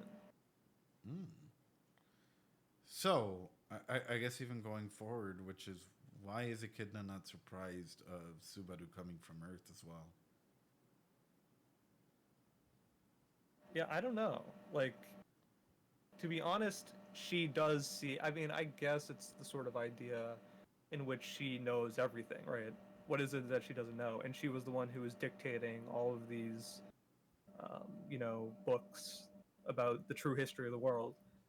If she had an insight into this, maybe there's something unique about pulling somebody in from a different world. They're not bound by the same rules and logic. That sort of thing happens to Isekai all the time. It's like, oh, you aren't part of our world, so you have a special property that means that you're an outsider. That means that you can do stuff that we can't do because we're tied to this world, you know? Right. And I mean, I don't know what that would be because he has like odd and stuff like that with everyone else. So really, it's like, why him is a question. So how much of Yeah. a key player is Echidna going to be then for whatever the finale of ReZero might be?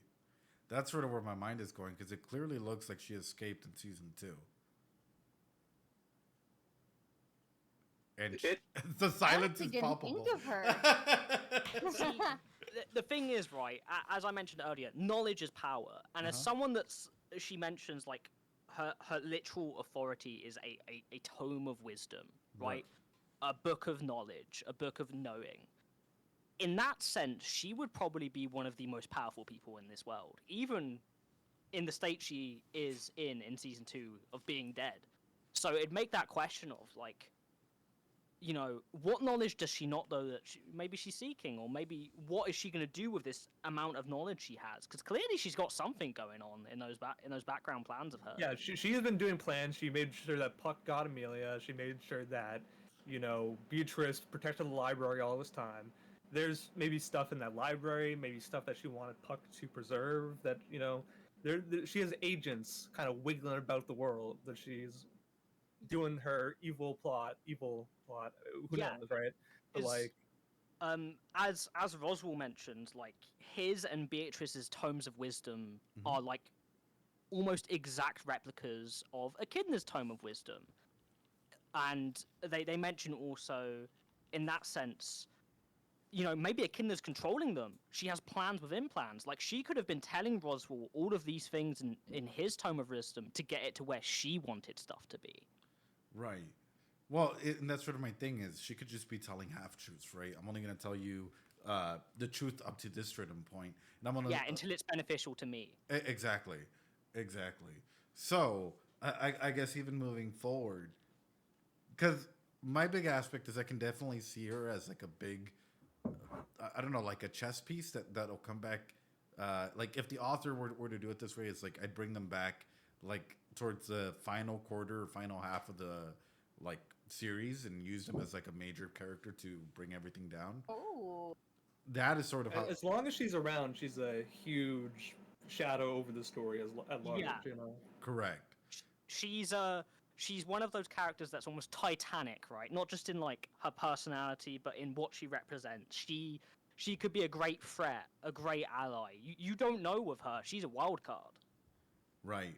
Yeah, a wild card, I think, is her role in the end.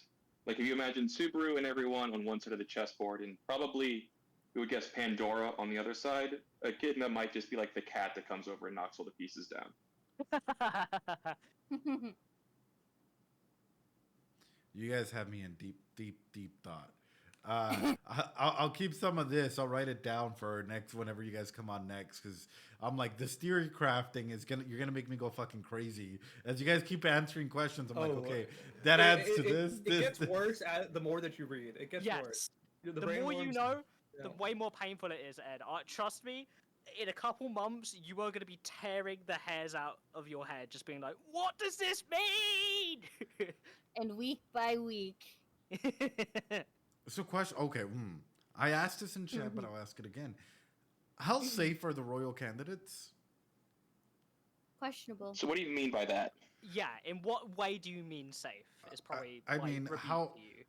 how easily can the author get rid of the royal candidates?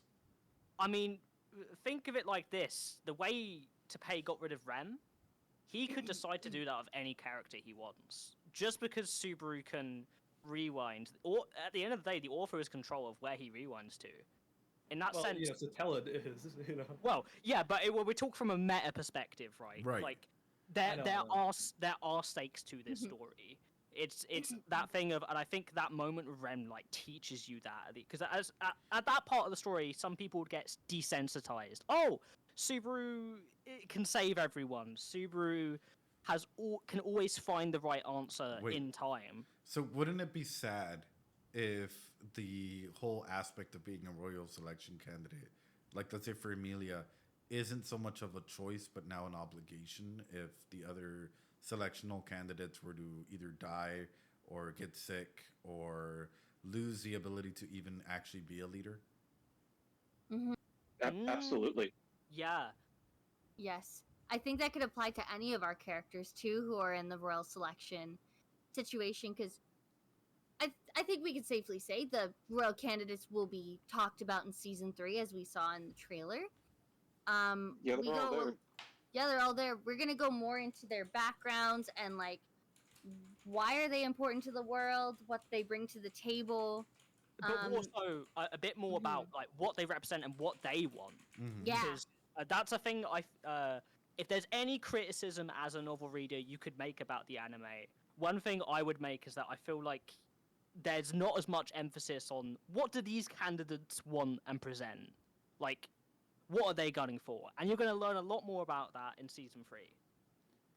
And that is going to, I think, affect a lot of your opinions on them, but also, like, are they safe? Because these are their role in the story is going to be questioned as well. It's like how much, like, you get the trajectory when you see their narrative threads, and you're like, how long does this go? You know, how long does it take before? Because you'd think, right, the nature of the story, only one person can become a royal candidate. Maybe they aren't particularly quote unquote safe, but one person has to win, right? It comes point of like maybe they lose gracefully, maybe they lose horribly. That's sort of just the state of it. Do you think Amelia is going to be the ruler of the nation? It comes down to questions that you have to have for yourself. Is she the most qualified? Is she the person that should be? Is she the person that's going to be? It gives you a lot of questions to contemplate, and that's you start feeling a bit more these like questions when you read the next arc or watch the next arc. And it's also oh, go ahead. From a narrative point, though, the only one who I would say is safe is Felt, because she is backed and protected by Reinhardt, who is the epitome of an overpowered character in fiction. Okay, but what if you were to go ahead and traumatize Reinhardt in some way, shape, or form? Like, I've heard people call Reinhardt like a walking tank or a walking nuke, but what if the way to hurt Reinhardt is not physically, but emotionally? And what if you were to take her out? I mean, I think this that's is definitely. that's a really good thought line, Ed, because at the end of the day, no matter how strong Reinhardt is as like a combatant or as like an entity, he's still a person with thoughts and feelings. Right. So you get to that thing of like, how could anyone ever beat this guy? And a lot of people would probably attribute that to having no stakes in the story, because Reinhardt is Subaru's ally, right? But what if you get to a point of like, what if Reinhardt would switch sides, or what if Reinhardt is out of commission? And it's not because he's beaten in a fight; it's because he's beaten in a mental way. Right. What if he's suffering through Mental way depression? or political. Yeah, Sure. even a political way. Because he's not the king of the nation; he's subservient to the kingdom. Well, I mean, even past that, what if he were to be labeled? Let's be honest, having that much power can be scary for people. And what if you are labeled a threat? What if at that point in time the best thing to, for any nation would be like, hey, you know what? Reinhardt isn't someone that we deal with. You block all access for him. My man would still need to eat, right? He would still need to go ahead and like do baseline needs. But if you're not able to go ahead and acquire any of that, what does that leave? So yeah, I'm thinking emotional state. Probably, unless he has like a blessing, which is what Chat was talking about. Would he be able to get a blessing of like mental something? Oh, to beat them mentally.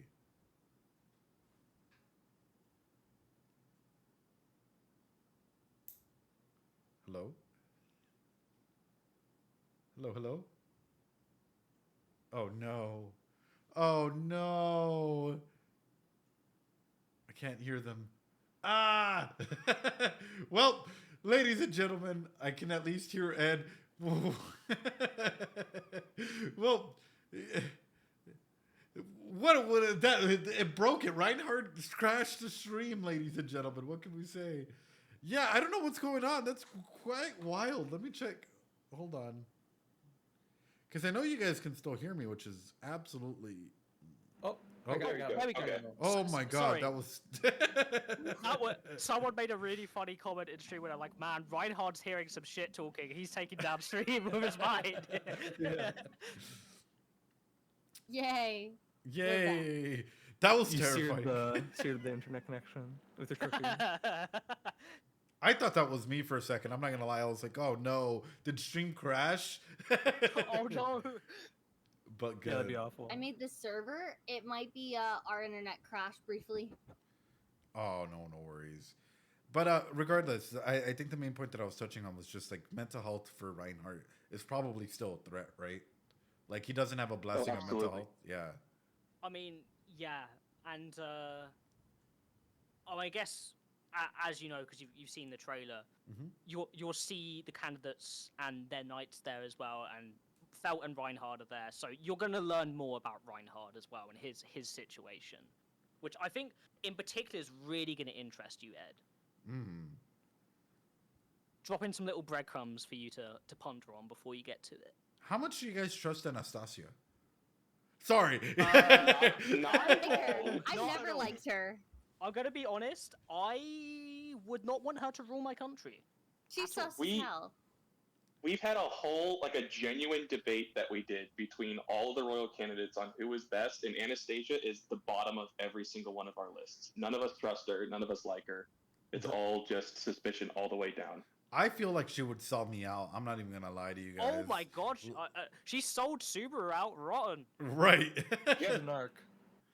She's the only one who's dishonest with him, in, like when he's going around and asking for help from everybody. The rest of the candidates are either gone or like they test him, but then they tell him like what he did wrong.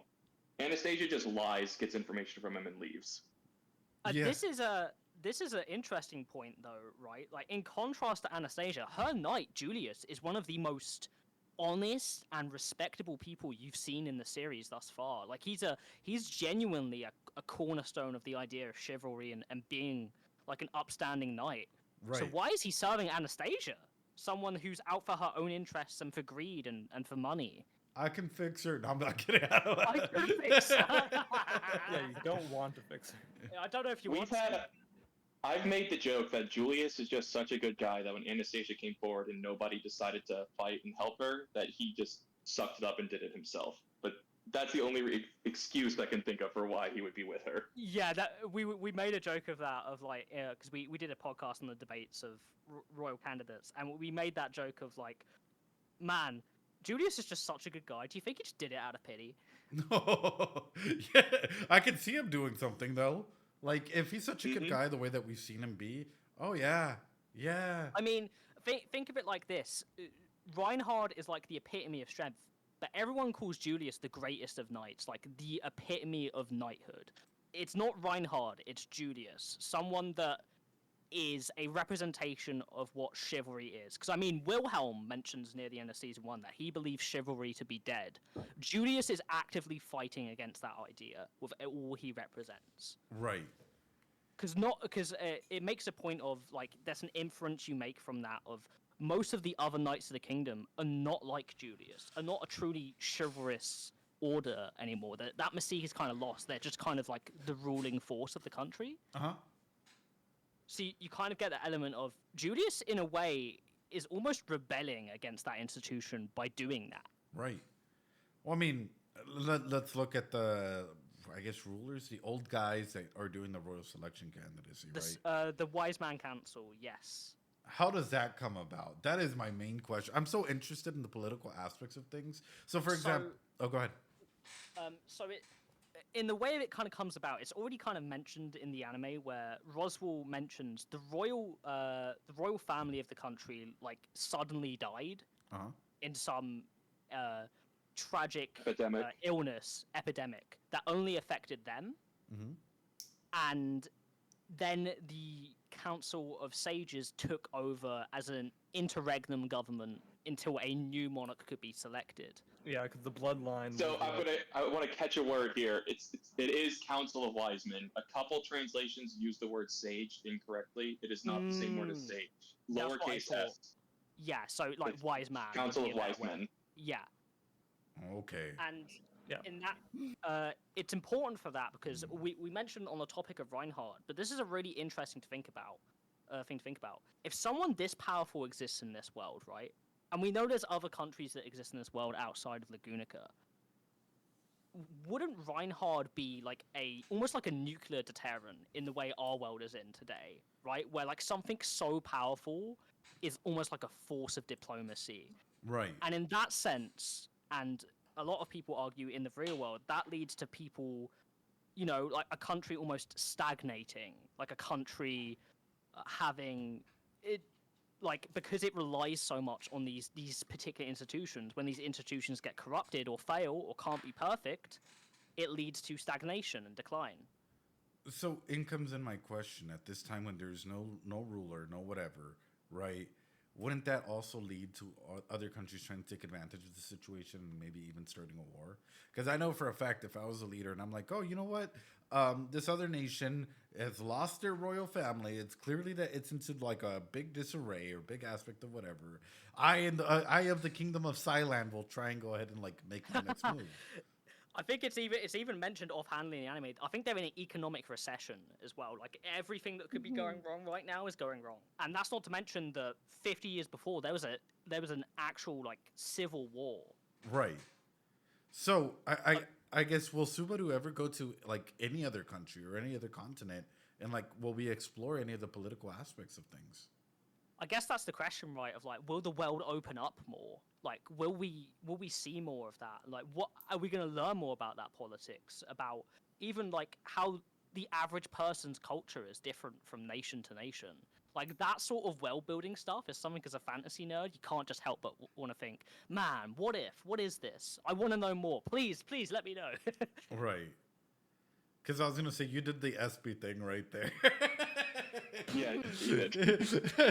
I like. Well, so I'll ask you this then, Ed. Uh-huh. What you've seen in the trailer that they're clearly going to a different city that's kind of modeled on like Venice with a mix of other cultures together. Uh-huh. Do you think that that is one of the other countries, or where is that actually? Yeah, I wouldn't happen to know. Ooh. Not the questioner. And you see the weird architecture and where they're staying too, so it's Sure.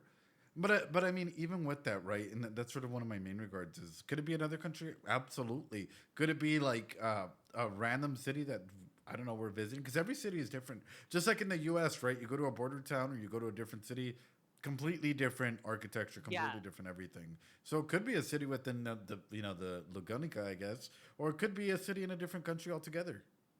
So, But it makes me wonder this. Right, because we see everyone sort of gathering in this city. Is it a trap?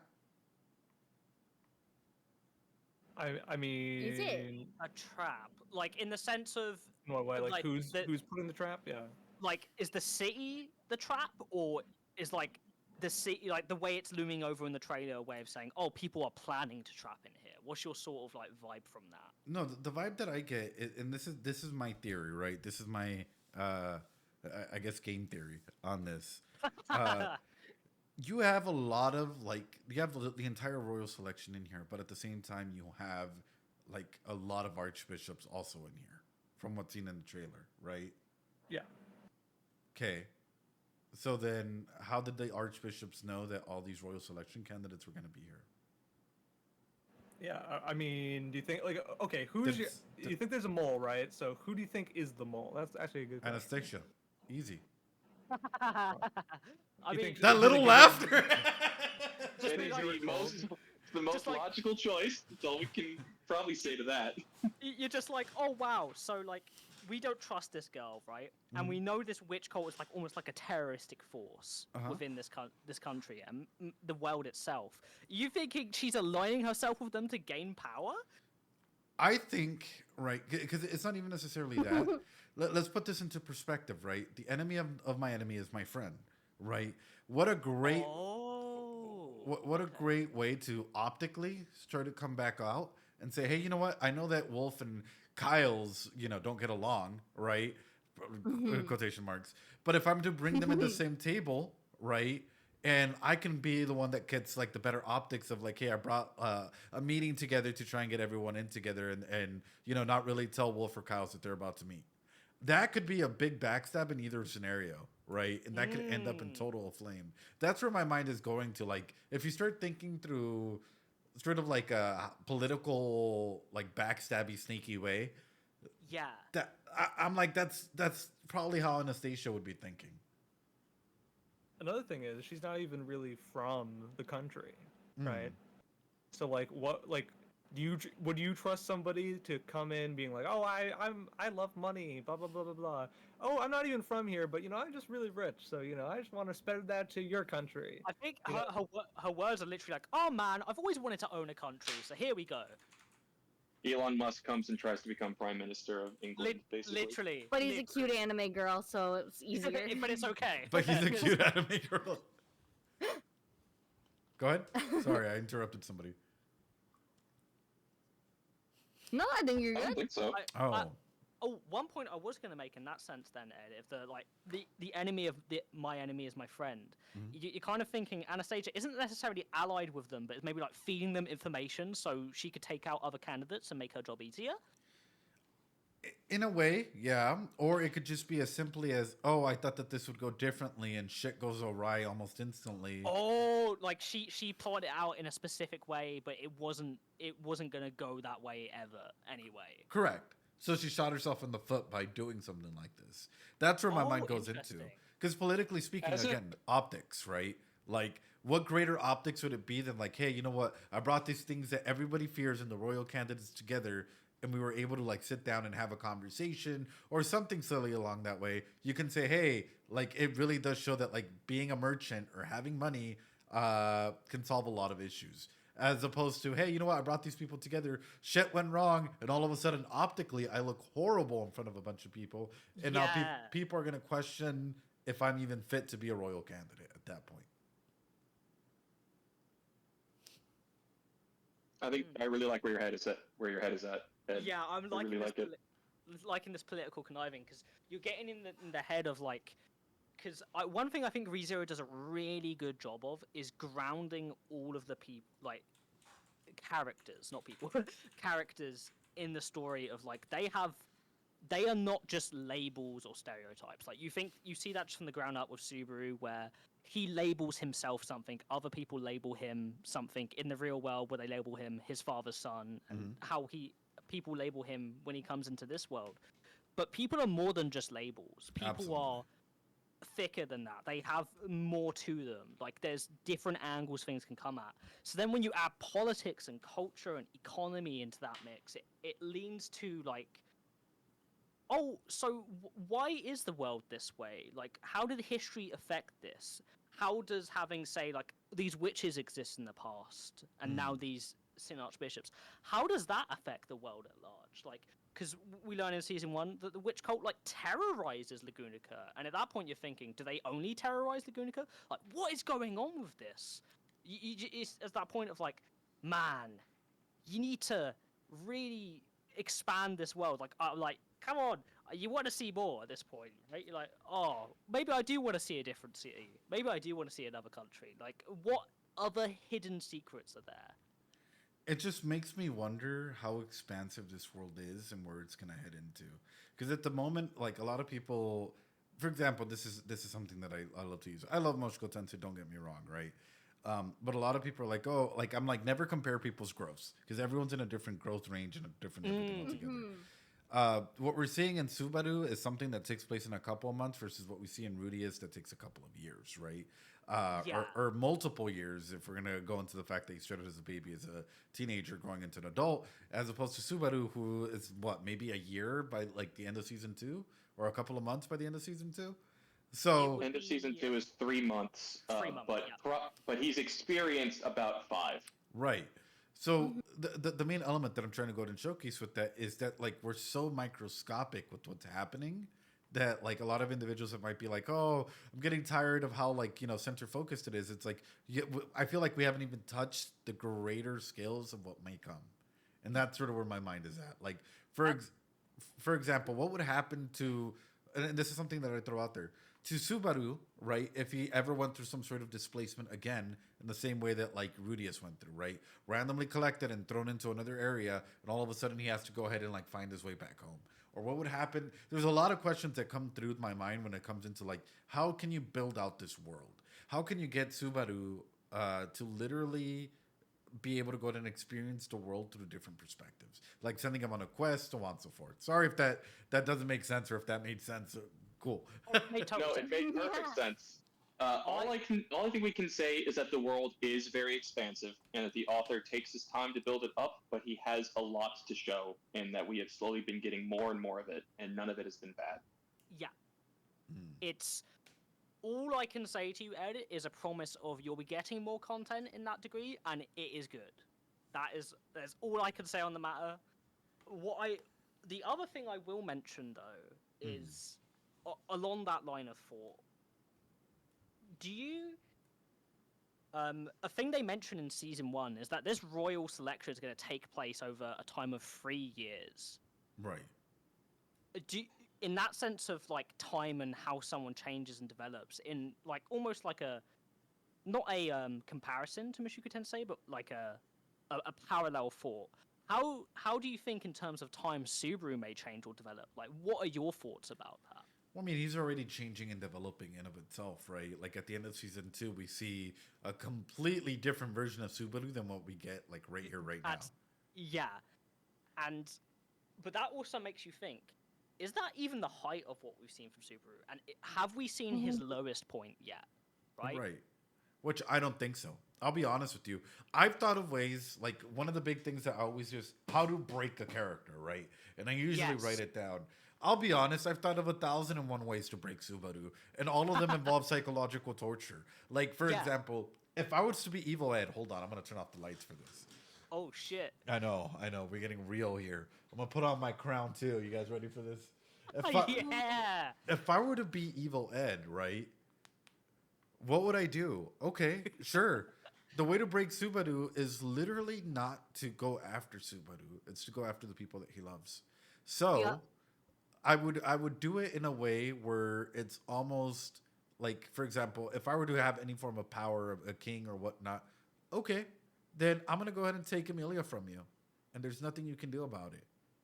Oh, so it even like you're even implementing like the political idea into this. What if like say a leader in a country that isn't Lagunica is seeing this situation going on in Lagunica and is thinking, wow, this Amelia camp, this Amelia and Subaru guy, they're a threat. How do I get to that? Right. That's how I would dissect it.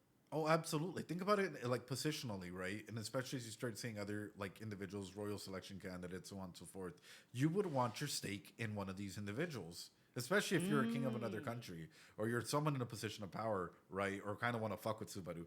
This is how you put yourself in that mindset. Is like, hey, you know what? And imagine this, right? Subaru tries to hurt himself and he comes back, returns by death, but the save point is already past the point where Emilia is now, mine. So what's happened with Rem, but Oh. intentionally. Yeah. Yeah.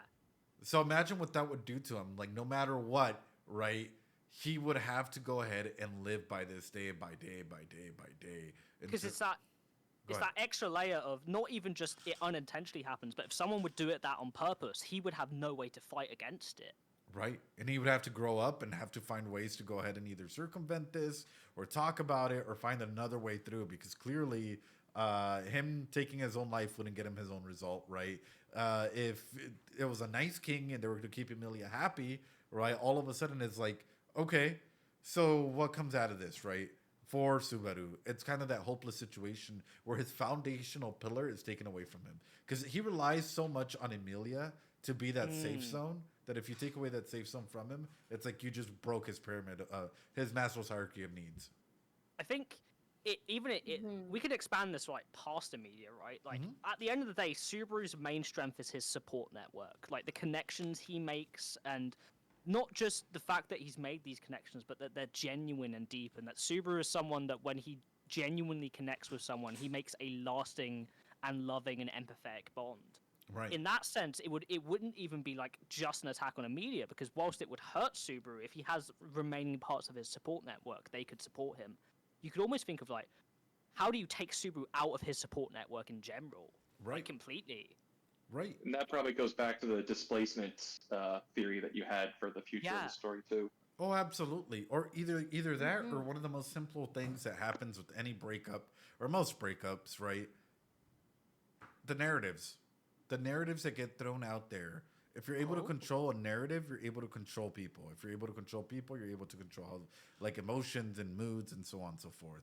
So imagine, narratively speaking, someone were to go ahead and turn the tide, and it's like, oh yeah, no, you see the reason why this happened was because of Subaru, and like it's only being negative, and you spread that up to a point where even his closest friends don't necessarily want to be around them because people start believing that narrative in of itself. So, I mean, he already made a fool of himself at the royal selection ceremony. He's already kind of like a public pariah. right. So he's already started like that. Like, people can prey upon that if they wanted to and use it in a dark way. So it's just something to think about, like how do you want to, how would you hurt Subaru? Oh, you don't go for the physical. You go for the emotional and the support networks and the psychological factors. I would not want you to be the villain of my story yet. That's all I'm going to say. Yeah, either that or just carry through a list of his dad's accomplishments and be like, you will never be like your father. Holy shit, well, just that's- follow him around. That's the initial excitement he had about this world, right? No one could do that to him. Right. No one could compare him to his father. So if someone somehow did have knowledge of that'd probably fuck him up really bad. Oh, yeah. Oh, yeah. Either that or actually bringing his parents to this world and taking them out in front of him. One or the other. Oh my god! Oh my god! Holy shit. So in terms of like hurting Subaru though, this isn't like a spoiler for any of the plot of the story. At a certain point past where the anime is, the author said he's done taking it easy on Subaru and he's taking off the training wheels. Now I'm excited. Good. That's actually because you were wondering that in the podcast you had with us on our channel, Ed, of like the future for Subaru and like what's going on in terms of stakes for the story. Sure. Like as Connor said, out of context, we can say the author does take the training wheels off Subaru. Like Subaru's journey is not like an easy breeze after this. Right. Well, color me excited because, that's amazing. That's amazing. And honestly, that's something that, yeah, I'm kind of curious about the ramifications or the effects on Subaru afterwards.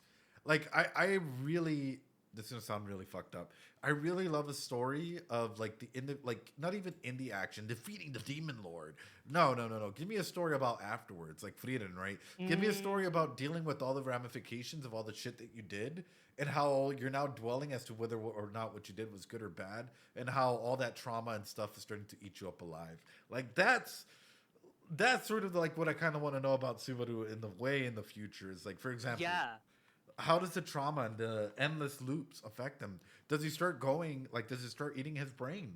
For instance, our brain can only carry so much capacity for daily events before we start disassociating. Will Subaru at some point in time, essentially, does this decrease his capabilities and cause some form of neural brain damage, right? Like some any form of damage. Like all of a sudden, my brain starts going into, I wonder if he's going to start disassociating at an older age. All this trauma comes out. All of a sudden, let's say he has a family, but he can't really even talk to them. He starts going to a point where he just disassociates for days on end, talks endlessly, sort of like the signs of like dementia or Alzheimer's because he can't escape that loop. I mean, you even in that sense of like almost like the consequences of Return by Death, right? Outside of the initial shock and moment. We in season 2 we see some of that where when he gets eaten by the rabbits immediately after that loop when he comes to consciousness, because as I mentioned in the chat earlier, Ed, Subaru has no conscious delay between his death and his loop. So after he's experiencing that feeling, he is immediately back in that place in his consciousness, and he starts hurting himself and slamming his head against the floor because he can't comprehend and take it anymore. It's that feeling of he has so much phantom pain in his body from that death he's experienced that it's like an itch, like a feeling inside of him, and he has to get it out by hurting himself again. And you kind of think it's like, go ahead. You can finish. It's almost that kind of thing of like, what more consequences are we going to see from this? Because we haven't seen Subaru from outside of a long-term survival situation. Like, how does Subaru deal with the consequences of the psychological damage he's had dealt to him so far? Because it's not going to be all rainbows and roses, even if there was downtime, right? Like, he's going to have his own mental anguish to deal with. And he can't tell anyone about it. Right. In season 1, we do see a loop where he completely shuts down, and that does not do well for him. True. Although in that same loop we had what is it? Betelgeuse being like, "Are you actually insane, or are you just acting?" Yeah. I'm no Keeping insane. insanity. Right. But at that point, when you're arguing over the semantics of insanity, isn't that in itself insanity? I mean, like. So, question for you guys, real quick. Because we have, hold on, now my brain's, you guys got, like, I swear, when I talk with you guys, my brain starts doing, like, 360s. Welcome. We're here to expand the questions and give none of the answers. So, what's the concept of the, like, stars, essentially, in the way that they're being named? So, Betelgeuse... Oh, you have caught that. Yes. Okay. Yes. So it is definitely there.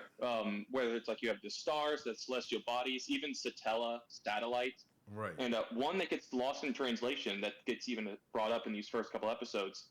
The magical items they call metia is a bad Englishization of the word meteor. like a fallen star. So it's definitely present in there, and it's something that like Subaru's name is a star cluster. It's the Pleiades cluster. Should we tell him what the name of Arc 5 is, or is that a spoiler? I mean, probably not. I don't think it's worth bringing up here, I guess but it is something that gets explored further. Oh, the title of the Yeah. Yeah. Okay. I don't know what he named it. Did he name it after Arc 5 was done? Was it just like, this is what Arc 5's named? I'm pretty. Or was it- He names the arcs at the beginning of them, I believe. Okay. Yeah. because Arc 9 has a name right now. Yeah. Yeah, but he also typically has like one chapter up that's just the name of the arc first. So I don't know if that's really worth bringing up at this point.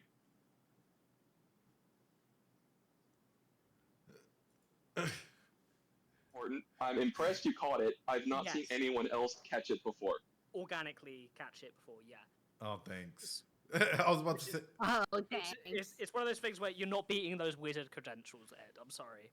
Well, that's sort of what I find funny is like people keep saying that like, oh, you're a wizard, you're a wizard, you're a wizard. I'm like, no, dude, I get a lot wrong. Like a lot of like it's like that survivors theory, right? Like the I forget the name of it. Yeah, from like World War II, where it's like, oh, your plane got shot, right? And let's reinforce these areas, and it's like, But the number one thing is a lot of people need to also remember it's like this book. This DSM-5, baby, that's pretty much all the, like, human behavior symptomology, so on and so forth. And, like, we have to be really good at memorizing a majority of it and understanding it to understand human behaviors and stuff like this. Any author will write in a similar way that reflects human behavior or behavioral instincts and patterns, which is what we should be good at, is understanding, like, patterns and whatnot. It's Tome of Wisdom. Yeah, it's my Tome of Wisdom. You make a really good point, Ed. In that sense, storytelling is in a way another reflection of human psychology, Right. and like exploring human psychology, right? Because we get a lot of our, not just our morality, but our explorations of morality and certain mental things and psychological aspects through media. That's where we get a lot of our consumption for it, right? So Absolutely. in that sense, analysis of media from your perspective is really important. Well, thank you. But, like, and I also think it's important to talk about things in this way. I remember, and I'll share this with you guys because it made me laugh. There was a comment that was, like, sent to me, which is like, how do you know, like, Subaru got bit? How do you know it was a dog? And it's like, kids, village, it's either going to be a cat or a dog. It's a 50-50 chance, my friends. What the fuck are you talking about? At that point, it's like, it's just a common sense of deduction, right? Right. Like, But, and that's sort of something that I find a little sad is it seems as though a lot of like media literacy is going down tremendously or dying altogether. yeah, I agree. yeah, I agree. It's a Don't thing get of, Kyle started on that. it's that thing of like, I get angry about this too because in a lot of, I won't make examples so we don't get like explosions. Feel free. Discussions in general.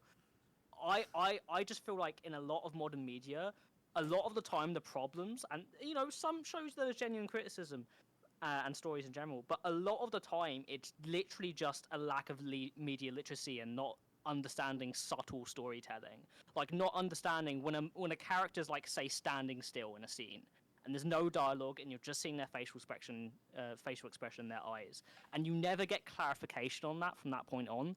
That's like considered bad storytelling. When in actuality, it's supposed to be subtle, and you're supposed to try infer something from that. That's just an example, but it's why I love stories like ReZero, because I feel like it's trying to beat that trend of literally just, you know, storytelling is more than just us saying our ability names and this stuff happening. Like, Right. Or rather, spelling out the themes of the story for you concretely right away. You know, just being like, hey, we're talking about people, you know, being sad or happy or bad. You know, the human condition. You know, all the bad things that people take and how to become wise. How to you know, whatever. You know, like all this stuff. It's one of those things. I think also an issue parallel to this issue of media literacy is also an issue of people being scared to talk about certain topics in media too. Like, and this is just a generalization, but I find there's a lot of issues with people discussing controversial topics in media nowadays, when I think this is the time to confront it, you know? Like, think about all of these controversial issues. The only way we're gonna get past some of these big issues is by confronting it and thinking about it. And a Right. great way to confront you with that is through media. Absolutely. And that's something that I always love to highlight, like even with controversial shows, right? Is, for example, why does it make you feel uncomfortable? That's something worth asking, like introspecting whenever you see a show and it makes you feel uncomfortable or you don't like the message or whatever, right? Like what particularly does that, like, especially if you feel really triggered or you feel really sad or happy or whatever that show may be, like introspect. And this is something that I tell like all of my, like, you know, individuals that I do group therapy with or so on and so forth, is like, if you're not introspecting, are you really learning and growing? Or are you just trying to go into an echo chamber where you feel the same things are being told to you time and time again, right? Yeah. So, for example, I had a 15-year-old come up to me last week and was like, I really hate Frieden. Her words, right? I really hate Frieden. It's so boring. There's nothing to go at. It's not deep. My Hero Academia is the deepest show that I've seen. And just going in. And this kid's about to get plummeted. and Uh-oh. and I looked at her and I was like, okay. I was like, let's go ahead and take this even further, right? I'm like, so you lost a family member, right? Have you ever thought about what you want to do whenever you're gone? And all of a sudden, they were like, oh, the quiet moments in the show are those thinking patterns. And like they started processing that. The light bulb. Yeah, the light bulb went off. And I was like, now you start seeing it. There you go. Yeah. 'Cause it genuinely really is that thing of just like, you know, and again, you don't have to enjoy something. But Right. if you're going to criticize it for things that are genuine criticism rather than just, oh, it's because it doesn't fit my vibes. You know what I mean? Like, for instance, I'll be honest here. Mushoku Tensei is not my favorite story of all time. It's not in my top of anything. I think it is a well-written story, Right. but I don't enjoy it a lot. But I can admit that it is a well-written and well-constructed story. Right. And I can separate that. And that's a big aspect through it. I like both Mushoku Tensei and ReZero, and that's something that I've just been very upfront about. But at the same time, I've also brought up some very interesting discussions on both sides, right? Where it's like, they're like, all shows have things that you can look at and you can be like, well, technically you can point at this and be like, well, that's a little weird. So for example, a bunch of people from like within the community running with like Petra R34. Oh, And it's like, guys, what are you doing, right? Or Beako R34. And it's like, come on, dude. Or even further than that, right? Like just actual discussion elements here, right? People are like, oh, well, Mushoku Tensei has these very controversial topics about relationships, about whatnot. And I highlight through ReZero as well. Technically, Emilia would be seen as a developmentally delayed individual in our world. And crickets, right? And it happens on... yeah, silence. It just takes over the space. Right, because she froze herself when she was a little kid. And she's mentally about 13 or 14, give or take. Exactly, and that would be something that would be an issue in our world and something to talk about. But we glance over that, and in fact, a lot of people sexualize her because, Emilia, a big booba, big this. Apparently now in the new season, the way that they redesigned her, right? So that's Interesting accurate, fact. though. Yeah, so interesting fact, and this might make you chuckle a bit, Ed. The author did a genuine graph where he measured all of the female characters' breast sizes. It was a list, like a list, yeah, an ordered list. Yeah, an ordered list, and and Emilia, I believe Emilia's the biggest one, right? No, she was not. She's just high up. High up, yeah. And Sekhmet, I think, took first. Yeah, Sekhmet, yeah, that makes sense. But they didn't really. That's not a thing that was really incorporated in previous anime designs. So this new design she has in season 3 is actually more accurate to how the author envisions her. So, but there's been a lot of very funny memes online. Yeah, there's been a lot of funny memes. Like upgrades, people upgrade. Gotta sell figures. Priscilla's the biggest. I'm looking at the list now. It says yeah, Priscilla, get the fact checks out. Yeah. Priscilla, Minerva, Elsa, Sekhmet, Krush, Frederica, Carmela, Emilia, Rem, Anastasia, Ram. Yeah, that's all of them. Wow. taking that time. Priscilla, you're welcome. There's he took the sacrifice. Right. That's in your search history now. It's like that meme of like the man who's standing like above the child on the bed, and he's like taking all the shrapnel and like damage from above him, and he's like he's sacrificing himself for that child's innocence.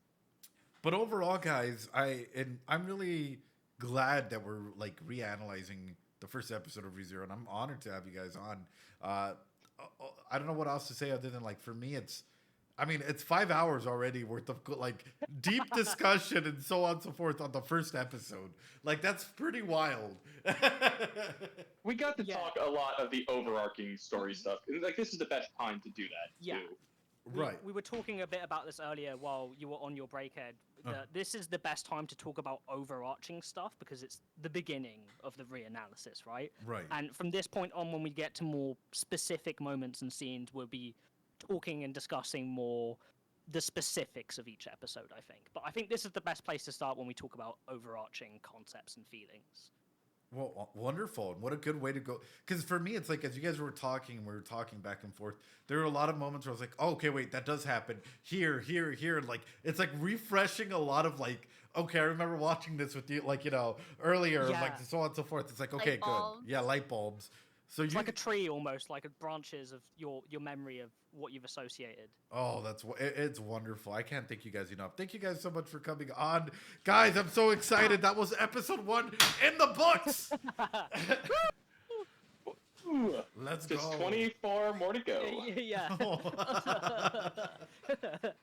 Yeah. I guess this is you're watching the director's cut, right? Correct. So Okay, so 9. 9, yeah. Oh, that's good. But still, woo, more episodes to go. Thank you for having us, Ed. Thank No. you so much, Ed. This was honestly so much fun. And thank you guys so much for coming on.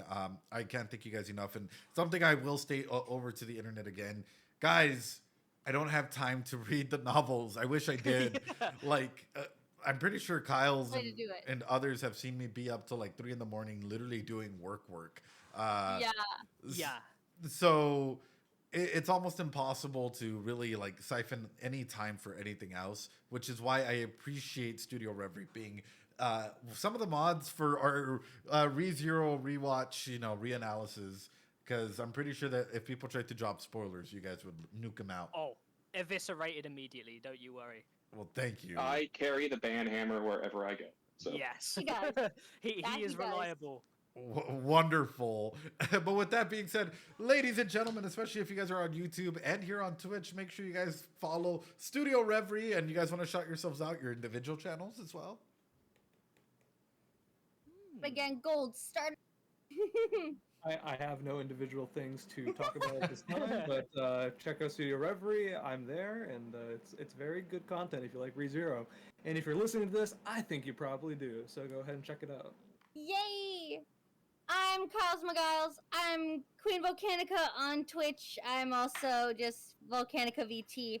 I'm a voice actor, VTuber, streamer, blah blah blah. I come on here often. You can call me Kyle's or Canny. Those some of you already remember me. That's me. I'm Connor. I'm Palazard, 95 everywhere. That's half Paladin, half Wizard. I let's do go. a little stuff on YouTube very rarely, but mainly on Studio Reverie.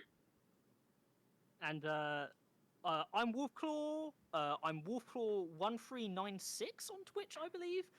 And on YouTube, if you just type in Wolfclaw ReZero, 2 of my ReZero videos will pop up if you would be interested in watching them.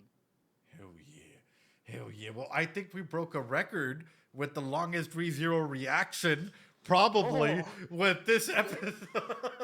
Oh my god, 5.5 hours! Double Our feature season length. 3 reaction was only 1 hour. Double feature length. Double feature length. So if someone compiles this in the future, all 24 or season 1, season 2 plus the original, good luck. That's gonna be a 5 chunky hours. edit. Right. But all right. Clippers, go insane. Right. Thank you so much, Ed. Thank you. I Thank you appreciate so much, you Ed. guys. You guys are the best. I'll catch you Bye. guys on the next one as well. Thank you. Thank you. Bye. Absolutely. Bye. Bye. Alrighty, guys. Oh my God, they're incredible. I absolutely love and adore them. Like, legitimately. I can't thank them enough. Kyle's, Goldie, Connor, Wolf, all of them. All of them. They're amazing. Guys, YouTube, people here on Twitch, what can we say? We told you it was going to be a long analysis. We told you that we would have amazing guests come along the way. Studio Reverie, ladies and gentlemen, the #1 dubbed spot for anything ReZero. Come and join us, ladies and gentlemen. Go follow them, show them that love and support. Guys, with that being said, for those of you guys on YouTube, if you liked what you saw, if you liked the deep analysis, the reanalysis of this, I appreciate y'all coming on through. Remember to practice some self-care. Leave a like, comment, follow, subscribe, that whole ordeal. Come and join us here on Twitch as we prepare for more ReZero. Ladies and gentlemen, you guys are fucking amazing. How many episodes did you watch? 1. And with that being said, ladies and gentlemen, have a good night, YouTube. Practice on self-care, and I'll see you guys for the next one.